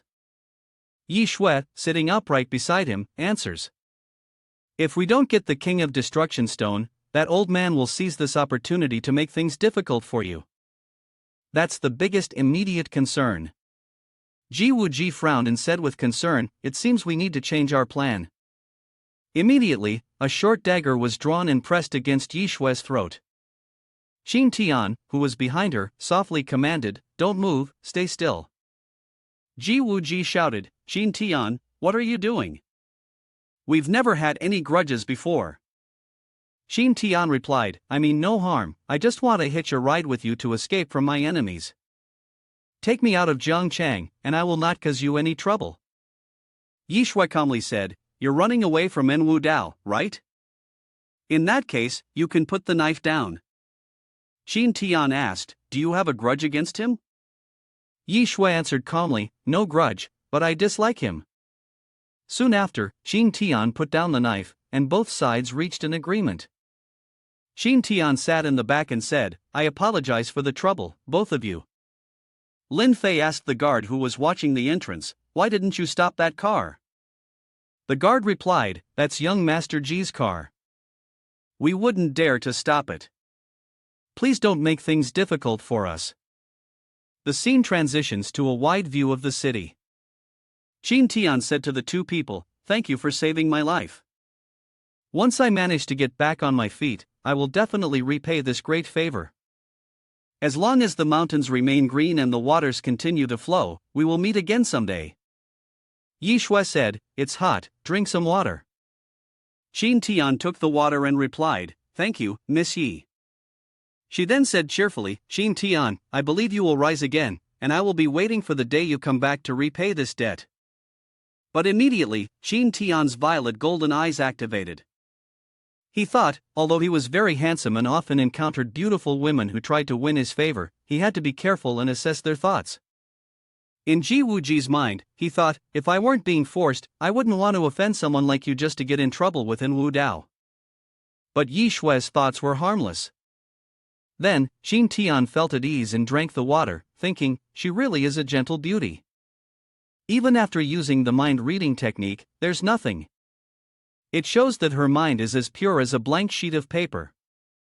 However, just after finishing the water, he collapsed to the ground. Ji Wuji was stunned and asked, "Yi Shui, what's going on? What did you do?" Yi Shui replied, "Jin Tian is truly just as Wu Dao predicted, very cautious in his actions." She said, "Fortunately, I used the special contact lenses that Wu Dao had prepared for me in advance, otherwise it would have been hard to get through today's challenge." Then, she took out one of the lenses, and Ji Wuji reminded her, "Since when have you been making deals with Wu Dao behind my back? He's not exactly a good person, you'd better stay away from him." Then, a step approached and someone said, Hey, young Master Ji, I don't like what you just said. Yi Shui did this for you, you know." This startled both of them, and Ji Wuji called out, Wu Dao." Wu Dao then extended his hand and said, "Let's have a pleasant cooperation." Yi Shui replied, "I've done my part of the deal, now it's time for you to keep your promise." After that, she turned around and walked away. Ji Wuji, still on the side, anxiously asked, "Yi Shui, what exactly did you agree to with him? Tell me, I'm really anxious now." But Yi Shui said, "Deals like this can't be shared with anyone." From a distance, Wu Dao thought to himself, "This girl is really interesting." At the scene, Wu Dao stepped on Jin Tian's head and said, "Jin Tian, I will let you feel the pain of dying and coming back to life, only then can I rid myself of the hatred in my heart." The scene shifted to a quiet, breezy night at an old apartment building, where Lin Fei said, "Boss, according to your request, I have fed him this basket of mushrooms. He can't eat any more of them." Wu Dao praised, "Well done." He then touched the small, beautiful purple mushrooms with white spots on their caps and said, "These brightly colored mushrooms were personally chosen by me, and they have a powerful hallucinatory effect. I've heard that after consuming them, one can see a beautiful woman dancing." As Wu Dao looked at the mushroom, he asked, "Doesn't Jin Tian love to enchant others? Let him experience this feeling too." Lin Fei thought to himself, Wu Dao is full of tricks. Even his methods of tormenting others are unique. This person is truly terrifying. Lin Fei's loyalty had reached 90%, extremely devoted. Lin Fei's expression fully agreed, thinking, and this time, I completely agree. Jin Tian is as good as dead now. He even harms women, he deserves to die. In the midst of an array of mirrors, Jin Tian lay surrounded by them. After he regained consciousness, he asked, "Where am I? My head hurts, and I feel dizzy. I'm drooling." Jin Tian looked into one of the mirrors and asked, "Who are you? Why are you looking at me like that? Are you uncomfortable with me?" Immediately, Jin Tian shouted angrily, "Dare to mimic my words? I'll kill you." The power of the violet golden-eyed one surged forth, striking the mirror, and soon after, the backlash hit him. He screamed, "Ah! My head feels like it's going to split open." Alone, surrounded by countless fragments of mirrors, Jin Tian began experiencing intense hallucinations and shouted, "Who are you?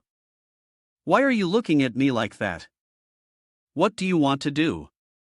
He clutched his head in panic, saying, "You can't come any closer." He then screamed, "The violet golden-eyed one, unleash everything and kill them all." But all he received in return were intense backlashes, hitting his body. And Wu Dao and Lin Fei both had their hands in their pockets, watching Qin Tian strike himself. And Wu Dao glanced at the notification tool and said, "Congratulations, Viscount, for completing the task and successfully obtaining 2 Heaven's Chosen points. The system has detected that Qin Tian's golden hand is the violet golden-eyed one. Please proceed with the operation, Viscount." And Wu Dao casually remarked, "Looks like Qin Tian is done for. I didn't expect him to be unable to withstand such torment. I must have overestimated him." A message appeared on the toolbar. The violet golden-eyed one refers to the violet golden-colored eye. And Wu Dao clicked on the plunder box and said, "Ha, let's see for a bit." Afterwards, the two of them walked in front of Qin Tian. While Qin Tian was sitting and laughing like a child, he looked up and said, "Dad, I want milk." "Mom, milk." And Wu Dao asked, "Oh, has he gone crazy?" Lin Fei happily said, "I get it now." Qin Tian, in his state of being high on mushrooms, used his special eyes to launch an attack on his surroundings. As a result, the mirror reflected back and turned him into a fool as well. He then turned to praise En Wu Dao, his boss. And Wu Dao was thinking, a fool. Well, let me see if he's truly a fool or just pretending to be one. Immediately after, Qin Tian ran over to Lin Fei and said, "Dad, I want to play with a gun. I want to play with a gun." Gun? This surprised both of them. In an instant, Qin Tian pulled out Lin Fei's gun. Lin Fei screamed, "Give it back to me." But En Wu Dao seemed to have realized something and said, "Son, fly down from there. Fly high, do it." Qin Tian continued laughing loudly, "Ha, I want to fly, this is so fun." The moment Qin Tian touched the concrete surface, he stopped, holding the gun in his hand without saying anything. And Wu Dao, as if he knew the script, said, "Why aren't you flying?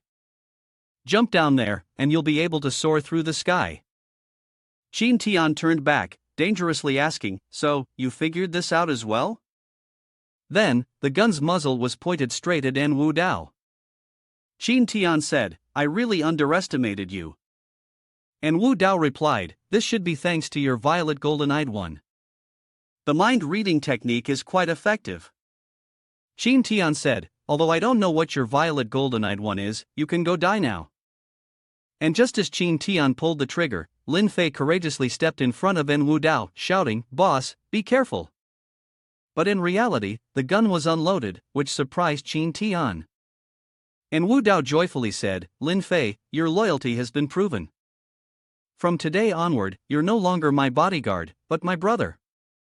This made Lin Fei look at En Wu Dao with a different eye, but he still said, "Being brothers is fine, but the bodyguard's salary still has to be paid every month." This made En Wu Dao laugh heartily. He said, "From this month onward, you will receive 100 times your original salary." Qin Tian, infuriated, shouted, "Why is there no bullet in the gun?" En Wu Dao confidently put his hands in his pockets and said, "A person will never fall into the same trap twice, unless they are blind. I suffered a loss at Yunshi Kai because of your violet golden-eyed one.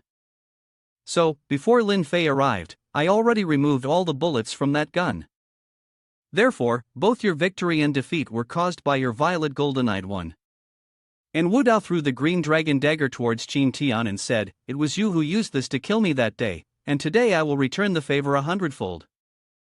Then, a multitude of powerful lights flew around Qin Tian, distracting him. In an instant, his legs crossed the boundary. Qin Tian fell once more, and En Wu Dao retrieved the green dragon dagger. On the notification bar, it was announced that the noble Viscount had completed the task excellently, earning a reward of 2 Dragon Essence Tiger Strength Pills. Explanation: Dragon Essence Tiger Strength Pills are refined from the blood of dragons and tigers over a period of 99-81 days. After use, they will grant an extremely powerful body and immense destructive power, bringing about many beneficial effects. After receiving the reward, En Wu Dao took 1 pill and handed it to Lin Fei, saying, "Here's a candy for you to eat." Lin Fei grimaced and said, "What kind of candy has such a foul smell?" "But I'll still put it in my mouth." En Wu Dao, with a calm expression, replied, "It enhances desire." This caused Lin Fei to be frightened after he finished eating and say, "Wu Dao, I'm not good at this, don't go too far." However, Wu Dao's face took on a dangerous smile. Immediately, Lin Fei felt a surge of hot energy rising within him. He shouted, feeling an intense heat, and simultaneously raised his hands to tear his shirt off. Lin Fei said, "It feels like there is an endless source of energy that needs to be released." Lin Fei placed both hands on the ground and said, "I can't take it anymore." Then, to Wu Dao's surprise, Lin Fei displayed various combat and bodybuilding techniques. Wu Dao scratched his head and laughed, saying, "Truly, a single man suffering. So much energy with no outlet. What a waste. Oh, right, remember to get back the pack you gave to Qin Tian earlier. It would be a waste to give it to someone who's dead." While performing push-ups at an astonishing speed, Lin Fei said, "Got it." The scene shifted to the Bai family's company, where a supercar pulled up immediately at the gate. Bai Yunqi rushed down and asked, "Wu Dao, why are you in such a hurry to find me? What's going on?" "I'm busy handling the King of Destruction Stone," she said. But before she could say more, Wu Dao grabbed Bai Yunqi's hand and pulled her into his arms.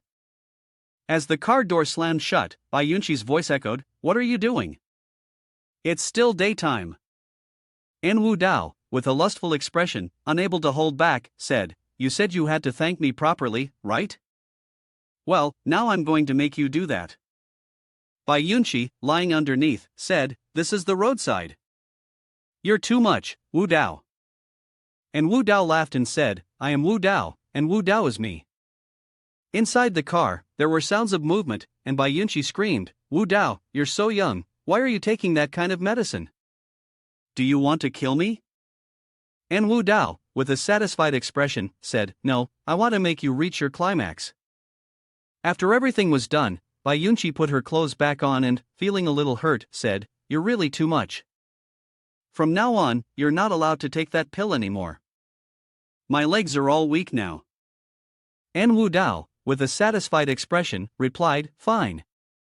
Meanwhile, the paparazzi managed to capture an image of Bai Yunqi getting out of Wu Dao's car. He hid behind a bush and muttered, "From the moment the jade transaction started, I knew he wouldn't be able to resist. It was worth waiting here all this time. The heirs of two major families are having a rendezvous in the car. This will be the hottest and most exciting news of the year." But immediately, a voice came from behind, "Delete all the photos from your camera right now." The paparazzi jumped in shock. Su Chengya took out a card and said, "Here's 100,000 yuan. Delete all the pictures." The ugly paparazzi, excited, said, "So, you're Wu Dao's little girlfriend?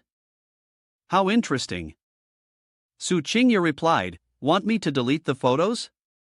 Fine. But if Wu Dao doesn't care about you, how about I show you some of my love and care instead?" This infuriated Su Chengya. She kicked him between the legs, sending him crashing to the ground. Then she took the camera, removed the memory card, and said, "Next time you dare take pictures of Wu Dao, I will find someone to bury you alive." The paparazzi trembled and said, "My lady, I know I was wrong, I won't dare do it again."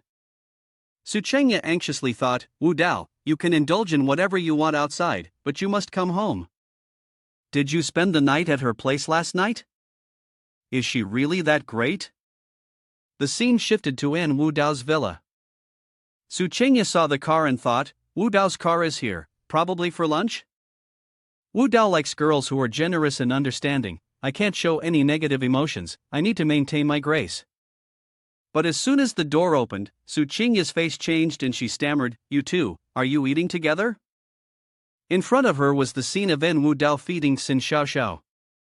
When Wu Dao saw Su Chengya standing there, he coldly said, "Oh, you're back? The food's cold now, heat it up yourself and eat." Sin Xiaoxiao awkwardly looked on, helpless, but Su Chengya calmly said, "It's fine, I can eat cold food."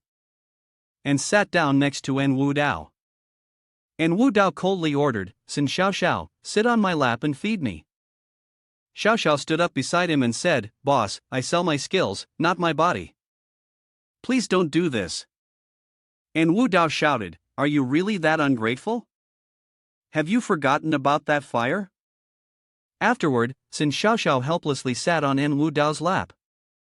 He smiled and said, "Well, let me feed you." But Sin Xiaoxiao avoided him and said, "I can't eat."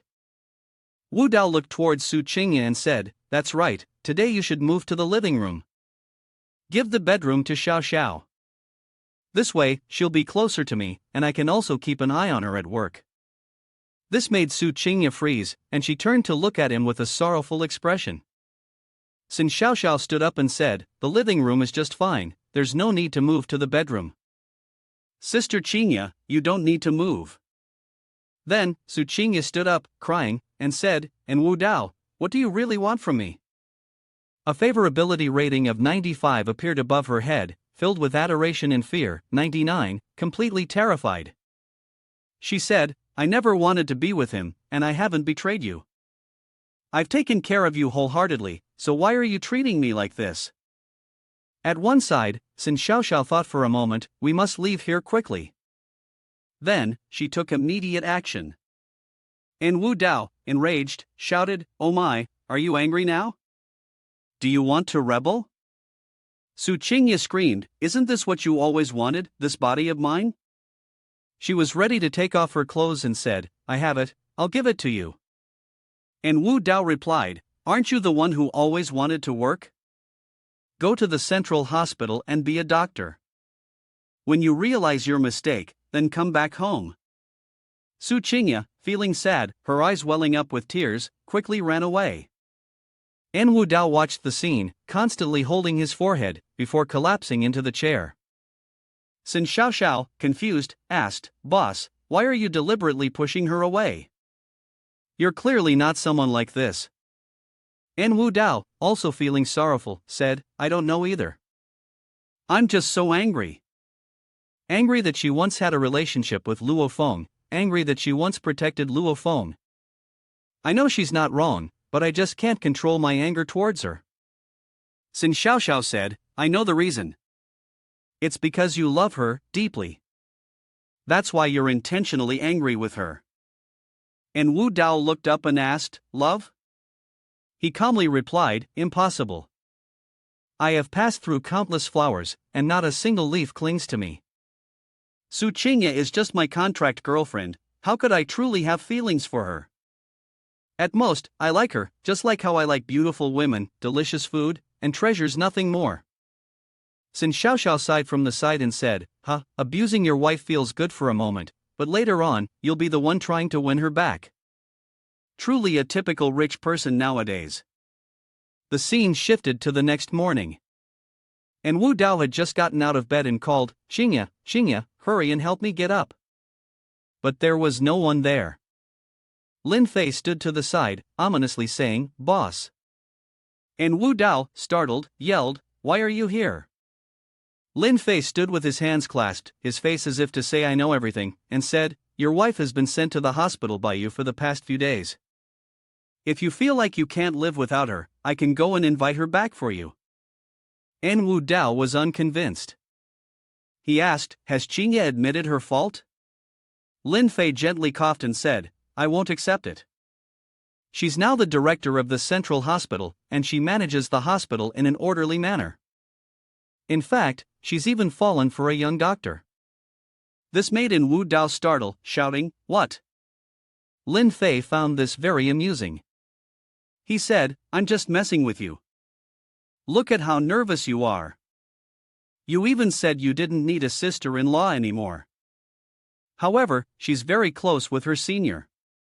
Whether something develops further is still uncertain." This left En Wu Dao, who was getting dressed, momentarily stunned. He said seriously, "Looks like I need to go to the hospital."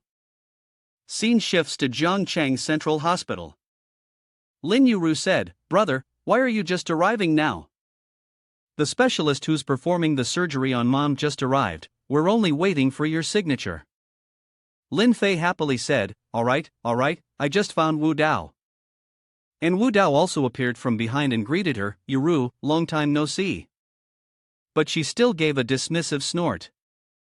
Lin Fei said, "Yuru, don't act like that. It was Wu Dao who invited Han Changxin, the best neurosurgeon in the country, to treat our mother. Lin Yuru angrily replied, "Humph, Wu Dao, you'd better stay away from him. He's not a good person." But in her heart, she thought, why does that sentence sound so familiar? In the patient room, Wu Dao asked, "How is my aunt now?" The bald doctor replied, "The situation is not very optimistic. The tumor is located right in the middle of the nerve group. A slight mistake could sever the nerve. Even I am not very confident." Neurosurgeon Han Changxin appeared, and suddenly a woman entered and said, "I've called my senior, Yang Fan." Su Qingye said, "His acupuncture skills are superb. Maybe he can use traditional Chinese medicine methods for treatment." Wu Dao replied, "Both Chinese and Western medicine work. A good doctor is one who can cure the illness." Both girls turned their faces away from Wu Dao. Wu Dao thought, I didn't expect that this girl would look so captivating in a uniform. If I had known earlier, I would have asked her to cosplay at home. Han Changxin said, "That damn traditional Chinese medicine? It's all about relying on hot water to treat diseases. Whether or not the illness can be cured depends entirely on the immune system of each individual. All traditional Chinese medicine practitioners are frauds." Su Chengya, upon hearing this, immediately retorted, "Dr. Han, my hospital actually combines both traditional Chinese and Western medicine. The effectiveness of traditional Chinese medicine is truly reliable. Dr. Han, you must have misunderstood something." Han Changxin replied, "If it weren't for Wu Dao's face, I wouldn't even step foot in this pathetic hospital." Wu Dao, also irritated, said, "Dr. Han, haven't you been off your medication these past few days? That's why you're so hot-tempered, right?" This made Han Changxin's expression change, and he thought to himself, "Damn, I've said too much, and Wu Dao is upset now." Immediately, he turned around 360 degrees and said, "Wu Dao is right, it's just that I've been feeling hot-headed lately." Traditional Chinese medicine indeed has many remarkable aspects, but the inheritance is scarce, which is why very few traditional Chinese medicine practitioners have great skill. A foot stepped forward and said, "That's wrong, that's wrong. The inheritance of traditional Chinese medicine starts with virtue, and only then comes the technique." The young divine Dr. Yang Fan appeared and said, "So, don't blame traditional Chinese medicine for stagnating, blame the degeneration of people's hearts." Su Qingye laughed and said to Yang Fan, "Brother, you speak so well. The heart comes before the technique, that's why medical ethics are even more important." This made Wu Dao, who was standing far away, feel indignant. Su Qingye thought to herself, "Wu Dao, who told you to bully me? Today, I'll make sure you get so mad you can't stand it." Yang Fan also replied, "Little sister, we haven't met in years, but you're getting more and more beautiful every day." Su Qingye modestly said, "Oh no, senior brother, you're the kind of beauty that's not flashy but refined." The two chatted happily, which made Wu Dao even more upset. He said, "A frog in the well, speaking from a narrow perspective. Only with a broad view can one truly discover the treasures in the vast ocean." If we establish more universities for traditional Chinese medicine, strengthen exchanges between all parties, and abandon the narrow views of traditional schools, the famous families will gladly offer their guidance. Then we can apply science to the analysis of acupuncture points. In less than 10 years, all of Huaxiao will be filled with divine doctors. Su Chengya looked towards Wu Dao and thought, his understanding was still the same, and she was completely on his side. But she closed her eyes and thought, no, I must continue to maintain things as they are now. Yang Fan said, "Who are you? How dare you spout such reckless words?" Han Changxin hurriedly boasted, "This is the young master of the Yin family, Wu Dao." Mother Lin was lying on the verge of death on the sickbed. Lin Yuru turned around and shouted, "Everyone, stop arguing. My mother can't hold on much longer. We need to come up with a solution quickly." Han Changxin said, "Although I'm not completely confident, out of respect for Wu Dao, I'm willing to take a gamble. But you all have to sign first before we can proceed with the surgery." And Wu Dao looked towards Yang Fan and thought, usually, moments like this were when the main character, the miraculous doctor, would show off their skills, and Yang Fan was none other than the heaven's chosen miraculous doctor. Yang Fan looked at the situation and said, "It's already too late to send her to the operating room, but I'll let you all witness something extraordinary." And immediately, streams of red light shot straight towards Mother Lin, the 13 hairpins of the Devil's Gate. Mother Lin experienced a sharp pain, her eyebrows furrowed slightly. Someone shouted, "Oh my god, it really is the 13 hairpins of the Devil's Gate, which has been lost for many years." Han Shang-shin, with a wicked expression, said, "Feudal superstition. Do you think a few pins like that can cure a patient?" And Wu Dao thought to himself, to mock the legendary divine doctor right in front of the protagonist who's displaying his talents. Truly asking for trouble. But immediately, Mother Lin sprang up and said, "Oh my, how long have I been asleep? Did I miss lunch?" Han Shangshin's face was one of disbelief, his eyes wide, tongue hanging out as he yelled, "What? What? She's really awake?" This also startled Wu Dao. Yang Fan, with a glimmering expression, said, "It's just a minor illness, what's the big deal?" The nurse next to them didn't hesitate to praise, "Wow, that's impressive, so handsome too." A notification appeared on the toolbar, "A new Heaven's proud son has been discovered. Heaven's chosen Yang Fan, title of Divine Doctor, golden hands of the 13 hairpins of the Devil's Gate. Mission, bring about Yang Fan's ruin. Reward, 3 points of Heaven's chosen, the 13 hairpins of the Devil's Gate, ancient medical talent." As Wu Dao glanced at this information, he thought, bring about his ruin? Although it seems a bit immoral, it actually feels quite familiar to me. In the public room, Lin Yuru asked, "And Wu Dao, where are you taking my mother?" And Wu Dao happily replied, "Although she's awake now, we still don't know if there's any tumor left in her brain. I'm taking her to get a CT scan to confirm once more." Lin's mother was still sitting in the wheelchair. Lin Fei and Lin Yuru spoke in unison, "The boss really thinks ahead." In the company's room, a nurse helped Lin's mother inside. And Wu Dao stood outside the door and said, "Auntie, please stay in there and get your treatment, no need to hurry. I'll wait for you outside." Lin's mother walked slowly and then said, "You've really gone through a lot, Wu Dao." As soon as the door closed, and Wu Dao pressed the jade pendant on his neck and said, "Sugai, by a real human puppet." A notification appeared on the toolbar, "Real human puppet purchased successfully, remaining reputation points, 2.7 million. Immediately, a puppet version of Lin's mother appeared before Wu Dao. He anxiously said, "It really looks exactly the same." Wu Dao squeezed the puppet's mouth, causing the puppet's eyes to bulge out with stripes, tears almost welling up. Wu Dao wickedly said, "Hey, close your eyes, it's okay. You're just a puppet, not a real person. Don't breathe later, you have to pretend to be dead." And then, she was really dead. The door suddenly opened, and Wu Dao hurriedly pushed the wheelchair inside and shouted loudly, "This is bad, Auntie suddenly passed out." Su Qingya, anxious, walked ahead and said, "She was perfectly fine when she went out earlier, how could she suddenly become unresponsive?" Lin Yuru also rushed over in a panic, and Wu Dao pointed directly at Yang Fan and asked, "You should ask your senior about this. He's the one who examined her." Han Shangshin angrily added, "I told you he was a fraud, and it turns out I was right."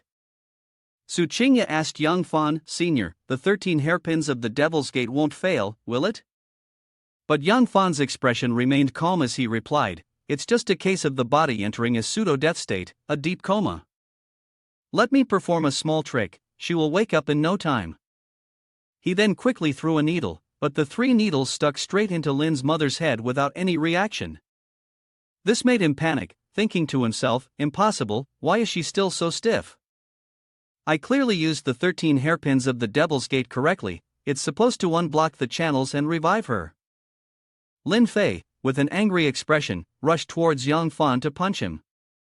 "How dare your worthless trash, 'cause my mother's deaf." But immediately, Yang Fan dodged the punch that came with the force of a thunderstrike, though he still had a bruise on his face. He spoke to Su Qingya. "Junior, you have to trust me, the real problem doesn't lie with me, but with He pointed at An Wu Dao and said, "It's him." He was the last person to come in contact with the patient. He must have done something wrong. Su Qingya's face darkened as she shouted, "Shut up!" She angrily scolded. "I truly misjudged you, and I am really sorry, Dr. Lin. To let such a serious issue happen during treatment, just wait for your punishment." Upon hearing these words, Yang Fan's expression turned helpless. Lin Yuru and Lin Fei broke down in tears. Lin Yuru pleaded, "Brother Wu Dao, I was wrong before, please don't be angry with me anymore. I won't act childish again, please, I beg you, save my mother." Lin Fei also collapsed and knelt on the ground, despairingly saying, "Wu Dao, based on our past friendship, please, lend a hand and help. I know you have the miracle medicine that can bring the dead back to life." And Wu Dao seriously said, "Get up, actually, if either of you were to ask me, I would do my best. Let alone now, when both of you are asking me together." And Wu Dao helped both of them up, but when he glanced at Lin Yuru, he slyly whispered, "But Yuru, you must keep your word." This made Lin Yuru blush and nod, quietly replying, "MHM, I won't be jealous anymore." Yang Fan, feeling smug, said, "Ha, what kind of life-saving medicine exists under the heavens? Even the most miraculous life-prolonging pill, the Xiaohuan Dan, is only a method to gather energy and extend life. Anyone can tell a scam at a glance." And Wu Dao responded, "Then what about the De Duan Huan Dan?"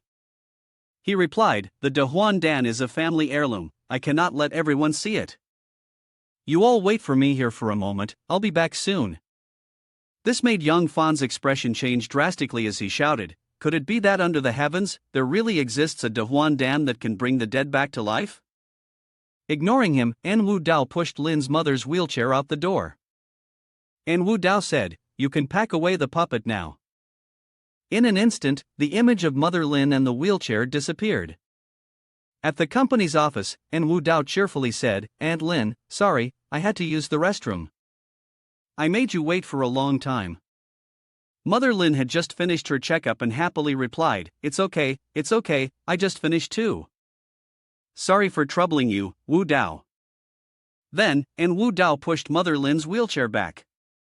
On the way, Mother Lin said, "Wu Dao is truly a good boy. If my Yuru could find a son-in-law like you, I would die happy." This made An Wu Dao not know what to say.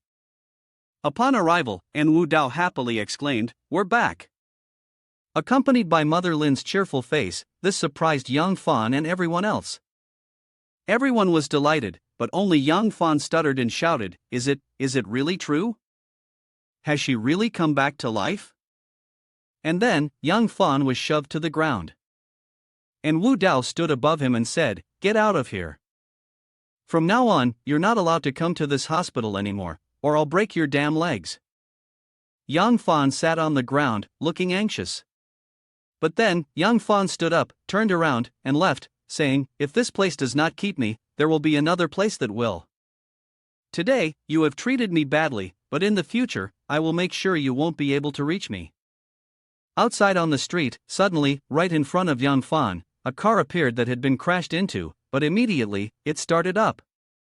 Yang Fan saw this and angrily shouted, "Hey, did you hit someone and now you're running away? Are you trying to kill someone on purpose?" Inside the car, there was a beautiful woman who was seriously injured. Yang Fan quickly checked around the car, saw the woman, and said, "This is bad, she's about to lose it. We need to save her immediately." Then he used the 13 hairpins of the Devil's Gate to perform a deadly curse. 3 silver needles were driven directly into the woman's head. After a while, she woke up and said, "You saved me, didn't you?" "This woman is the CEO of the Qinglong Group, Hongyip," she said. "Thank you, I will repay you." The scene shifted to An Wu Dao's villa, where Su Qingya was sitting, arranging her luggage. An Wu Dao, from one side, ordered, "Pour me a glass of water." But Su Qingya retorted, saying, "Tell Tsin Xiaoxiao to pour it for you. Today is the last day of our love contract, and it will expire in 10 minutes.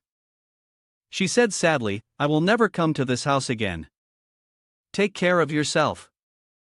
From now on, I wish you a good morning, a peaceful afternoon, and a restful night. Just as she was speaking, a hand touched hers. And Wu Dao, furious, said, "Girl, whether you're trying to provoke me or attract my attention, you've succeeded." This made Su Qingya blush in surprise, but she avoided in Wu Dao's gaze and said, "Childish and pointless." And Wu Dao shoved Su Qingya onto the sofa and yelled at her. He moved close to her face and said, "Although you're becoming more and more reckless, as long as you admit your mistake, I'll forgive you immediately." Hearing these words, Su Qingya, irritated, pushed him away and shouted, "Why should I admit my mistake? What did I do wrong?" She clarified, "Moreover, I didn't betray you, I didn't, and I never have." And Wu Dao angrily said, "You dare to defy me? No one has ever dared to shout at me since I was a child." He pointed directly towards the big door and said, get out of here. I don't ever want to see you again." In the face of Su Qingya's astonishment, she firmly gripped her suitcase and said, "Fine, I'll leave. I'll never set foot through this door again, not even for half a step." Inside, Su Qingya felt disappointed, thinking to herself, how could he be so heartless? And Wu Dao, from afar, also felt a pang of disappointment as he thought, why is she suddenly listening to me? Didn't she want to oppose me before? But immediately, An Wu Dao's mouth uttered, "No." Then he shouted, "Don't go." Su Qingya, feeling wronged and furious, cried while gritting her teeth, her whole body trembling, her steps halting. And then, she rushed over and threw herself into An Wu Dao's arms, saying, "Wu Dao, I can't leave you. Without you, I don't know how I can live." Above her head appeared a 99% favorability, resolute and loyal. Su Qingya painfully said, "Wu Dao, I've always been waiting for you to say something to stop me, because after today, when the contract ends, I have no reason to stay." And Wu Dao, with a face full of affection, looked at Su Qingya and said, "I don't want you to leave, I want you to be by my side forever." Then, he lifted Su Qingya's chin and gave her a deep kiss.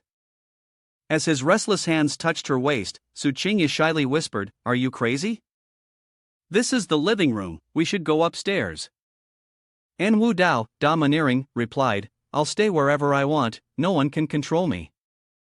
Half standing, half kneeling on the sofa, the two were closely pressed together. Su Qingya, feeling shy, said, "Don't rush, let me take off this white coat first." But An Wu Dao stopped her, saying, "No, don't take it off, just keep it on." Then they continued their intimate moment.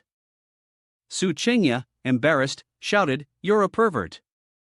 As they were closely intertwined, becoming one, a sense of affection 100 appeared above Su Qingya's head, unchanging even unto death. This made An Wu Dao very pleased. Su Qingya seductively said, "I really like your naughty smile." Fortunately, there was a blanket on the sofa for two people to cover themselves with, otherwise, the scene would be something children should never see, yet it was right there for us to witness. Su Qingya said, "I've truly fallen into your trap, I ended up liking the wicked smile of a bad person like you." Wu Dao tightly embraced Su Qingya and said, "What bad person are you talking about? Can you stop tarnishing the reputation of an innocent person?" Suddenly, An Wu Dao sat up seriously, revealing his muscular build. "My feelings for you have always been sincere and wholehearted. If I'm lying, then I will be."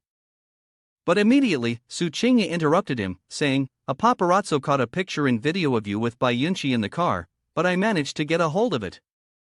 This made An Wu Dao's face change drastically, his hair standing on end, and he was about to deny, this. However, Su Qingya then handed him a USB drive. And Wu Dao solemnly said, "All right, I admit it, but I did it on purpose so I could be photographed," making her wonder why.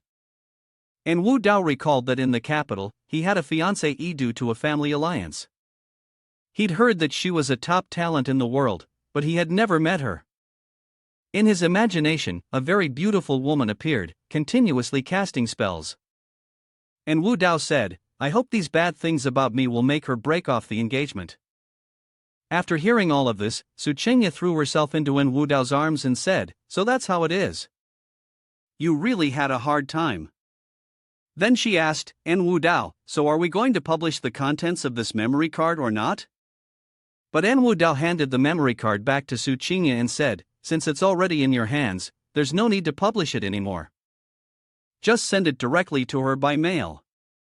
A notification appeared on the toolbar, mission completed, raid Su Changya. Reward, 2 Heaven's Chosen points, modern medical talent. And immediately, En Wu Dao's body began to transform. He absorbed all the medical knowledge and thought, so this is the pinnacle of modern medical science? If I combine Yang Fan's ancient medicine with modern medicine, wouldn't I become the #1 divine doctor in the world? As the two of them lay face to face on the sofa, En Wu Dao looked at Su Qingya and thought, but didn't Qingya only have 1 Heaven's Chosen point? Why is there suddenly another one? Suddenly, Su Gai appeared right in front of En Wu Dao and said, because Su Qingya has a hidden Heaven's Chosen point. En Wu Dao jumped in shock, stunned. Immediately after that, he quickly regained his usual composure and asked, what is the hidden Heaven's Chosen score? But Su Gai replied, even I don't know what that hidden score is. Su Gai was about to touch Su Qingya's beautiful, radiant face when she said, it's really something to be envied. This made En Wu Dao, who was watching the scene, feel horrified, his face incredulous. Then, Su Gai narrowed her eyes and said, En Wu Dao, you must understand that the people you're dealing with are not easy targets. They are all favored by the heavenly Dao, each of them has their own halo.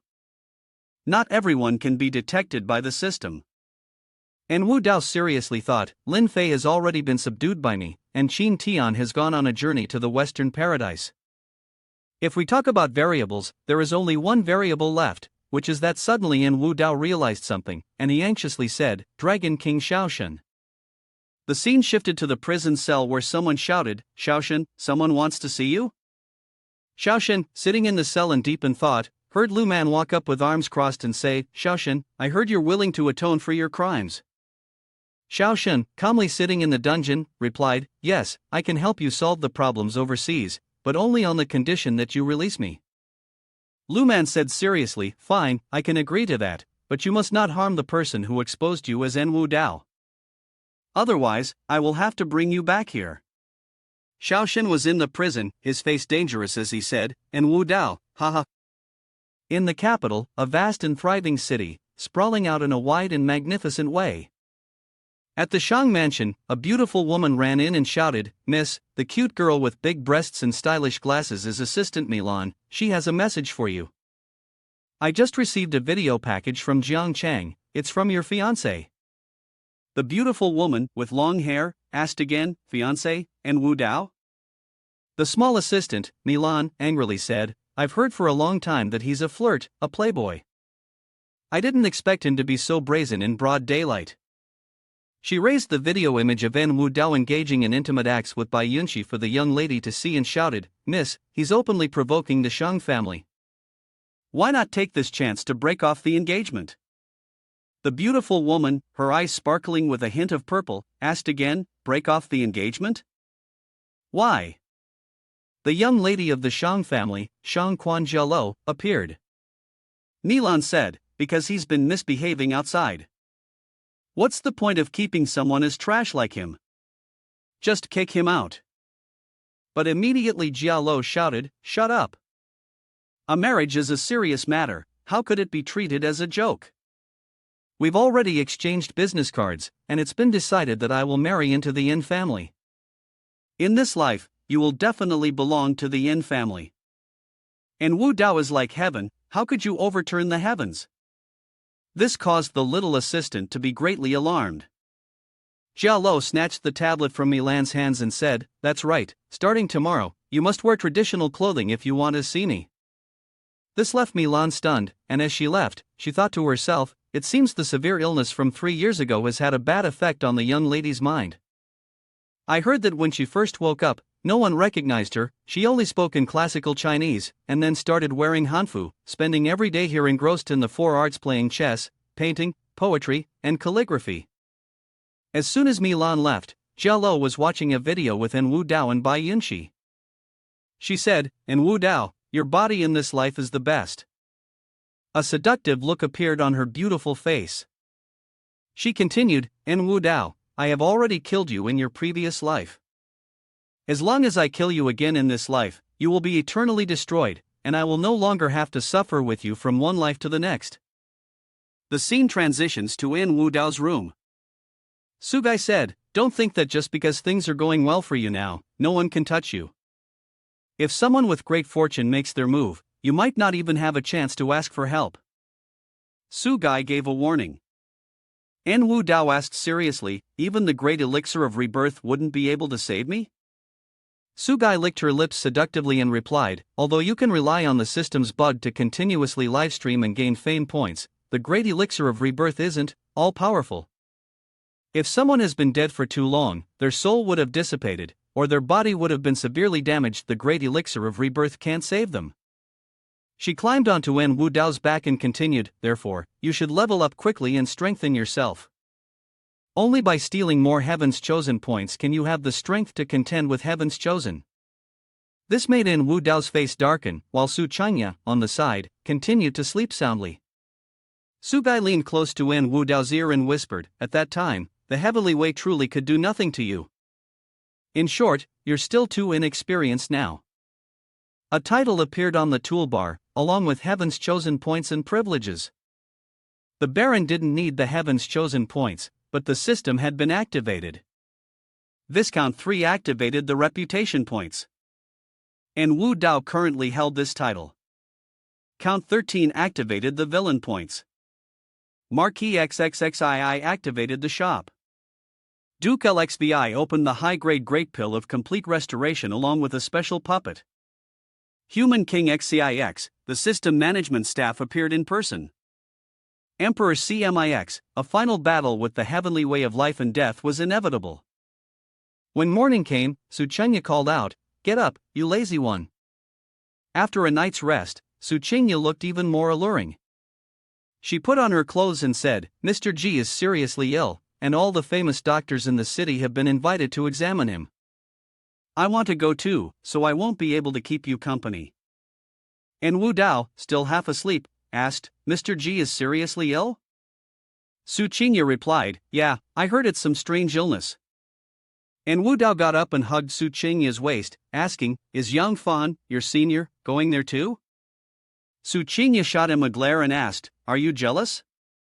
Previously, Yang Fan treated a few patients at the Central Hospital, and his success attracted the G family's attention. They specifically invited him to treat Mr. G. "He's probably going." En Wu Dao nuzzled into Su Chengya's neck, whining, "Then I'll go with you. Maybe I can help you out." This made Su Chengya laugh. She said, all right, stop joking, we're going to be late." The scene shifts to the G family's villa. In the large room, Ji Wuji said, "Everyone, if anyone can cure the strange illness of my old man, the money is theirs." Behind him was a pile of bright pink money.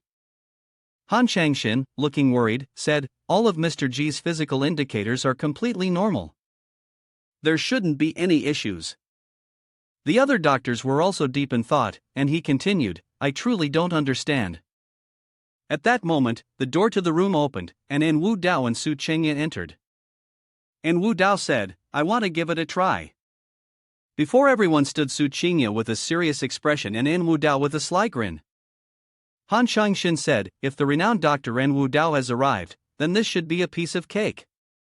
In his heart, Ji Wuji thought, "What's En Wu Dao doing here? Every time something happens, everything is out of control." En Wu Dao walked up to Ji Wuji and asked, "Young Master Ji, what illness does Mr. Ji have? Why wasn't I informed?" Ji Wuji, also worried, responded, "A while ago, he suddenly started having severe headaches, the kind that feels like it could kill him. But immediately after that, En Wu Dao teased, there's a saying that a headache means you're possessed by a ghost, and a stomachache means your waste elimination is blocked. Why don't you go find a wizard to dance and exorcise the evil spirits?" This left Su Chengya speechless, not knowing what to say, along with Ji Wuji's blank expression. A loud scream came from the room. "Ah, it hurts so much, my head feels like it's going to crack open." Su Chengya said, "Not good, the patient is having a seizure." When the door to the room was opened, everyone froze. Ji Wuji shouted, "Stop!" But what appeared before everyone was the image of Yang Fan sitting, performing acupuncture right in the middle of Mr. G's forehead. With a serious expression, Yang Fan said, the patient is suffering from an unusual wind entering his brain. We need to use a silver needle to draw it out, or he will definitely die. In front of him was Mr. G's haggard face and his labored breathing. Han Changshin said, "Young Master G, don't listen to his nonsense. Yesterday, at the Central Hospital, he caused a major incident, turning a living person into a dead one. I was there at the scene." This made Ji Woo-ji's face change dramatically as he exclaimed, "What?" He then yelled, "You, a lousy doctor, dare to come to the Ji family and show off your authority? Get him out of the Ji household right now." This left Yang Fan surprised. He was silent for a moment before speaking, without much consideration. Then he stood up boldly and said, "You don't need to bother, I'll leave myself. It's best if you don't remove the 3 silver needles from your father's forehead, or else, you'll have to face the consequences." He walked over to stand before An Wu Dao and Su Changya. Yang Fan reminded her, "Changya, whether you believe me or not, I still need to say this. An Wu Dao is not a good person. It's best if you keep your distance from him, or you might get entangled in his troubles." Su Changya calmly replied, "There's no need for you to worry about this." But he refused to back down, laughing loudly, a big laugh that echoed through the air. "Am I supposed to just accept being a nobody hiding in the Yin family? Just wait, the day will come when you all will beg me. This kind of illness in this world, only I can cure it." Han Changshin walked over to Mr. G with disdain. Yang Fan pretended to be innocent, asking mockingly, "What do you think you are?" As soon as Han Changshin pulled the 3 needles out of Mr. G's head, a sudden phenomenon arose. Mr. G began screaming non-stop, his forehead full of bulging veins. "Ah, it hurts so much, my head feels like it's about to crack open." This caused Han Changshin to be so scared he nearly wet himself, tears streaming down his face. Su Changya quickly grabbed a syringe and said, "Hurry, someone hold him down. Inject him with the sedative immediately." However, Mr. G stubbornly clutched his head and flung Su Changya's syringe away, pushing her aside. And Wu Dao quickly stepped in to catch her and said, "Leave it to me." Without hesitation, An Wu Dao activated his 9 dragons true chi, placing his hand on Mr. G's head and said, "Calm down, or I'll snap your neck." Soon after, Mr. G fell silent and fell asleep. Wu Dao thought to himself, Yang Fan's method is clumsy but very effective. It seems like many legendary medical books mention using this technique. He uses silver needles to temporarily block the acupoints, which can keep the patient quiet for a short period. If someone removes the needles, the patient will immediately go into a fit. During that fit, the patient's family members will have no choice but to kneel and beg for help.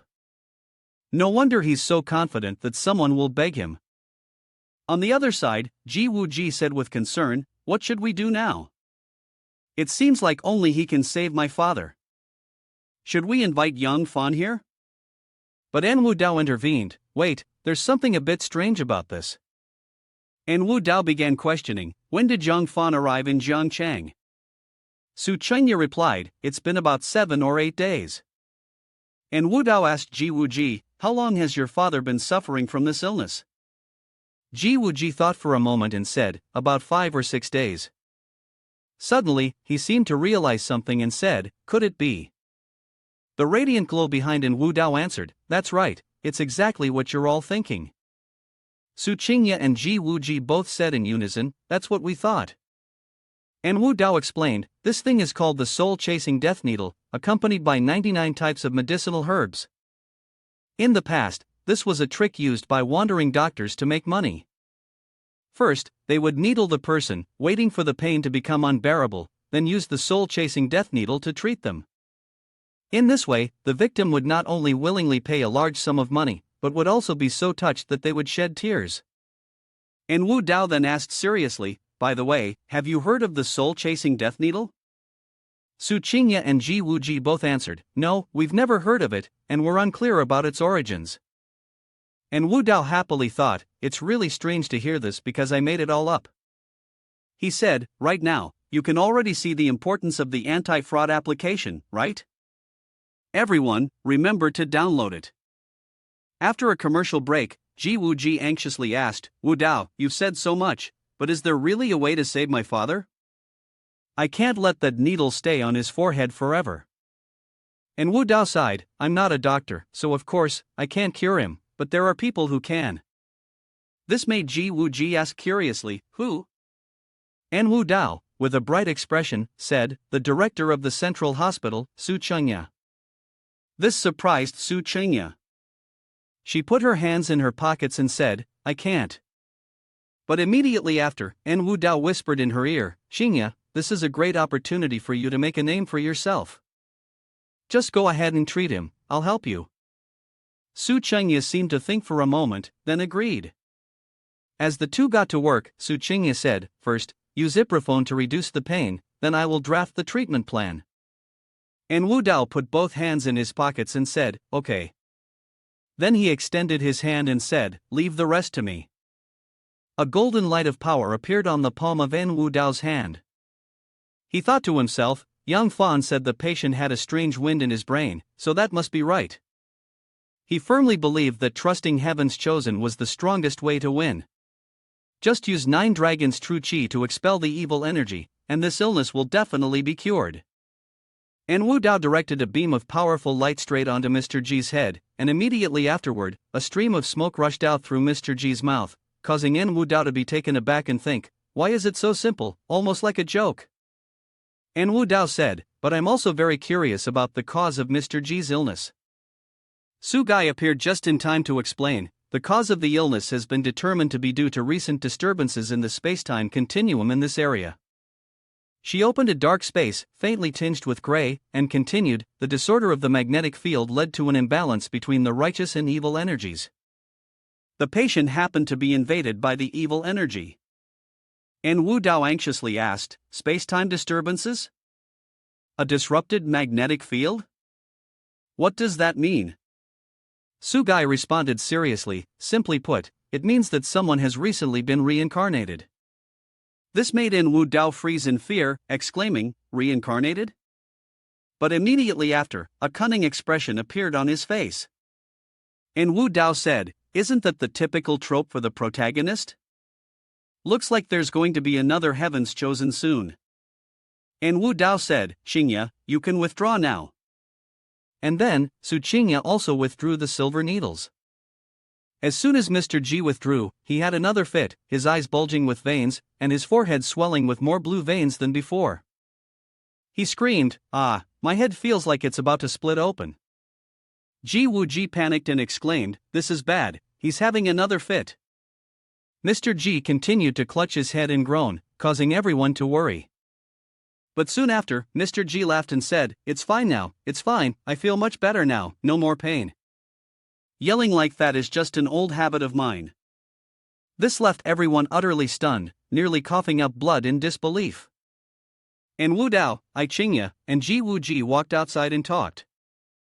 En Wu Dao said, young Master Ji, Yang Fan is scheming against the Ji family, causing the old man to suffer terribly. A doctor with no integrity or virtue like that, are you really planning to keep him around for the new year? Ji Wuji replied as he walked, Yang Fan actually dares to show off over the Ji family's head. If we don't teach him a lesson, won't people laugh at my Ji family for being useless? How can the Ji family ever stand tall in Zhangchang after this? He then insisted and shouted, where is he? Everyone heard the command, and began to break both of Yang Fan's arms and legs, throwing him out of Zhangchang. The bodyguards beside him simultaneously shouted, yes. And then left. Su Chengya exclaimed, that. Ah. En Wu Dao, seeing this scene, jealously asked, what's wrong? Can't bear it? Su Chengya hurriedly explained, no, it's just that I didn't expect that senior brother, who is so devoted to traditional Chinese medicine, would end up becoming someone so obsessed with debt. How shameful. Wu Dao coldly said, people in the world are all drawn to profit, the world is a chaotic mess, and all because of a small amount of money. There are always those who disrespect morals and trample on ethics. Ji Wuji, standing beside them, firmly said, a scammer like him, without any medical ethics, I will never let him go. I'll expose this person's crimes to the whole country and let the traditional Chinese medicine community get rid of such a disgraceful figure. With a sinister expression, Ji Wuji gritted his teeth and said, I will make him lose everything. The scene shifted to the street, where Ji family's subordinates rushed toward Yang Fan, shouting, Stop! Don't go! Yang Fan, walking ahead, smugly thought, I am deliberately walking slowly, waiting for you to beg me. As expected, you've come to beg me to treat you.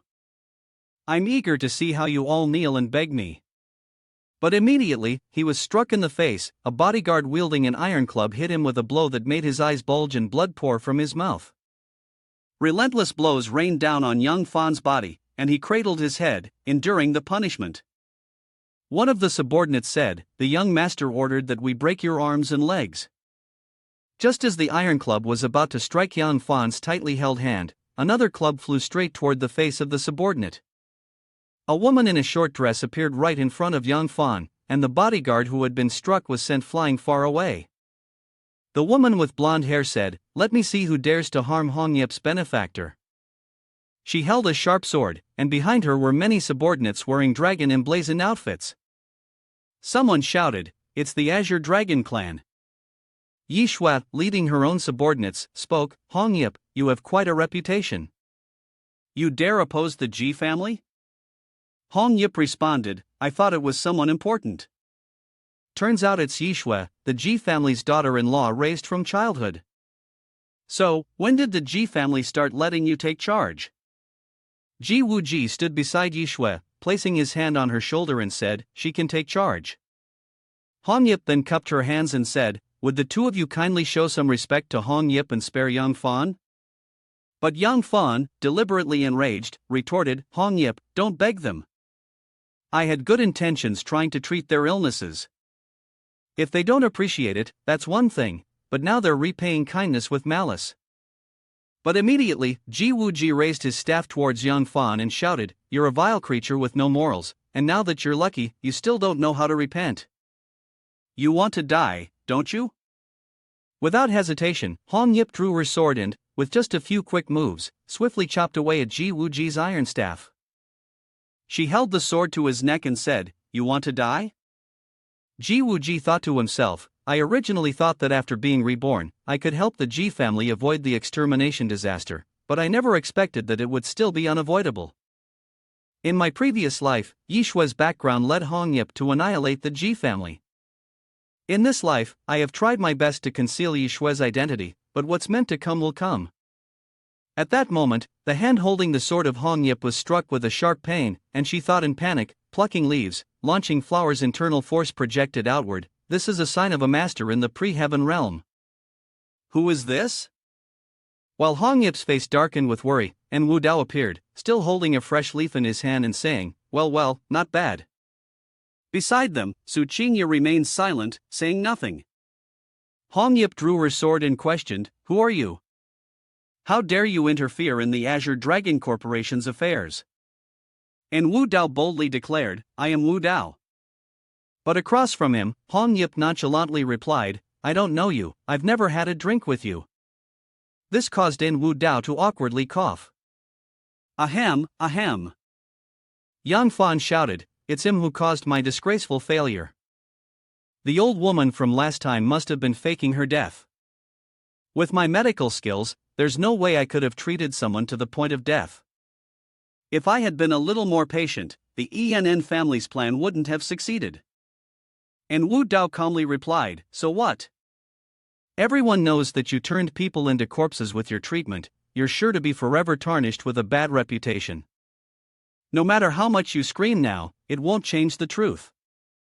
To me, you're nothing but an impotent rage. This angered Yang Fan, and he shouted, You've gone too far with your disrespect. Yang Fan launched several silver needles in retaliation. Come, taste the power of my heaven's proud son. Sin Xiaoxiao was live streaming this scene, and the comments on the screen appeared as follows. They're fighting. The worthless logistics minister, it's the time for the main male character to shine. The sleeping dragon, little phoenix, shining like the wind, always by your side.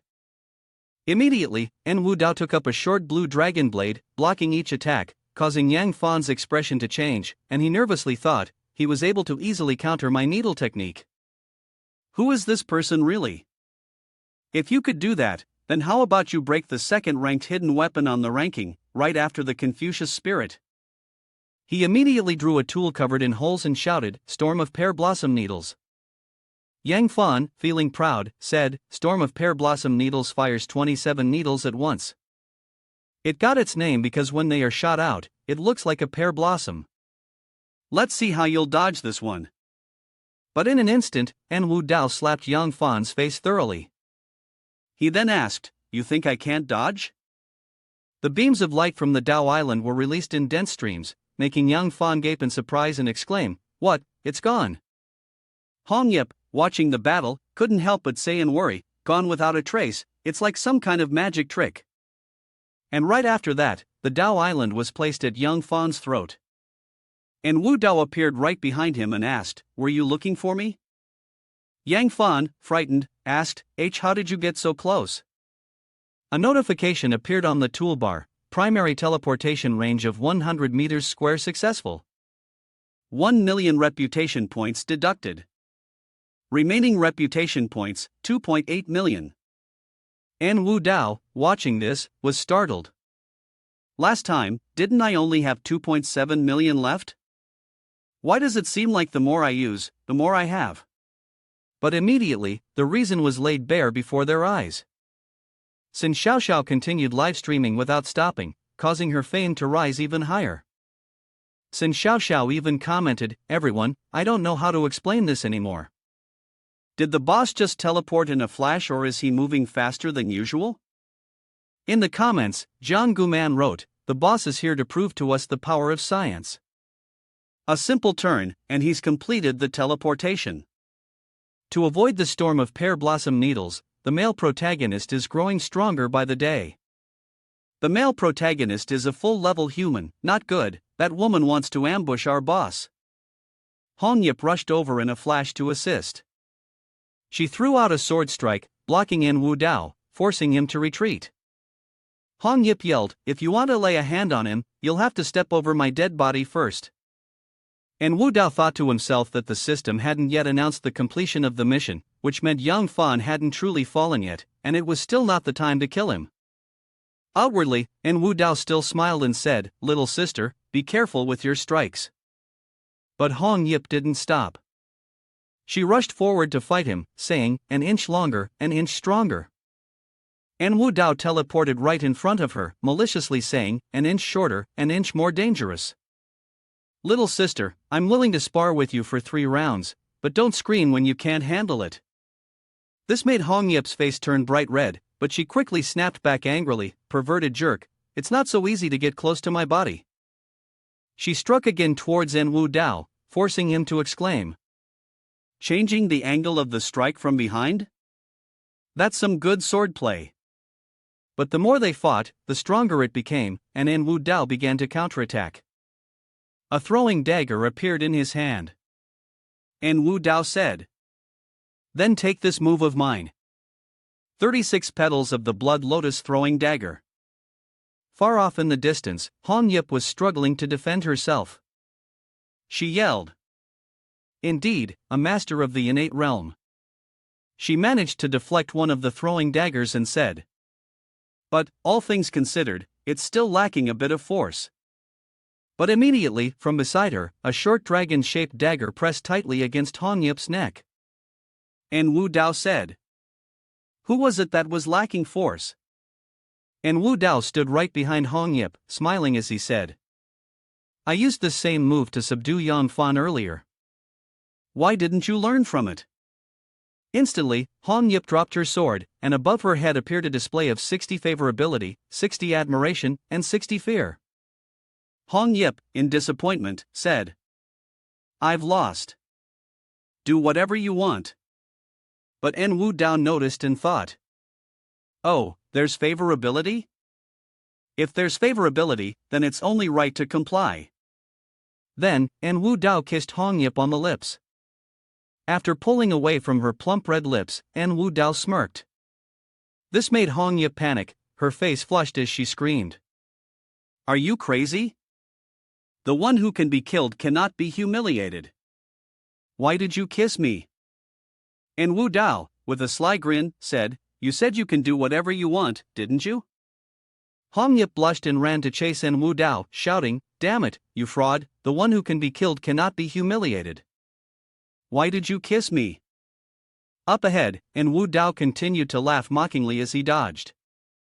Then he said, It smells so good, and it's sweet too. From now on, every time I meet you, I'll kiss you. Su Chengya, with a helpless expression, thought, He's starting again.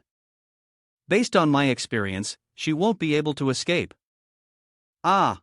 Could it be that I'm going to have another sister? Hong Yip, looking like she wanted to take revenge, said, I won't let you kiss me. Why are you doing this to me? Damn it. Above her head, a goodwill of 70, mixed with excitement, fear, and caution, continued to appear.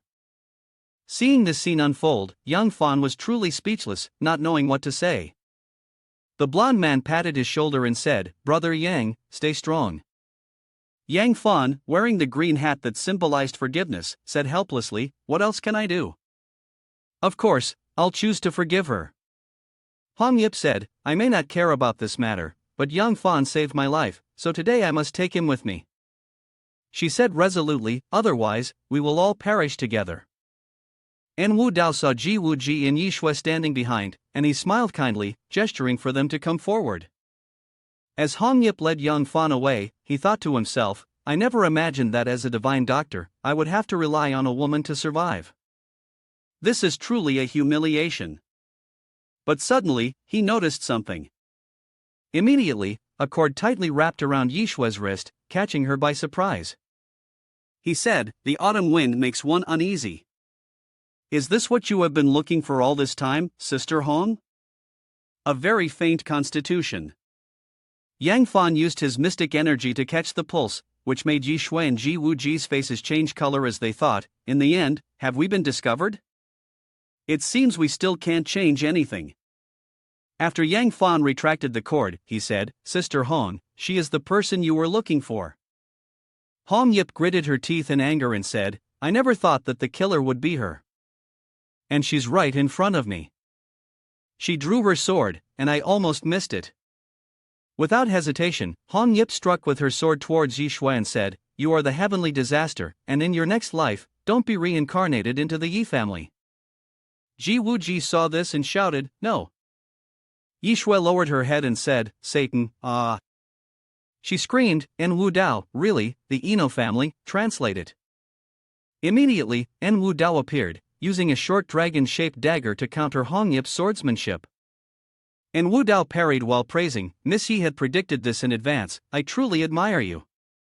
Looking back to the past, on the day of the Jade Auction Fair, Yi Shui took the initiative to offer help in dealing with Qin Tian, with the condition that I must save the Ji family once. At that time, there were no signs yet, but she had already guessed that the Ji family would encounter disaster in the future, which was obviously counterintuitive. En Wu Dao thought, unless she is Ji Wu Ji, the one who broke the spacetime to be reincarnated. On the opposite side, Hong Yip shouted, What does killing her have to do with you? Did she give you something yesterday too? En Wu Dao parried while laughing, Oh, that's not a bad suggestion, I'll consider it. On the other side, the two men wore green hats and comforted each other. Ji Wu Ji said, Put the hat on properly, don't let it fall off. Yang Fan adjusted the green hat on Ji Wu Ji's head and said, Your hat is crooked, let me fix it for you. On the scene, Hong Yip and En Wu Dao were still evenly matched. Hong Yip said, Today, I must kill her. You may not agree, but you will have to. But En Wu Dao responded, Letting Yang Fan go was already a concession on my part. If you keep provoking me, you're slapping me in the face. En Wu Dao said seriously, But as for the face of En Wu Dao, you're not worthy to touch it. Immediately, the power of the green dragon short sword grew stronger, sending Hong Yip flying to one side. She stood in front of her subordinates and shouted, Azure Dragon Group, listen to my command. Behind her, the subordinates shouted in unison, Yes. Hong Yip yelled, Stop killing them. Ji Wu Ji anxiously said, The Azure Dragon Group is a battle-tested force, incredibly fierce. We can't stop them. Su Chengya, terrified, said, "Don't tell me you plan to have Wu Dao fight against 100 people. Are you trying to get him killed?" Yi Shui, coldly speaking from behind, said, "And Wu Dao, I asked you to save the Ji family, not me. You can withdraw now. If someone must die today, then let it be just me, Yi Shui." And Wu Dao released the 9 dragons' true qi along with the blood lotus and the flying peach. He said, "I haven't tried yet, how would I know if I can't beat him?" This surprised Yi Shui, but she also anxiously said, "Why do you have to risk your life for me? You are the most precious young master in Jiangchang." And Wu Dao turned around and replied, "Oh, the reason is simple. It would be a waste of heaven's gift if someone as beautiful as you were harmed. I just appreciate the good things in life." The subordinates of the Azure Dragon Group were about to rush over. One of them said, "Dai, stop pretending here." The first one to speak said, "I've been uncomfortable with you for a long time. Why do you have to be both handsome and rich? Just die already." But a powerful voice came from behind, stopping the group and leaving them stunned, as they exclaimed, "Ah!" One person said, "Han Lu Wang is here in person." Everyone immediately bowed down to greet and welcome Han Lu Wang. An old man was sitting on a golden wheelchair, with 2 subordinates behind him, hands clasped behind their backs. On the live stream screen, Zhang Cheng thought, "Oh my, why did we have to disturb this grand figure?" His younger brother, who admired En Wu Dao, commented, "Let's spread some knowledge here." The supreme leader of the Taoist sect, Han Lu Wang of the Ka Elder Association. The man with long hair and a calm expression was Xian Wu. The man with blonde hair and an arrogant expression was Bai Hu. Han Lu Wang shouted, "Zhu Ke, what are you doing?" Han Lu Wang and Long Wuzhang appeared, and Hong Yip, playing the role of Zhu Ke, joyfully said, "Foster father, you came at just the right time. There's a bastard named En Wu Dao, extremely arrogant, and it seems he has quite a background. I humbly ask for your help." This made En Wu Dao stand there in shock, thinking, "Foster father, isn't this a bit out of order?" Long Wuzhang shouted, "Nonsense." This made Hong Yip anxiously ask, "What? What did I do wrong?" "Foster father, I am carrying out the family mission. You had promised me you wouldn't get involved in this matter." The old man said, "That's right, I promised you I wouldn't interfere with this. But I never agreed to let you hunt down my grandson." This left Hong Yip stunned, exclaiming, "Grandson?" Then, everyone witnessed the scene where En Wu Dao was intimate with Long Wuzhang, and he said, "Grandfather, I miss you so much. I haven't seen you visit me lately." The old man replied, oh my dear grandson, I've been sick with my old illness acting up these past few days, so it's been hard for me to move. Otherwise, I would have visited you every day." This caused Hong Yip to ask in confusion, "Grandfather, the obedient grandchild?" Yang Fan said, "Han Lu Wang, Long Wu Zhang, are they really En Wu Dao's grandfather? This is truly a sky-high support." Ji Wu Ji calmly replied, if you knew who his paternal grandfather and great-grandfather were, you'd realize he has even greater backing." Upon hearing this, Yang Fan looked stunned and fearful, his eyes wide in disbelief. "What?" Then, Hong Yip knelt down and said, "Adoptive father, this is a misunderstanding, I didn't know he was your grandson. Please forgive me." Long Wuzhang replied, "A country has its laws, and a school has its rules. Even though you are the eldest daughter of the Yi family in Longchang, you've entered my sect, so how could I allow you to lay a hand on my grandson?" He threw out a command and said, "You know the rules, don't make me remind you." Hong Yip picked up a short blade and, trembling in fear, said, "I know the 3 blades and 6 strikes, expelling the old council." And just as she was about to stab him, shouting, "Shu Zhuke accepts punishment," and Wu Dao stopped the blade with his bare hands, blood flowing freely. He turned around and said, "Grandfather, you've misunderstood." Hong Yip anxiously shouted, Are you out of your mind?" And Wu Dao smiled and said, "Grandfather, Hong Yip is just playing with me." "You've made a bigger deal out of it than necessary." Long Wuzhang was startled and worried. "Wu Dao, you're hurt. Let Grandpa take a look." And Wu Dao replied, "It's just a small injury, nothing to worry about." The old man asked again, "Are you saying that you two are just playing around? Do you think I'm so easily fooled? That girl is trying to push me into a death trap." The old man looked at the wound on Wu Dao's hand, which was bleeding continuously, and thought, this kid is something else. Despite all the bleeding, he doesn't even cry out in pain. He definitely has the blood of the Yin family men. And Wu Dao winked at Hong Yip, "We're really just playing around. We even kissed earlier, how could she suddenly want to kill me just like that? Right, Hong Yip?" This made Hong Yip's face turn completely red. She awkwardly said, "Just go with it."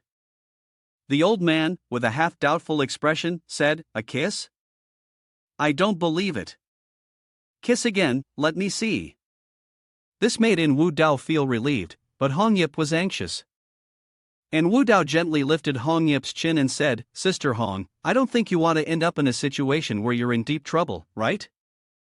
And immediately, the two kissed in front of the crowd. Ji Wuji, wearing a green hat, happily nudged Yang Fan and said, Look, they're kissing. Bro, you're about to turn into the Hulk." Yang Fan, disappointed, said, move aside, don't touch me." As soon as the two people let go of each other, Hong Yip's favorability reached 79, a feeling of attraction. Wu Dao thought to himself, the favorability has been appearing since earlier, why is there no mission yet? Immediately after, a new mission notification appeared, flirt with Heaven's proud son, female Hong Yip. Zhu Ke Hong Yip, when the other party's favorability reaches 98, the mission will be completed. The reward is 5 points of Heaven's chosen and mastery of 18 types of weapons. Wu Dao thought, 5 points of Heaven's chosen, how many opportunities does this woman really have hidden inside her? This seems rather unusual. Moreover, Hong Yip's real name is Yi Hong, sharing the same surname Yi as Yi Shui. In Longchang, there's only one major clan with the surname Yi. They might come from the same family, though the reason why they are killing each other is still unclear. As expected of Longchang, the number of Heaven's chosen points is impressive. Long Wuzhang closed his eyes and said dismissively, "It is a good thing when young people get close to each other. If that's the case, I will not pursue the matter from earlier. Zhu Ke, regarding the issue between you and the Ji family, it's best if you discuss it with Wu Dao and reach a consensus. After all, she wants to protect the Ji family, and even if you go to war with them, you're not guaranteed to win." Hong Yip said sadly, "Foster father, I understand now." But Wu Dao grabbed Hong Yip's hand and said, "Don't be angry anymore. Leave the matter between you and Yi Shui to me. I guarantee I will handle it in a way that satisfies both of you." Immediately, Hong Yip swatted Wu Dao's restless hand away and said, "If you weren't my foster father, I would definitely chop you up and feed you to the dogs." Wu Dao looked at Hong Yip and said, "Little sister, I think I like you." Yi Shui said, "For now, we are safe, but have you encountered this scene in your previous life?" Ji Wuji said, "I've never heard of it. What I heard about the Yin family in my previous life is very different from this ending." At this point, Wu Dao had already been killed by Shaoshan a long time ago. The Dragon King had also gone to war with the Yin family. A few days later, Wu Dao's mother, Long Xiaolan, was ambushed and killed during an inspection abroad. When Long Wuzhang sought revenge for his daughter and granddaughter being trapped, he was forced to swallow a bullet to avoid implicating the Yin family. However, Shaoshan did not let the Long family off. He used the previous wrongdoings of Long Wuzhang to stir up trouble. The Yin family was severely affected, and not long after, Wu Dao's father fell ill and suddenly passed away. The Yin family's faction was either investigated or killed. The Yin family, so vast and powerful, collapsed within half a year, while Shaoshan became famous as a result. The reputation of the Dragon King echoed throughout Huaxia. Returning to the present, Yi Shui asked, "What about Hong Yip? Could it be that she wasn't affected at all?" Ji Wuji replied, "No, not only was she not affected, after Long Wuzhang's death, she even took over the Azure Dragon Corporation.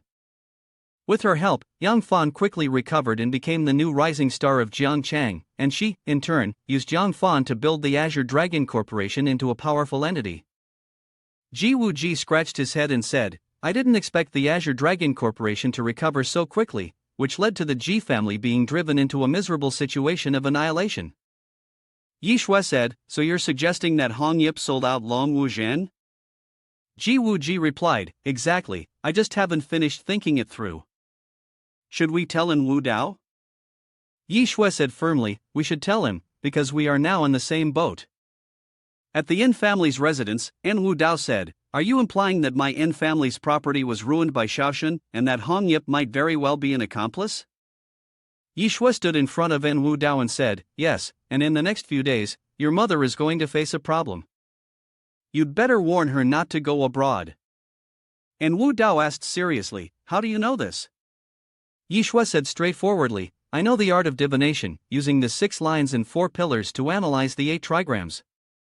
And Wu Dao stood up and said, oh, if both of you are sincerely cooperating, then tell me, who among you is the one who has been reincarnated? Otherwise, I have no interest in listening to your nonsense.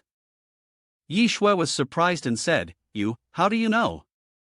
And Wu Dao seriously asked in return, it can't be Yi Shui, can it? You've always been incredibly intelligent. If you were the one reincarnated, it wouldn't have caused the Ji family to be in such turmoil. And Wu Dao confidently said, it's you, isn't it? Ji Wu Ji. Ji Wu Ji, looking exhausted, also said straightforwardly, yes, I reincarnated from 10 years in the future. He mentioned that in October this year, after your grandfather committed suicide, the Azure Dragon Corporation was taken over by Hong Yip. Then, on the 30th night of the Lunar New Year, Hong Yip slaughtered the Ji family. Yi Shui was also killed by her on the spot. My cousin Ji Feng Ming and I luckily survived, going through countless hardships, tasting the indifference of the world. Later, my younger brother achieved some success, and 10 years later returned to Jiangcheng to wage war with young Fan. By then, he had become the mastermind behind the Azure Dragon Corporation. The Ji family was revived, but due to the hardships we faced over those 10 years, I was already exhausted, my body full of illness. Later, when receiving treatment, Yang Fan used underhanded tactics, and I suffered in bed for 7 days before passing away. When I woke up, I was back 10 years ago, which is now. Ji Wu Ji said sadly, I know that what I'm saying sounds like nonsense. You definitely won't believe it, but those 10 years were like a nightmare. Sometimes, even I can't tell what's real and what's not. A notification appeared on the toolbar, stating that a new Heaven's Chosen target had been detected. Heaven's Chosen Ji Wu Ji, title, The Great Young Master, Reborn with the Golden Finger of Prophetic Arts, mission, capture or kill Ji Wu Ji. Reward, 5 Heaven's Chosen points, ability to see the past of others. And Wu Dao thought, the reward has been greatly reduced. Could it be that the prophetic arts are that powerful? A pale white hand was placed on An Wu Dao's shoulder. Su Gai appeared behind him and said, this is not because my ability is lacking, but because your rank is too low. If you were a count right now, you would only need to complete the mission to obtain the prophetic arts. And Wu Dao seriously thought to himself, it seems I need to speed up earning points now. Su Gai said, compared to the Golden Finger, I'm more concerned about his Heaven's Chosen points. Ji Wu Ji was clearly just an ordinary Heaven's Chosen. His storyline was quite simple, just a reincarnation for revenge and to change the past. At most, he was worth 2 Heaven's Chosen points, but for some unknown reason, the system gave him 5 points. Either he had hidden storylines, or a great emperor was protecting him. And Wu Dao encouraged Su Gai, Miss Su, don't think too much. Wait until I finish the task, and you'll know the answer. But immediately, An Wu Dao was rejected. Su Gai said, stop touching me, I'm not done being angry yet. And Wu Dao helplessly thought, whether it's humans or gods, as long as they are women, they're all the same. Once they're angry, it's really hard to soothe them. On the outside, An Wu Dao crossed his legs and said, so, young Fan, although on the surface he seems kind-hearted, in reality, he's cruel-hearted and will stop at nothing. Ji Wu Ji asked in surprise, oh, do you really believe that? And Wu Dao replied, of course I believe it, why wouldn't I? Ji Wu Ji sighed, you're right. Over the past 10 years, Yang Fan used his medical skills to expand his influence and, using a single hand, the Heaven's proud son eliminated his enemies. His reputation as the ghost doctor is legendary. However, Yang Fan's personality was flamboyant, surrounded by beautiful women who were all his close confidants. His harem was like a sea of beauties, inspiring admiration from all who saw. The scene depicted Yang Fan sitting among sexy women wearing short skirts, black dresses, and red dresses with one even lying in a pile of gold. And Wu Dao, disgusted, said, "What about Su Chengya? How many women has he had?" Ji Wuji explained, "At your funeral, Su Chengya committed suicide, dying alongside you, never living to see Yang Fan rise again." This caused Wu Dao's face to darken, and he exclaimed in surprise, "What? Xingya she?" Just then, Su Chengya entered and asked, "Wu Dao, earlier, Mom Wu called to ask what you want for dinner tonight. I told her to make your favorite dish, chicken feet and duck heads. Is there anything else you'd like?" Before she could finish, Wu Dao quickly moved toward her, surprising her. He suddenly pulled Su Chengya into a tight embrace without saying a word, leaving her puzzled.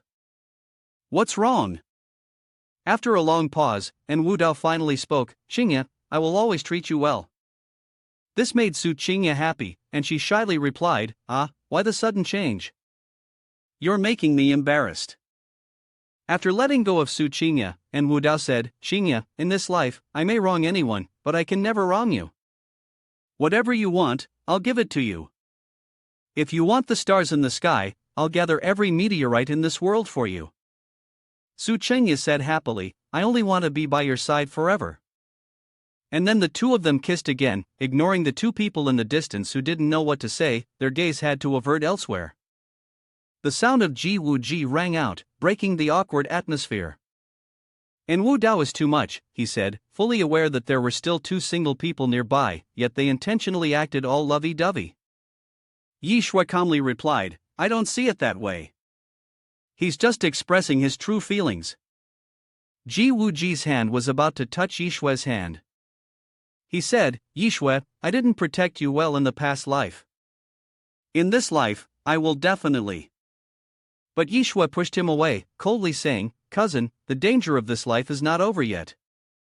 Ji Wu Ji also awkwardly said, right, we should deal with the immediate danger first." Ji Wu Ji, filled with jealousy, thought, since Yi Shui started interacting with Wu Dao, she's been indifferent to me. Could it be that I'll lose Yi Shui in another way? Then what was the point of my reincarnation? Suddenly, Wu Dao spoke, "I can help you deal with Hongyip." This surprised the two people, and Wu Dao said cheerfully, "But I want the Ji family to submit to me." In his heart, Su Chengya was still happily resting her head on Wu Dao's chest. Wu Dao said, "Ji Wu Ji, you must kneel at my feet and swear loyalty." But Ji Wu Ji refused, saying, "Based on what? You and I are both heirs of the four great families, we're equals. Even if we cooperate, we call each other brothers. What right do you have to make me bow down in submission?" Wu Dao clapped his hands and said, "If you can't see reality, then I'll help you." Right after that, Bai Yunqi and Zhang Renji appeared. When Bai Yunqi saw Wu Dao holding Su Chengya, she asked, "Did I come at the wrong time?" But Wu Dao shamelessly wrapped his arm around Bai Yunqi's waist and said, "No, you came at the perfect time." Zhang Renji hugged Wu Dao's legs and shouted, "Boss!" On one side, Wu Dao was holding a beautiful woman in his arms, with someone from the Zhang family by his feet. He said, "The Zhang family and the Bai family have long submitted to me. If the Ji family refuses to obey, I will give the order, and the three great families will point their guns at you." Bai Yunqi provoked, "By then, you won't even need Hongyip to make a move, you'll already be nothing but smoke." Wu Dao replied, "Don't think of this as a threat, it's just the trend. After unifying the three great families, even if I want to spare the Ji family, do you think others will agree?"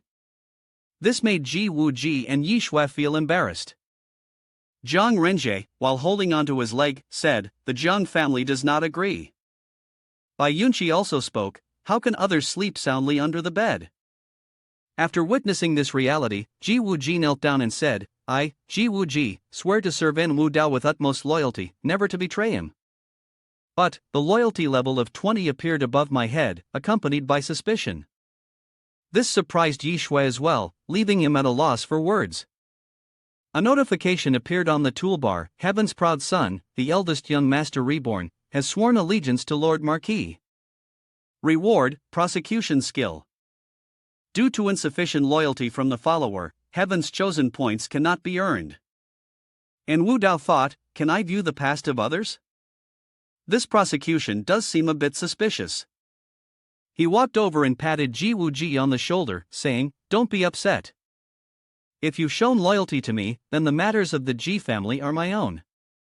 He then approached Yi Shui and said, Ji Wu Ji's cousin is also my cousin. Yi Shui, Hong Yip's martial skills are formidable. Staying with the Ji family, not only would you be in danger, but you could also bring disaster to them. Come with me instead. A romantic scene unfolded, and En Wu Dao said, I've seen your skills today, only you can protect me. Besides, with your female strategist abilities, being by your side as your advisor will definitely make you even stronger. Ji Wu Ji thought angrily, Yi Shui grew up in the Ji family, and we've known each other since childhood, how could she go to him? But reality slapped him in the face once again. Yi Shui said, all right. Which made him think, is it really that easy? And Wu Dao put his arm around Ji Wu Ji's shoulders and said, I'll handle things with Hong Yip, and the Ji family will provide protection. From now on, just tell me about anything that happens in the future, and be my prophet. Ji Wu Ji, feeling disappointed, said, can I choose not to? En Wu Dao replied, no. Then, En Wu Dao took out a pen and said, hey, my prophet, tell me the winning numbers for the next lottery, so I can win the grand prize. This made Ji Wu Ji so furious that he almost jumped up, saying, how am I supposed to remember that? The two of them were standing in front of an enormous TV screen. Ji Wu Ji said, didn't you say you love horse racing? Do you remember that? The horse was a black one. And Wu Dao said, don't say any more. Ji Wu Ji said disappointedly, the second day I time traveled back, I placed a bet on a horse, and the result, they doped the horse I bought, and it died right on the racetrack. This made the three heirs behind him lose their enthusiasm and think, so unlucky.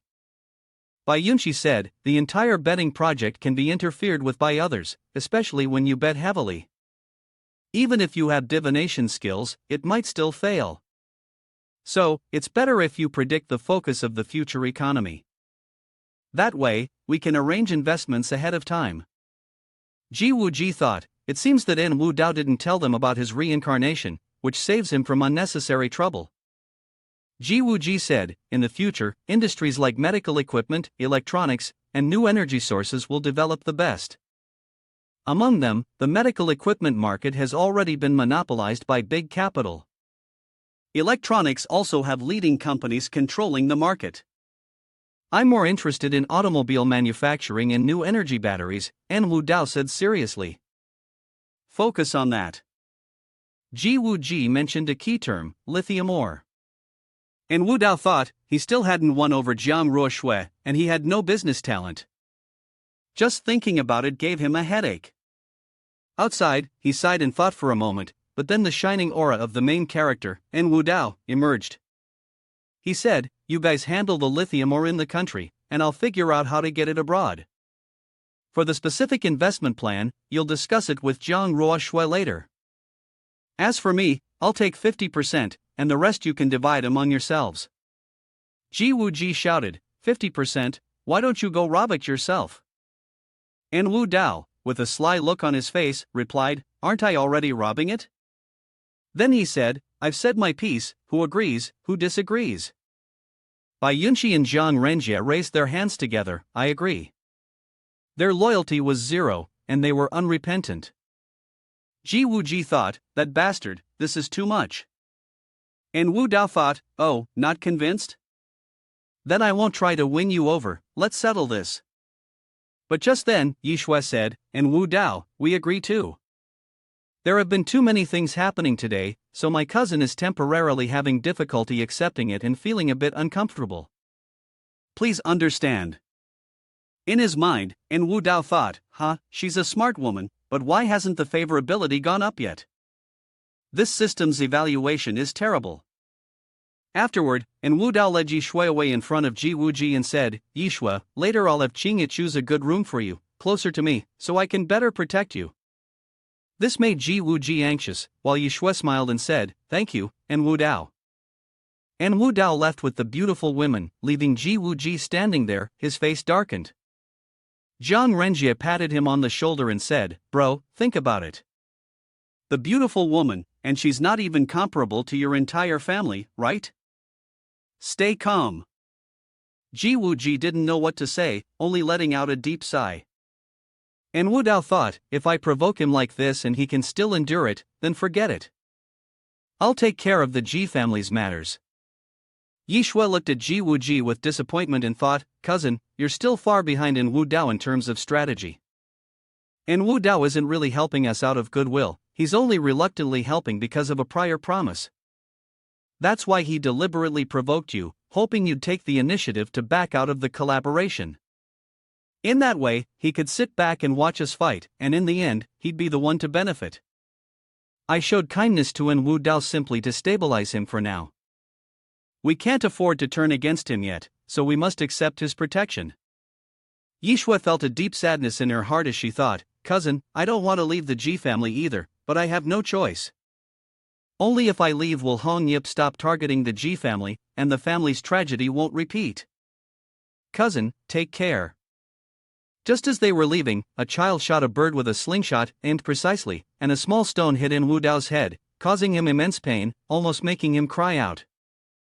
A large bump immediately appeared on his head. The boy ran off immediately, but Wu Dao yelled, bring that little brat over here. Lin Feng swiftly used martial arts to catch the boy. After Lin Feng grabbed the corner of his shirt, he brought him in front of Wu Dao.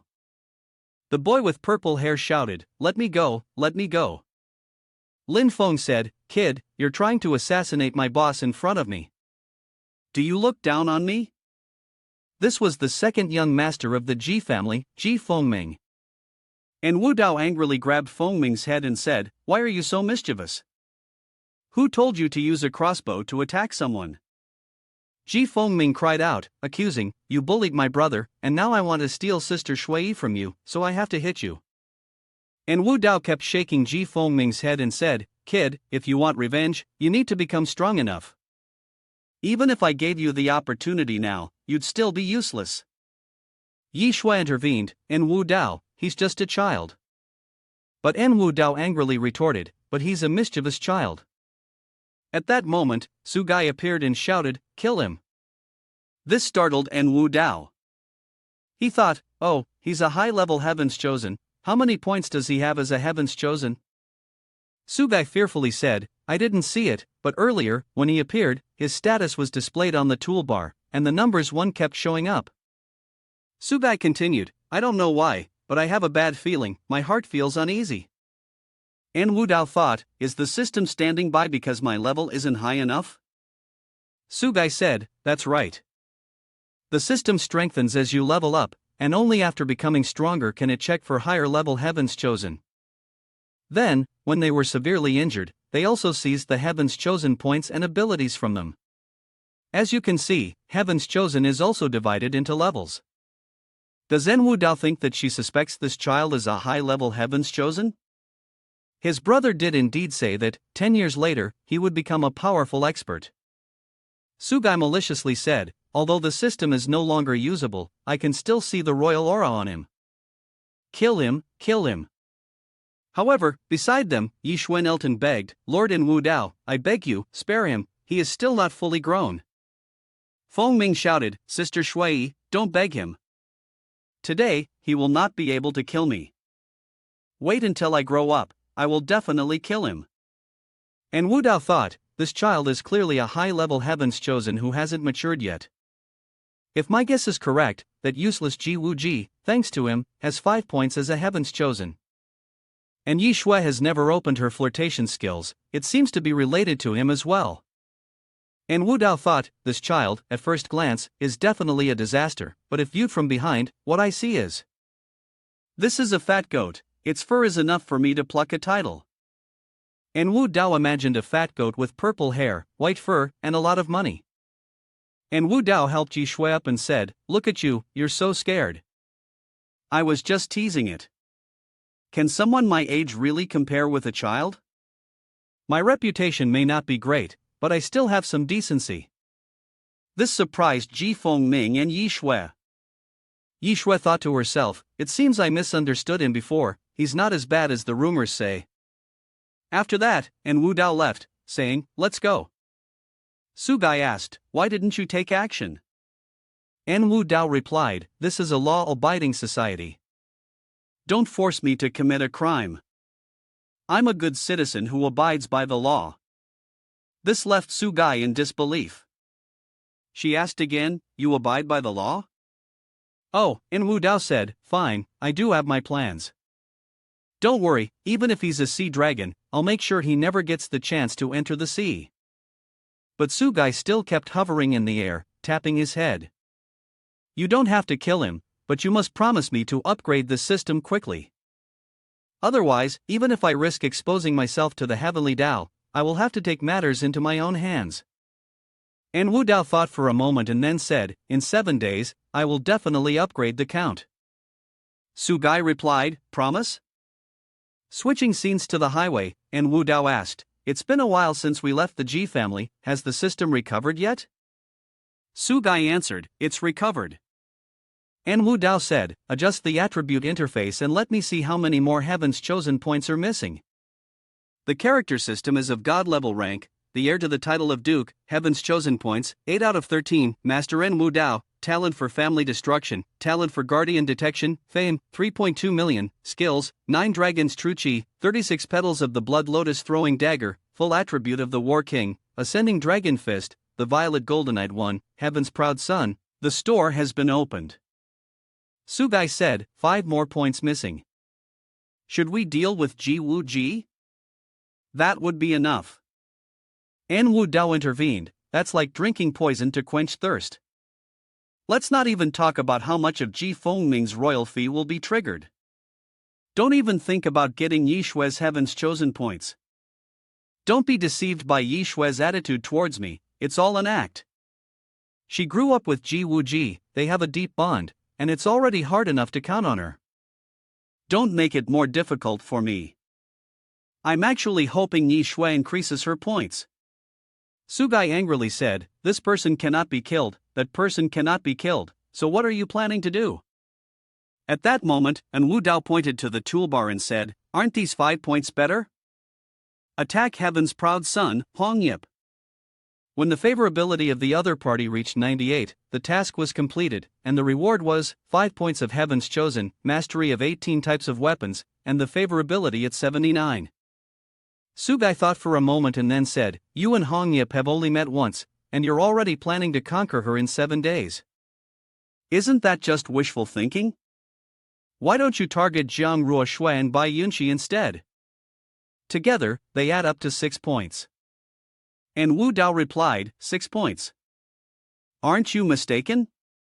Jiang Ruoshui only has 1 point, and Bai Yunqi only has 2. Su Gai opened the toolbar and said, hey, you check for yourself. Task 1, attack Heaven's proud son Jiang Ruoshui. When the favorability of the other party reaches 99, the task is completed, and the reward is 4 points of Heaven's Chosen, business talent, and the favorability at 68. Task 2, attack Heaven's proud son Bai Yunqi. When the favorability of the other party reaches 98, the task is completed, and the reward is 2 points of Heaven's Chosen, discovery talent, and the current favorability is 90. The talent has been acquired. Wu Dao said, the change in favorability is a common thing, because human nature is unpredictable, especially a woman's heart. But why has Jiang Ruoshui's Heaven's Chosen score suddenly increased? Her husband was sent to prison by me, so what grounds does she have for this sudden rise? Unless. Suddenly, Wu Dao realized something and said. Ji Wu Ji said, when my mother was inspecting the work overseas, Shaoshan attempted an assassination. According to the timeline, it will happen tomorrow. Immediately, Wu Dao was struck with fear and thought, could it be that Shaoshan has been released from prison? Then, Wu Dao ordered, Lin Feng, change direction and head back home. Lin Feng spun the car 360 degrees and shouted clearly.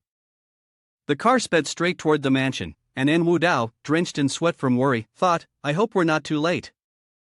Upon arriving home, the subordinates greeted him, Good day, young master. Su Gai was still following En Wu Dao and said, So now you're willing to listen to me? Planning to flirt with Bai Yunqi and Zhang Ruoshui, huh? But En Wu Dao replied, No, it can only be Hong Yip. Su Gai, angry, said, Why? Am I not good enough for you? Why do you keep opposing me? But En Wu Dao wrapped his arm around Su Gai's waist and said, Of course I know your good qualities, and I don't want to oppose you. Su Gai, irritated, said, Speak properly, don't start getting handsy. But outsiders saw En Wu Dao talking to herself, her hand raised to her waist, smiling as she said, Alright, let me tell you the reason. Zhang Ruoshui was born with a haughty nature, difficult to tame. She had always hated me to the core, and now, after much difficulty, there was finally some change.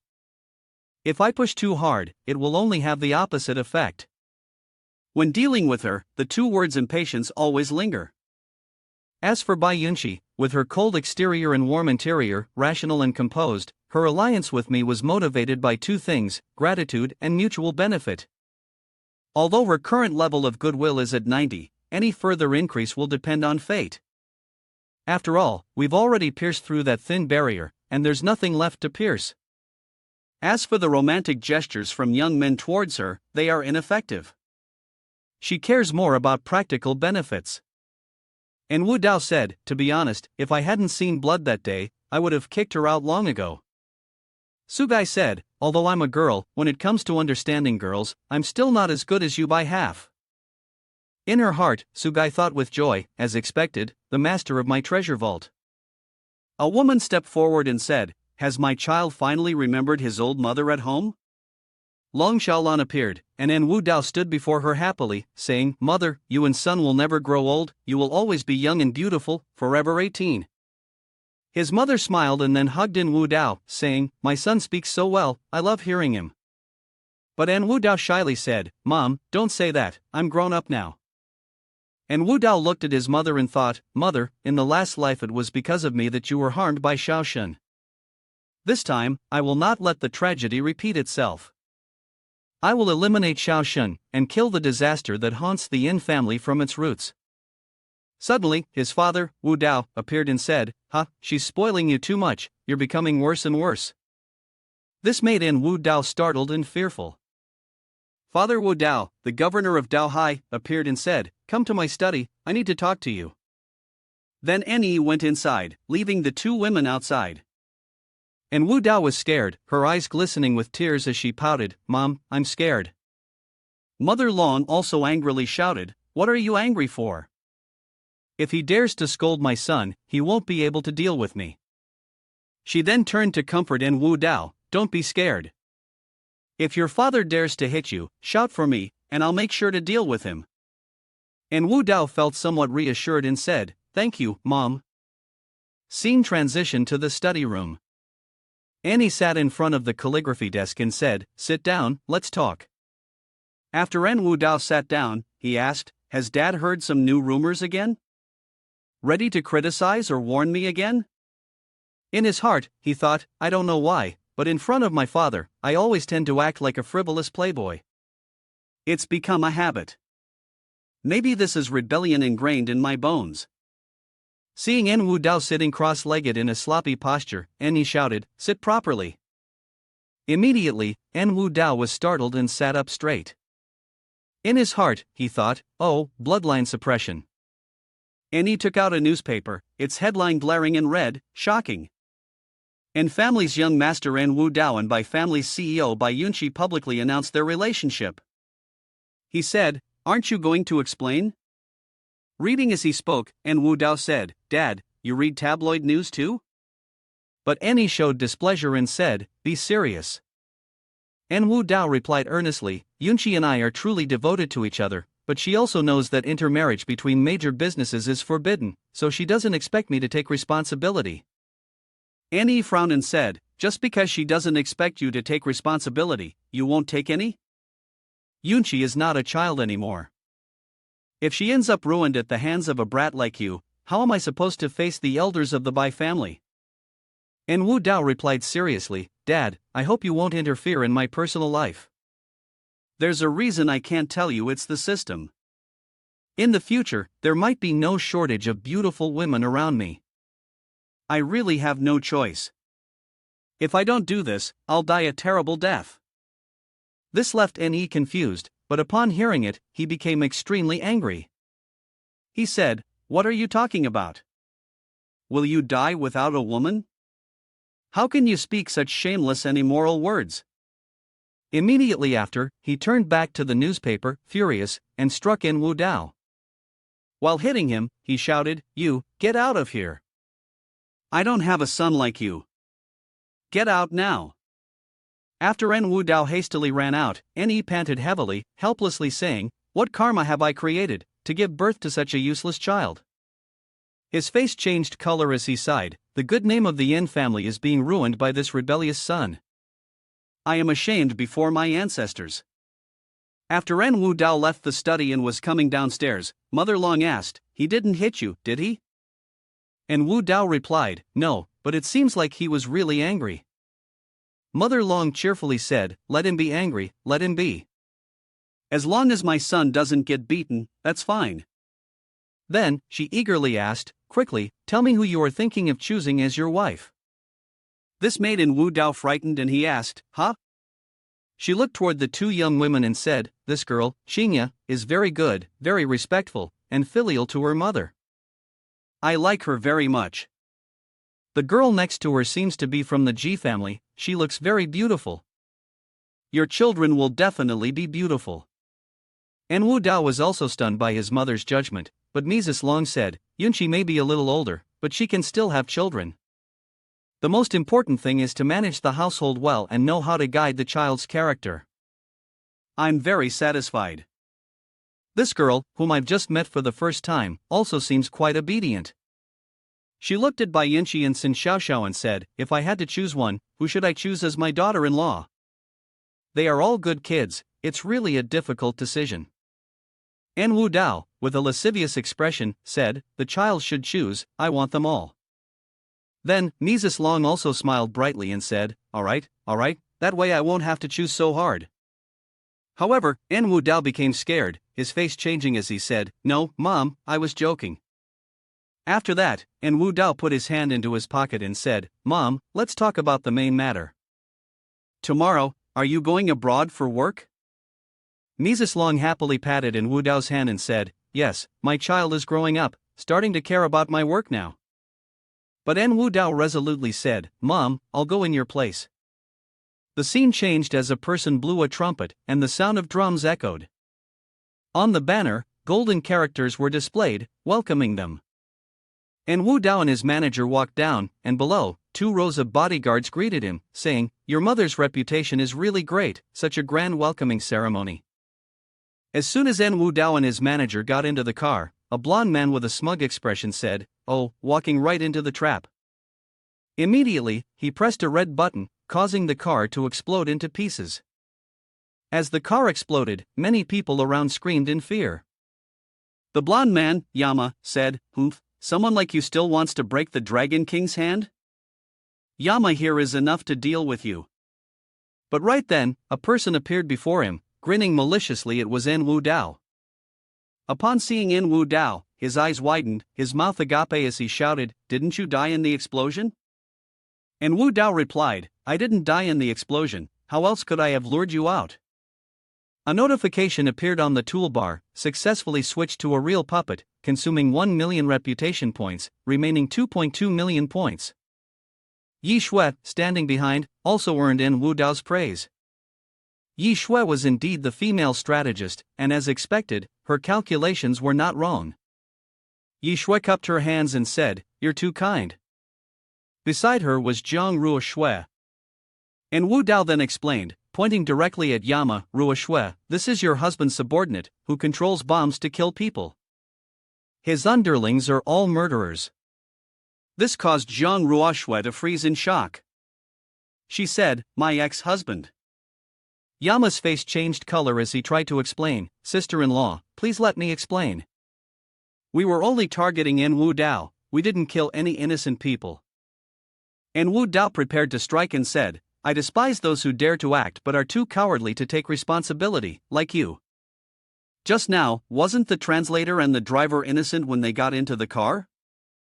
This made Jiang Ruoshui and Yama startle. He was about to make an excuse when En Wu Dao threw a green dragon throwing knife at him and shouted, "Shut up!"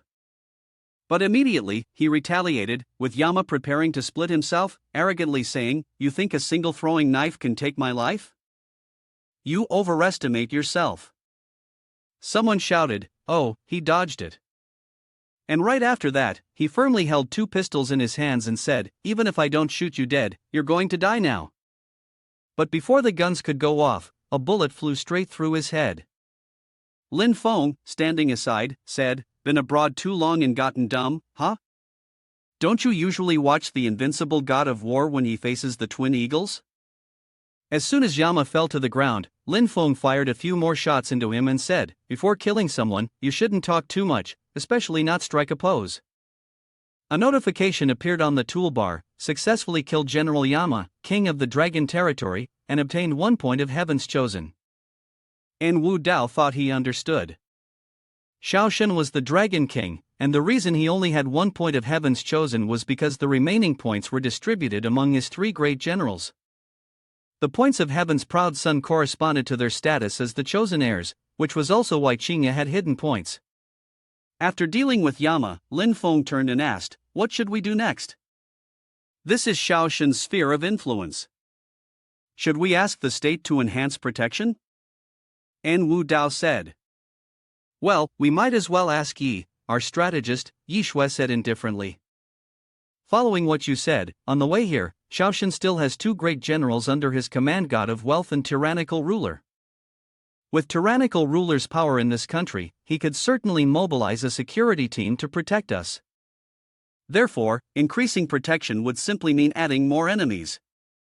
Lin Feng seriously put his gun away and said, "All right then, I still have a few comrades here. We can take refuge with them for now."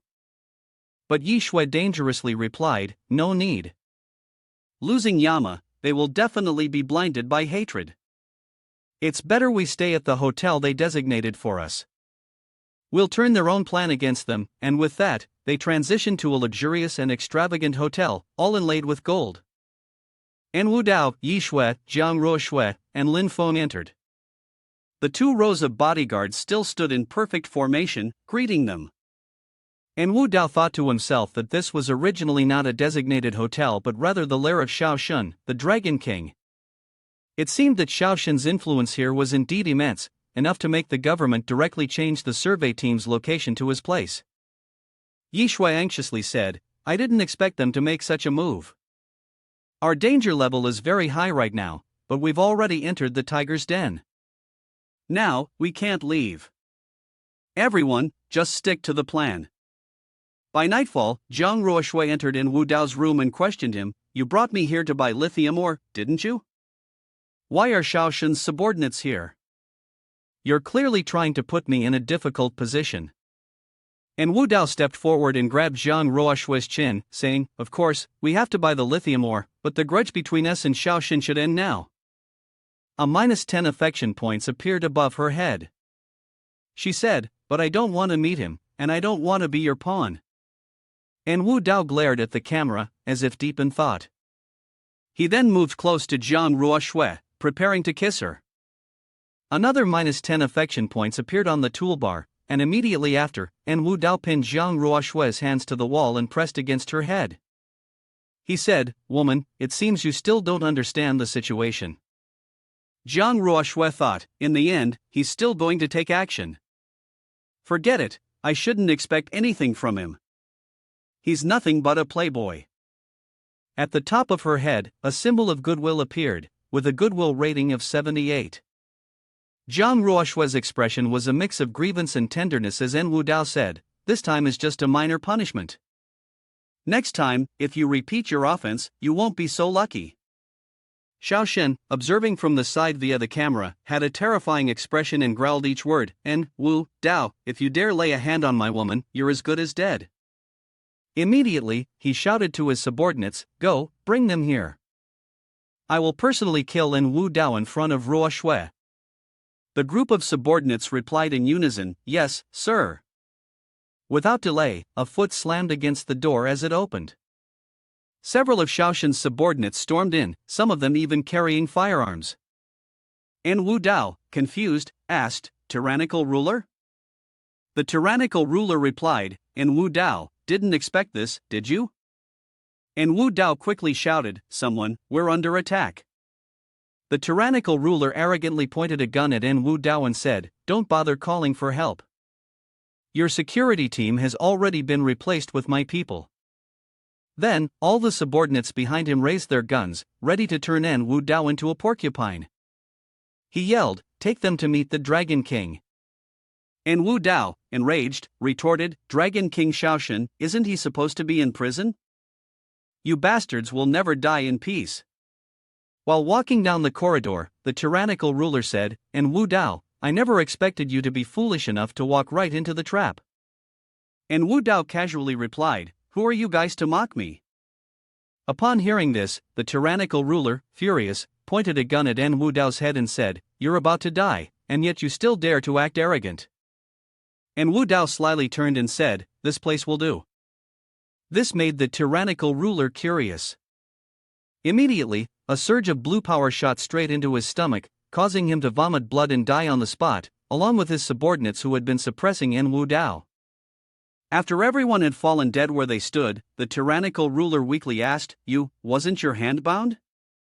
En Wu Dao turned to him with a sinister smile and said, 3 days difference, so look at things with different eyes. You think I'm still the same En Wu Dao as before, one that you can casually crush whenever you like?"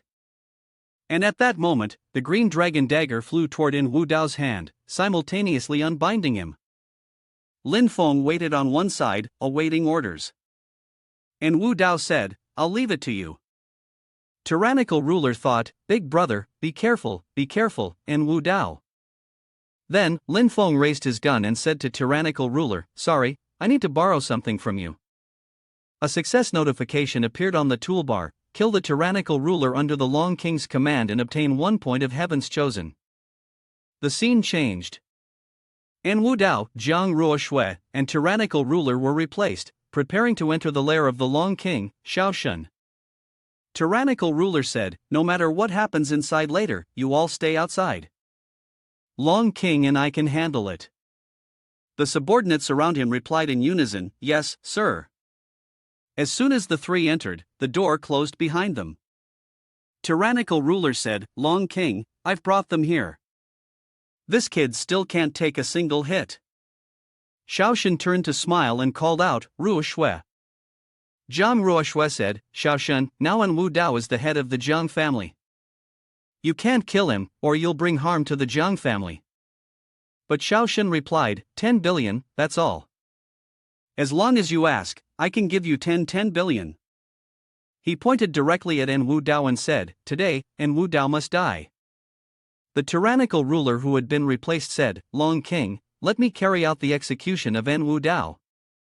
Xiaoshan casually agreed, but at that moment, the god of wealth beside him suddenly noticed something. The instant tyrannical ruler fired a shot at Xiaoshan, he shouted, "Die." At the same time, the god of wealth flew out to block a bullet. Xiaoshan panicked and shouted, "Tyrannical ruler, what are you doing?" The god of wealth's expression turned serious as he said, "Big brother, run quickly, he's not tyrannical ruler." Xiaoshan, terrified, yelled, "God of wealth, my good brother." And then, Lin Feng also removed his mask and said, "That's right, Luo is not tyrannical ruler, he is the general king, Lin Feng." And Wu Dao flipped through the air like a dragon and said, "Stop talking nonsense with him, kill him." But immediately, Xiaoshan dodged and said, "I didn't expect you to know martial arts, I was wrong." Then, Xiaoshan leapt out of the window and escaped.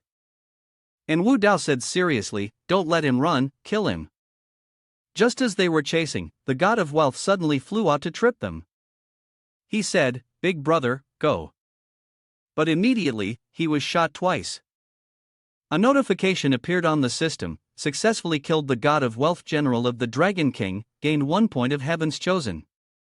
As soon as his feet hit the ground, Xiaoshan thought, "God of wealth, I will definitely avenge you." The subordinates below grabbed their guns and rushed forward. Dragon King.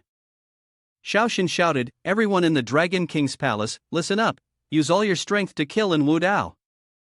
He roared angrily.